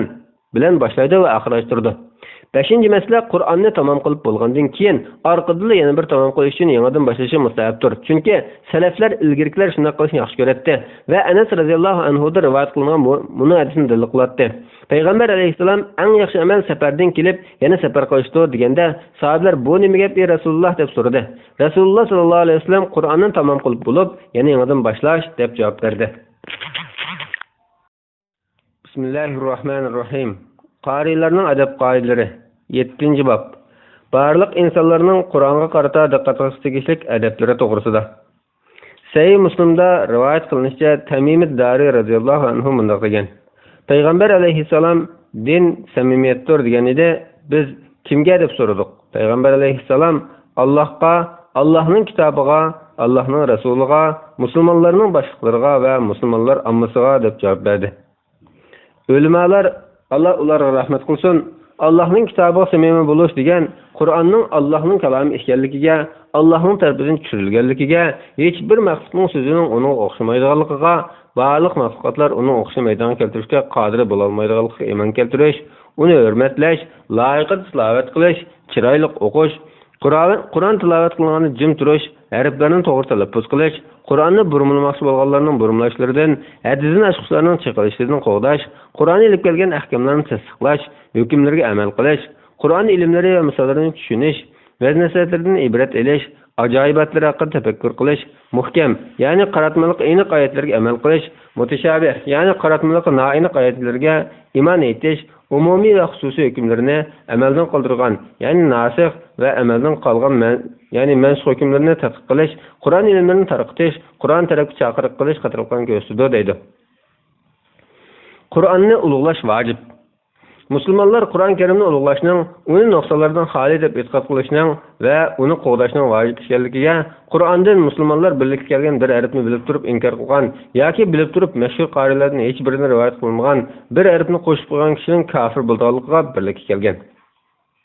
İmam Hafiz Qazi Iyaz rahimahulloh bunday deydi: Allohning kalomini yoki qulimizga mushaf sharifni yoki uningdan biror narsani mansitmagan yoki tilgan yoki uning biror harfini inkor qilgan yoki uningda ochiq so'zlangan biror hukmni yoki xabarni inkor qilgan yoki Qur'on inkor qilganni inkor qilmagan yoki inkor qilmaganni inkor qilgan yoki Qur'ondagi biror narsaga shak qilgan kishi barliq musulmonlarning qarshida birdek kofirdir. Shunaqla Alloh taolo tomonidan tushirilgan Tavrat, İncilga o'xshash kitoblarni inkor qilgan yoki tilgan, ko'zga ilmagan kishilarmi kofirdir. Yurt-yurtlarda tilovat qilinayotgan musulmonlarning qo'llarida kitob, ya'ni Qur'onga yozilgan Fatihadan boshlanib Nas surasidan oxirlashadigan ikki muqova orasida bo'lgan so'zlarning Allohning so'zi va Muhammad alayhissalomga tushirgan vahiysi ekanligiga, uningdagi hamma narsaning haq ekanligiga, uningdan biror harfni qasddan kamaytirayotgan yoki uning o'rniga boshqa bir harfni almashtirayotgan, qo'limizga musulmonlar birlikka kelgan kitob o'z ichiga olmagan, musulmonlar Qur'on emaskiga birlikka kelgan biror harfni qasddan qo'shib qo'ygan kishining kofir bo'lganligiga birlikka kelgan. Abu Osman ibn Addad bunday deydi: Allohni bir deb e'tiqod qiladigan barliq kishilar Qur'ondan biror harfni inkor qilsa kofir bo'lib ketganligiga birlikka kelgan. Bag'dod faqihlari Ibn Mujohid bilan billa Bag'dod qoriylariga riyosatchilik qilgan mashhur qori Ibn Shanabuzani Qur'onni mushaf oyatlar yozilgan kitob bo'lmagan yot qiroatlar bilan o'qiganligi va o'qitganligi uchun tavba qildirishga birlikka kelgan va Hijriya 323-yili Vazir Abu Ali ibn Muqlaning huzurida o'z xatoligini itiraf qilganligi va tavba qilganligi haqida xotir qoldirgan. Abu Muhammad ibn Abi Zayd kichik bolaga Alloh mualliminga va uning sana o'rgatganlariga rahmat qilsin deb, men uning adabsizligini demoqchi, Qur'on demoqchi emas deb turib olgan kishining jazolanganligi, ammo Qur'onga la'nat qilgan kishining o'ldirilganligi haqida fatvo bergan. Qodiyazning so'zi mush yerda oxirlashdi. Qur'onni tafsir qilishning hukmi. O'zida Qur'on Karimni tafsir qilish salohiyatini hozirlamagan kishilarning Qur'onni ilmsiz holda tafsir qilishi va Qur'on ma'nolari haqida gap qilishi haromdir. Bu vaqtdagi hadislar nihoyat ko'p. Buning haromligiga musulmonlar birlikka kelgan. Ammo olimlarning Qur'onni tafsir qilishi joiz va yaxshi ishdir. Buningga ham musulmonlar birlikka kelgan.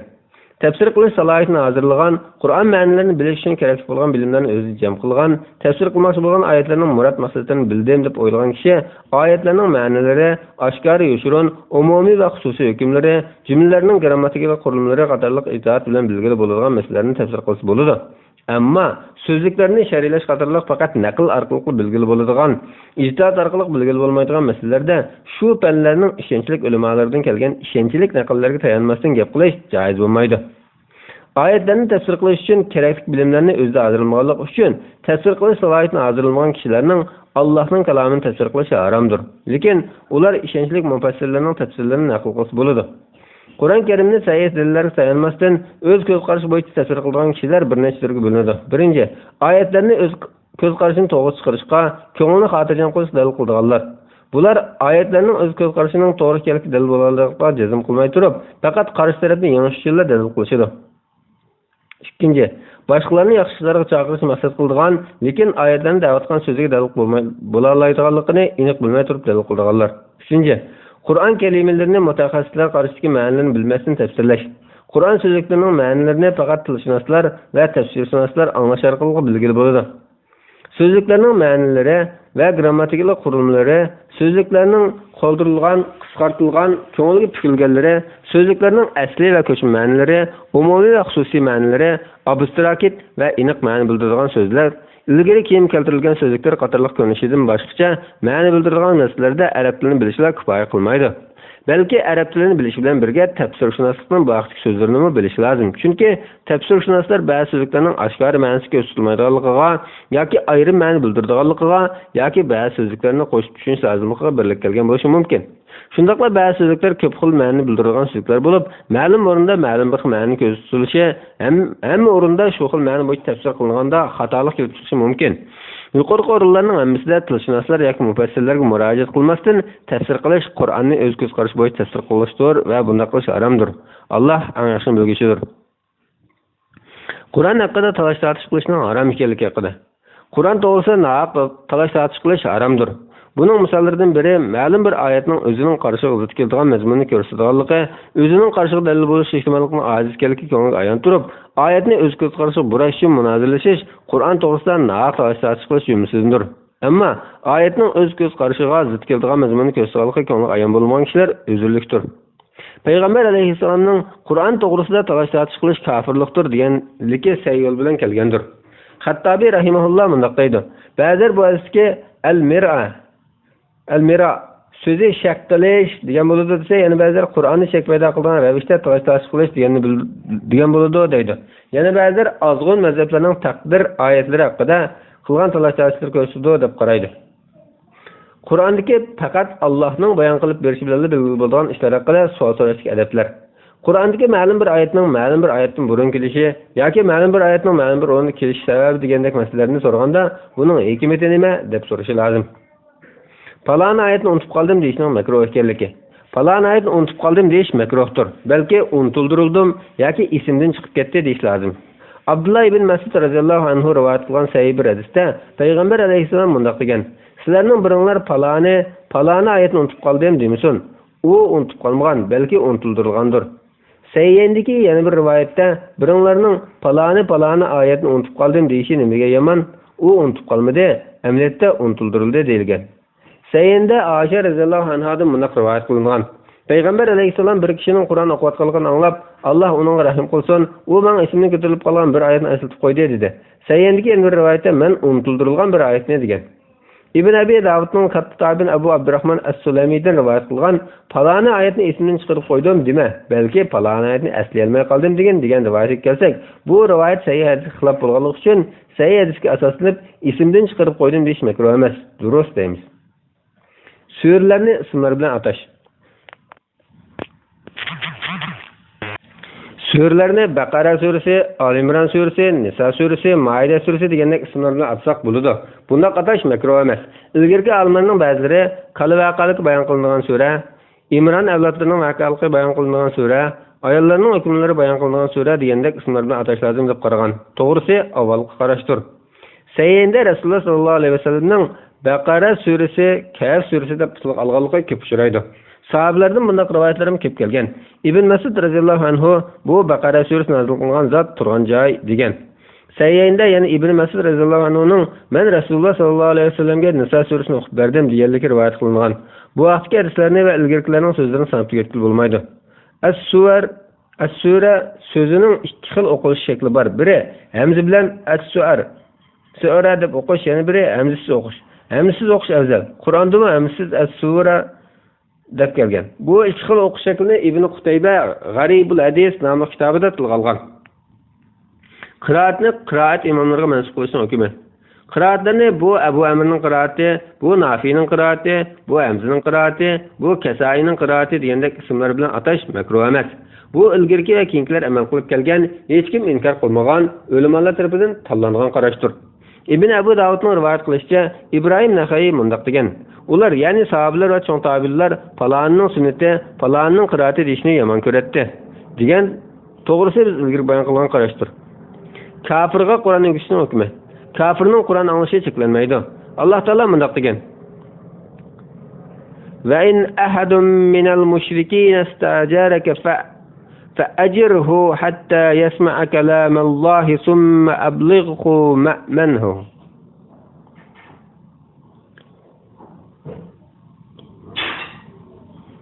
Summa ablighu ma'manah. Yani agar mushriklardan biror kishi senden amonlik tilasa yoki u Allohning kalomini anglaganga, ya'ni fikr qilib uning haqiqatiga yetganga qadar uning amonlik bergan. Ondan u iymon etmasa, uni jini meli amon bo'lgan joyga yetkazib qo'ygan. Ammo ularning Qur'onni tutish shaklinadi. Ularga Qur'onni o'qish durustmi? Shafiy ustozlarimiz bundaq deydi: musulmon bo'lishidan umid bo'lmasa o'qishga bo'lmaydi. Umid bo'lsa ikki xil qarash bor. Biri musulmon bo'lishni umid qilib o'qishga bo'ladi. Bu sahih to'g'ri qarashdir. İkinci xil qarash, musulmon bo'lishidan umid bo'lgan taqdirdami, uningga Qur'onni setib berish durust bo'lmagandek, Qur'onni o'qishmi durust bo'lmaydi. Ularning Qur'onni o'qiyotganligini ko'rsak to'samdiq, bu masaladami ham ikki xil qarash bor. Temiyat qilish uchun Qur'on oyatlarini yozishning hukmi. Ulamolar orasida qachoq Qur'on oyatini yozib, yuyib kasalga suyun ishkilishda o'xshagan ko'zqarashlar mavjud. Hasan Basri, Mujohid, Abu Qalaba, Avzoyi qatorliqlar kerak yo'q desa, Ibrohim Naxayi makruh deydi. Shafiy ustozlarimizdan Qozi Husayn, Bag'aviy qatorliqlar tatliq turim deganda yemeklarga Qur'on oyatlarini yozib yeysi mayli deydi. Qozi Husayn oyat yozilgan yog'ochni ko'tarish makruh deydi. Tam va kiyim-kechaklarga oyatlarni naqsh qilib o'yishning va oyatlardan tiltimor tutishning hukmi.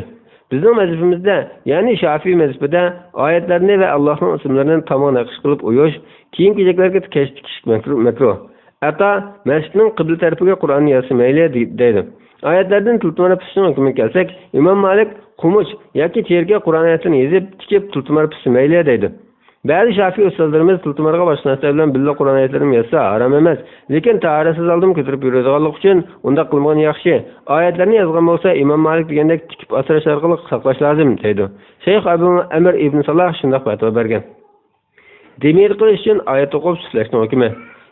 Ibn Abi Davud sahabalardan Abu Juhayfa radhiyallohu anhu ismi Vahib ibn Abdullah unda qilmas degishlarim bor. Ning va tabilardan Hasan Basri, Ibrohim Naxayi qatorliqlarning bunda qilishni makruh deb qaraydigan rivoyat qilgan. Tanlangan qarash shuki, Qur'on o'qib yurib damsilish makruh emas, yoki sunnat va mustahibdir. Sahih hadisda Oysha radhiyallohu anha rivoyat qiladi-ki, Payg'ambar sallallohu alayhi vasallam har kecha yotgan chog'da alqonlarini jiplab turib, Ixlos, Falaq, Nar suralarini o'qib, suhdab yurib, ikki qo'li bilan beshi, yuzi va badanining old tarafidan boshlab, badanining qo'li yetgan yergacha 3 qatim siylaydi. Bu hadisni Imom Buxoriy bilan Muslim Sayyanda rivoyat qilgan. Sayyanning bundan boshqa ba'zi rivoyatlarida yana mundaq kelgan. Oysha radhiyallohu anha Payg'ambar alayhisalom og'rib qolsa, meni buyurdi. Men mazkur so'zlarni o'qib yurib qo'yatdim degan. Yana ba'zi rivoyatlarda Oysha radhiyallohu anha mundaq degan. Payg'ambar alayhisalom vafot bo'lgan kezida Falaq, Nas suralarini o'qib o'ziga o'rgan edi. Rasulullohning kesali og'irlashgan chog'da men mazkur so'zlarni o'qib barakatli bo'lg'achqa o'z qo'l bilan badanini siltib yurib qo'yatdim. Yana ba'zi rivoyatlarda Payg'ambar alayhisalom og'rib qolsa, Falaq, Nas suralarini o'qib o'ziga o'rgatdi degan. Lug'at olimlari an-nafas, ya'ni suf deyish degan tukuruksiz yenik bo'lashdir degan.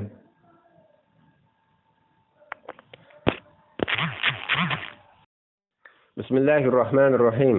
Qarilarning adab qoidalari 8-bob. Ma'lum vaqt va ahvollarda o'qish mustahab bo'lgan oyat va suralar to'g'risida.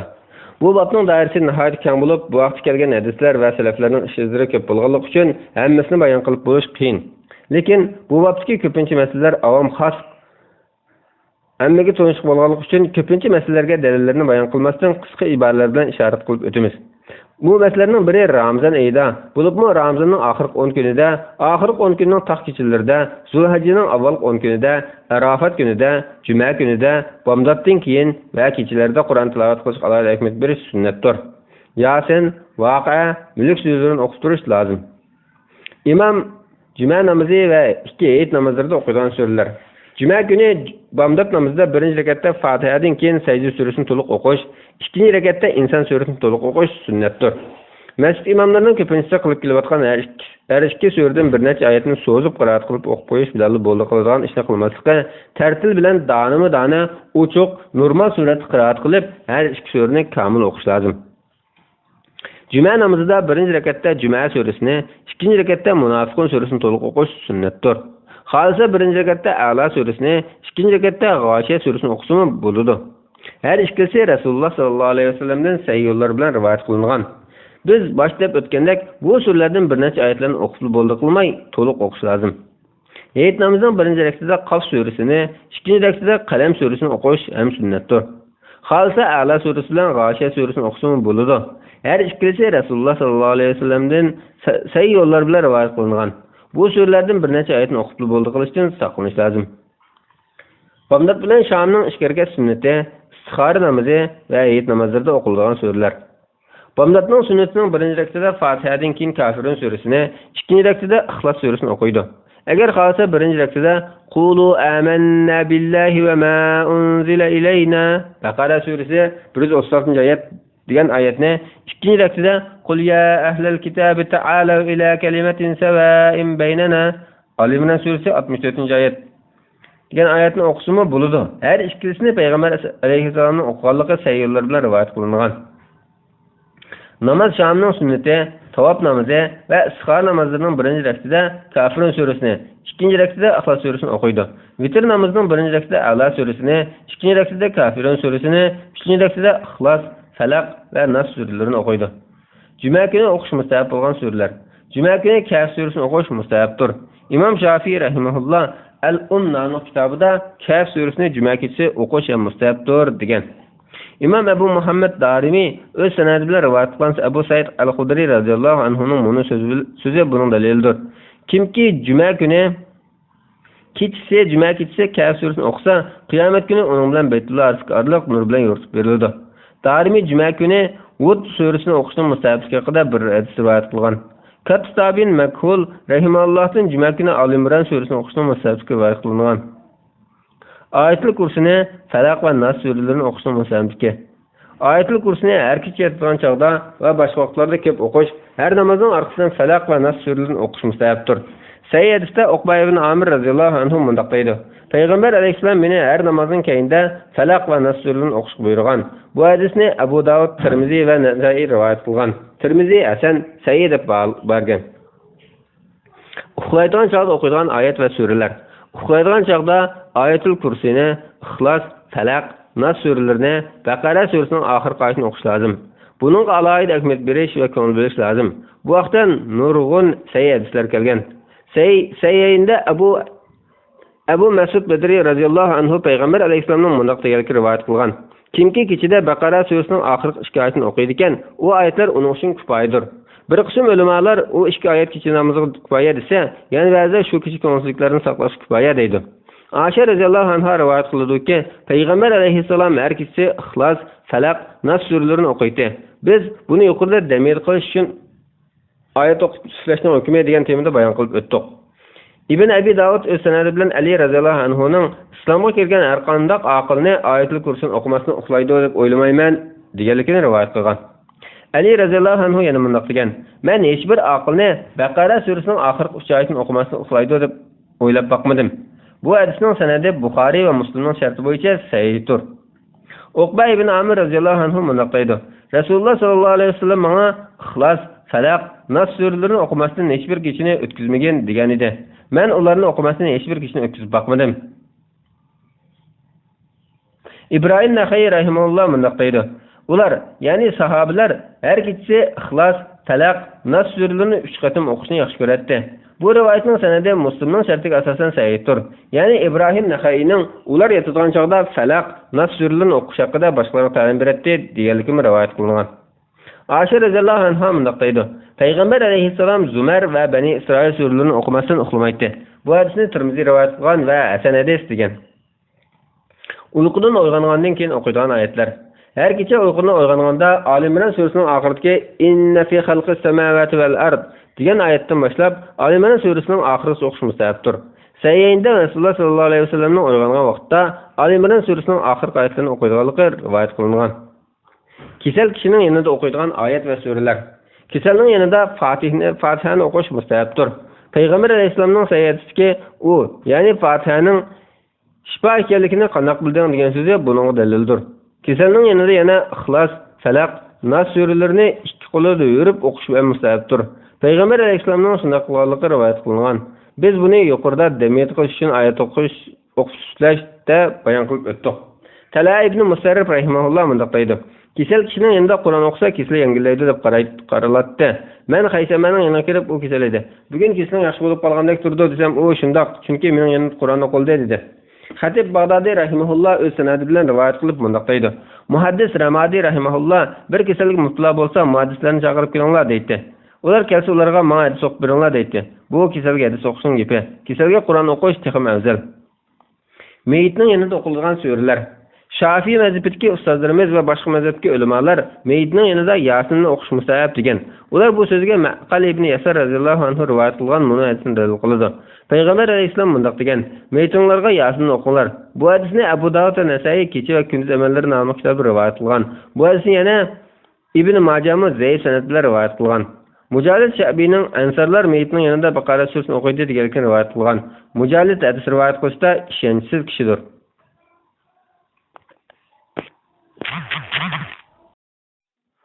Bismillahirrahmanirrahim.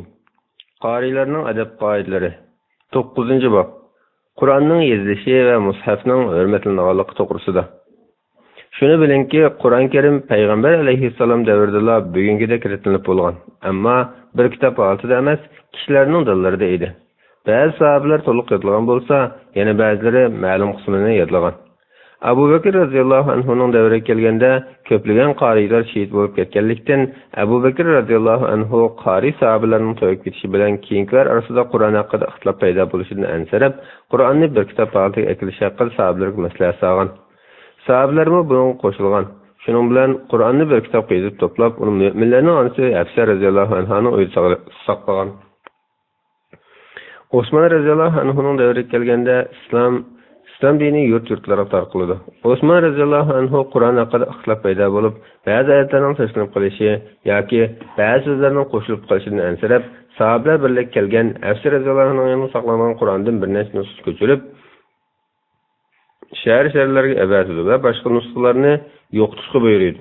Osman raziyallahu anhu'nun bu işiga Ali raziyallahu anhu qatarlıq barlıq sahabeler birdək qoşulgan.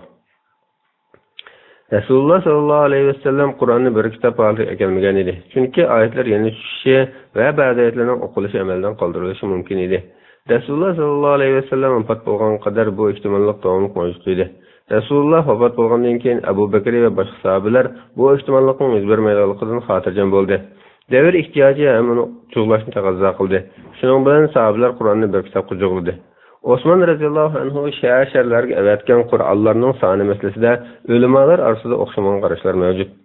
İmam Ebu Emir Dani köpçülük ölümalar Osman radhiyallohu anhu Qur'an'ı 4 nusxa ko'chirib, birini Basraga, birini Kufaga, birini Shamga əvətgan, yana birini bo'lsa o'z yanida elib qolgan deb qaraydi. Abu Atim As-Sijistani Osman radhiyallohu anhu Qur'onni 7 nusxa ko'chirib, birini Makkaga, birini Shamga, birini Yaminga, birini Bahraynga, birini Basraga, birini Kufaga avatgan, yana birini bo'lsa Madinaga elib qolgan deydi. Bu Qur'on Karimning dastlab to'planish munosib masalasining qisqa bayonidir. Bu haqda Sahih Buxoriyda nurg'un hadislar bor. Al-Mushaf kalimasidagi mim harfini pesh o'qib, zevir o'qish va zir o'qishdan iborat 3 xil o'qish shakli bor. Pesh ve zir o'qish mashhur o'qish shakllaridir. Zavar o'qish bo'lsa Abu Ja'far Nahhas qatorliqlar tilga olgan. Qur'on Karimni yozish va uningga chekit, zir, zavar, pesh qatorliq belgilarni qo'yishning hukmi. Ulamolar Qur'on Karimning chiroyli harflar ochiq, danim-dana oldirmay, harflarni bir-biriga kirishtirib o'tmay yozishning mustahabligiga birlik kelgan. Ulamolar Qur'onga chekit va harakatlarni zir, zavar, peshni qo'yish mustahab, chunki bu Qur'on o'qiganda xatolik qo'yishning oldini oladi deydi. Şa'bi ve İbrahim Naxaining chekit qo'yishni makruh deb qarag'anligiga kelsak, bu ularning o'z zamonida Qur'onga o'zgartish kirib qolishidan ansirganlik uchun edi. Hozir uningdan xotirjam bo'lganligimiz uchun chekit qo'yish cheklanmaydi va bid'at deb tutilmaydi. Chunki u ilmiy kitoblarni yozish, madrasa, rabat va karvonsaroylarni bino qilishga o'xshash yaxshi yangiliklar qatoridandir. Alloh eng yaxshi bilguchidir. Qur'onni nafaq narsalar bilan yozish va tamg'a yozishning hukmi. Qur'onni nafaq narsalar bilan yozish joiz emas. Tamlarga ait yozish bizning mazhabimizda makruhdir. Bu haqda Ataning biz yuqorida bayon qilib o'tgan joiz bo'ldi degan qarashi bor. Biz yuqorida yana oyat yozilgan yemekliklarning yesi bo'ladi, oyat yozilgan yog'och ko'ydirish makruh degan edik. Qur'onni hurmatlash va qo'llashning vojibligi. Barliq musulmonlar Qur'onni qo'llash va hurmatlashning vojibligiga birlikka kelgan. Shafiy ustozlarimiz va boshqa mazhab olimlari navoda musulmon kishi Qur'onni axlatga tashlasa, Alloh saqlasin, kafir bo'ladi degan. Ulamolar Qur'onni yastiq qo'yib yetishi haram, Qur'onni emas balki boshqa ilm kitoblarini beshiq qo'yib yetishi haram, Qur'on elib kelinsa o'rnidan turish mustahab degan. Chunki fazilat ahli bo'lgan ulamolar va salaflarga o'rnidan turish mustahab bo'lgan ekan, Qur'onga o'rnidan turish albatta mustahabdir. Fazilatli kishilarga o'rnidan turishning mustahabligining dalillarini bu temada maxsus yozgan risolam deb bayon qilgan. Biz yana Imom Darimining Musnad nomli kitobida sahih sanad bilan rivoyat qildikki, Ibn Abi Mulayka mundaq deydi: İkrima ibn Abi Jahl radhiyallohu anhu Qur'onni yuziga yiqib, Parvardigorimning kitobi deydi. Qur'onni o'zi bilan birga elib dushman ziminiga safar qilish. Zimmi musulmonlar davlatga musulmon emas fuqaroga Qur'on setish, saran kishining va kichik bolaning Qur'onni ko'tarishning hukmi. Qur'onni dushmanning qo'liga tushib ketish ehtimolligi bo'lsa, Qur'onni o'zi bilan birga elib dushman ziminiga safar qilish haromdir. Sayyidindagi mashhur hadisda payg'ambar alayhissalom yanada Qur'on elib dushman ziminiga safar qilishdan to'sgan. Zimmilarga Qur'on setish haromdir. So'zining durust bo'lish bo'lmasligida Imom Shafiydan 2 xil rivoyat kelgan. Biri so'zi durust emas, Bu to'g'ri rivoyat. Yana biri durust, lekin zimmiy Qur'onni darhol qo'ldan chiqarishga buyuriladi. Sarang va oqqadan ayrilmaydigan kichik bolaning Qur'onni hurmatini saqlayolmaslik ehtimoli bo'lganligi uchun Qur'onni ko'tarish cheklanadi. Bu cheklash ularning homiylarga, ya'ni egillarga va ularning Qur'onni ko'tarishiga tamshilganligini ko'rgan har qanday kishiga vojibdir. Tahoratsiz kishining Qur'onni tutishi va ko'tarishining hukmi. Tahoratsiz kishining Qur'onni tutishi va ko'tarishi mayli biror narsa bilan ko'tarsin yoki bevos ko'tarsin, oyatlarning o'zini tutsin yoki cho'risidagi izohotlarni tutsin yoki muqovasini tutsin, o'xshashlar haramdir. Qur'on silingan sanduq, qacha va xaltalarni tahoratsiz tutish va ko'tarish haramdir. Bu Shafiy mazhabiga ishonchlik va tanlangan qarashdir. Qur'on silingan sanduq, qacha va xaltalarni tutish va ko'tarish haram emas degan qarashim bor, lekin bu ojiz qarashdir. Ayet yozilgan taqtayma yozilgan ayet az bo'lsin yoki ko'p bo'lsin, o'xshashlar Qur'onning hukmida. O'rganish uchun oyatning bir qismini yozgan taqtaynimi tahoratsiz tutish haramdir. Qur'onni bevosita qo'l tekkizmay biror narsa bilan varaqlashning hukmi.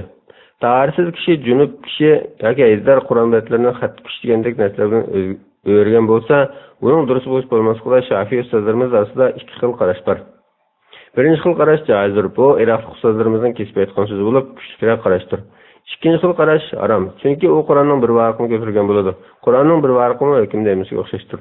Ammo yangi qo'lga yo'gab yangi orqali varaq o'rgan bo'lsa, hamma ustozlarimizning qarashida birdek haramdir. Bu masalada ikki xil qarash bor degan ustozlarimiz xatolashgan. To'g'risi, yangi orqali bat o'rish keskin haramdir. Chunki bat qo'l orqali o'rildi, yangi orqali emas. Tahoratsiz kishining Qur'onni yozishning hukmi. Tahoratsiz yoki junub kishi Qur'onni yozgan bo'lsa, yozib o'tib qog'ozni tutsa yoki ko'tarsa haram. Agar tutmasa yoki ko'tarmasa, buning Shafiy ustozlarimiz orasida uch xil qarash bor. Birinchi xil qarash joizdir. Bu Shafiy mazhabiga to'g'ri qarashdir. Ikkinchi xil qarash haram. Uchinchi xil qarash tahoratsiz kishiga durust, junub kishiga haram. Tafsir, fiqh, hadis kitoblarida Qur'on oyatlarini o'z ichiga olgan kitoblarni tutishning hukmi. Tahoratsiz yoki junub yoki ajdar fiqh kitoblari qatorli Qur'on oyatlari bor kitob, oyat kechilgan kiyim, oyat yosilgan tanga, tilla qatorliq narsalarni tutsa, ko'tarsa yoki ichida Qur'on bor yuktoqlarni ko'tarsa yoki oyat o'yilgan non, tasliqtirim, tam qatorliqlarni silsa, Shafiy mazhabiga kuchli qarash bularning hammasi joizdir. Chunki bu narsalar Qur'on emas. Bu masalada ba'zi ustozlarimizdan bu ishlarni harom degan qarashim kelgan. Qoziqilan Abu Hasan Mavridi o'zining Al-Havi nomli kitobida oyat kechilgan rahlarni tutish joiz, ammo uni kiyim qilib kiyish birdek joiz emas. Chunki bunday kiyimlarni kiyishning maqsad Qur'on bilan barkat tilashdir deydi. Uning bu qarashi ojiz bo'lib, buning birarasini qo'shilganligini ko'rmadim. Aksiya Shayx Abu Muhammad Al-Juvayni va boshqalar bu kiyimlarni kiyishning durustligini ochiq bayon qilgan. Mana bu Shafiy mazhabiga to'g'ri qarashdir. Alloh eng yaxshi bilguvchidir. Tafsir kitoblarining hukmiga kelsak, agar tafsirdan oyat ko'p bo'lsa, tutish va ko'tarish haram. Ammo tafsir oyatdan ko'p bo'lsa, oyatni ko'pini shunday qo'ydi. Bunda ahvol haqida uch xil qarash bor. Birinchi, haram emas, bu eng to'g'ri qarash. Ikkinchi, haram.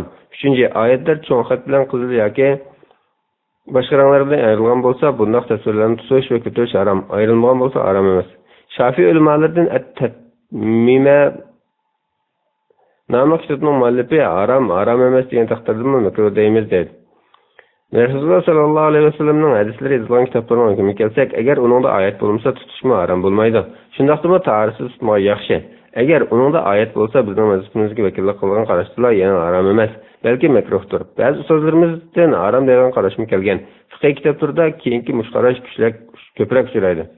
Ammo الشيخ والشيخة إذا زنيا فرجموهما البتة نكالا من الله والله عزيز حكيم. Yani qari ayol zina qilsa, ularni cho'ngiza qilinglar degan oyatga o'xshash tilovati mansub qilingan, yana amaldan qoldirilgan oyatlarni tutish va ko'tarish harom emas. Shafiy ustozlarimiz Tavrat va Injilni tutish va ko'tarish shunday yana harom emas deydi. Bandida nijosat bor kishining Qur'onni, badanida nijosat bor kishining Qur'onni tutishning hukmi. Tahorat kishining badanining ma'lum bir yerida pokizlamasi bo'lmaydigan nijosat bo'lsa, nijosat bor yerni Qur'onga tekkish haramdir. Buningda ulamolar orasida ixtilof yo'q. Nijosat bor yerdan boshqa yer bilan tutsa, Shafiy ustozlarimizdan va boshqa mazhab ulamolarining ko'pchilik salgan mashhur qarash asosida haram emas. Shafiy ustozlarimizning Abul Qasim Saymari haram deganda, boshqa ustozlarimiz uning bu so'zini xato deb bog'lagan. Qozi Abu Tayyib uning bu fikri bazakir qilindi degan. Yuqori haram emas degan mashhur qarashga asosan ba'zi ustozlarimiz makruh degan. To'g'risi makruh emas. Suv topolmagan kishining Qur'onni tutishning hukmi. Suv topolmagan kishi tayammum qilish joiz bo'lgan ahvollarda namoz o'qish uchun tayammum qilsin yoki boshqa tayammum qilish durust bo'lgan ishlar uchun tayammum qilsin, tayammum qilib Qur'on tutsa bo'ladi. Ammo suvni tuproqdan topolmagan kishi holiga yarasha namoz o'qiydi. Ammo Qur'onni tutish durust bo'lmaydi, chunki u tahoratsizdir. Uning namoz o'qishni zaruriyat yuzasidan durust deymiz. Namoda yanada Qur'on bo'lib, uni omonatga qo'ygan kishi topolmagan va tahorat ilishga qadrlangan bo'lsa, zaruriyat yuzasidan Qur'onni o'zi bilan birga ko'tarib yurishi durustdir.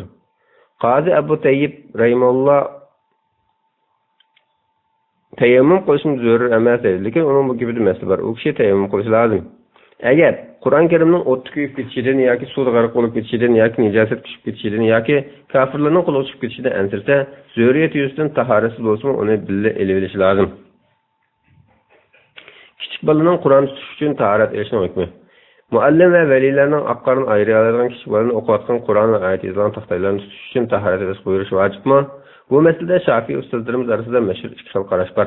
Ustozlarimizning nazariga to'g'riroq qarash, unda qilish qiyin bo'lganligi uchun vojib emas. Qur'onni setish va setilishning hukmi. Qur'onni Karimni setish va setilish so'ziyatini to'g'ri to'xtam bo'ladi. Uni setilishmi makruh emas, ammo uni setishning makruhligida ustozlarimiz orasida ikki xil qarash mavjud. To'g'riroqi, ehtiyoj yo'q ahvolda setish makruh. Imom Shafiy buni ochiq so'zlagan. Qur'onni setish va setilish makruh emas deb qaraganlar qatorda salaf solihlardan Hasan Basri, Ikrima, Hakam ibn Utayba qatorliqlar bor. Bu qarash Ibn Abbos radhiyallohu anhudan rivoyat qilingan. Yana bir qism ulamolar Qur'on Karimni setilishni makruh deb qaragan. Bu qarashni Ibn Munzir al-Qama, Ibn Sirin, Ibrohim Naxai, Qozi Shurayh, Masruq, Abdullah ibn Zayd qatorliqlardan rivoyat qilingan. Ibn Umar va Abu Musa Ash'ari radhiyallohu anhularning Qur'onni setishni to'g'ri ko'rmay qilgan qattiq gaplari rivoyat qilingan. Yana bir qism ulamolar Qur'onni setilish ruxsat, setish makruh deb qaragan. Bu qarashni Ibn Munzir, Ibn Abbas, Said ibn Jubayr, Ahmad ibn Hanbal, Saq ibn Rahavay qatorliqlarda rivoyat qilgan.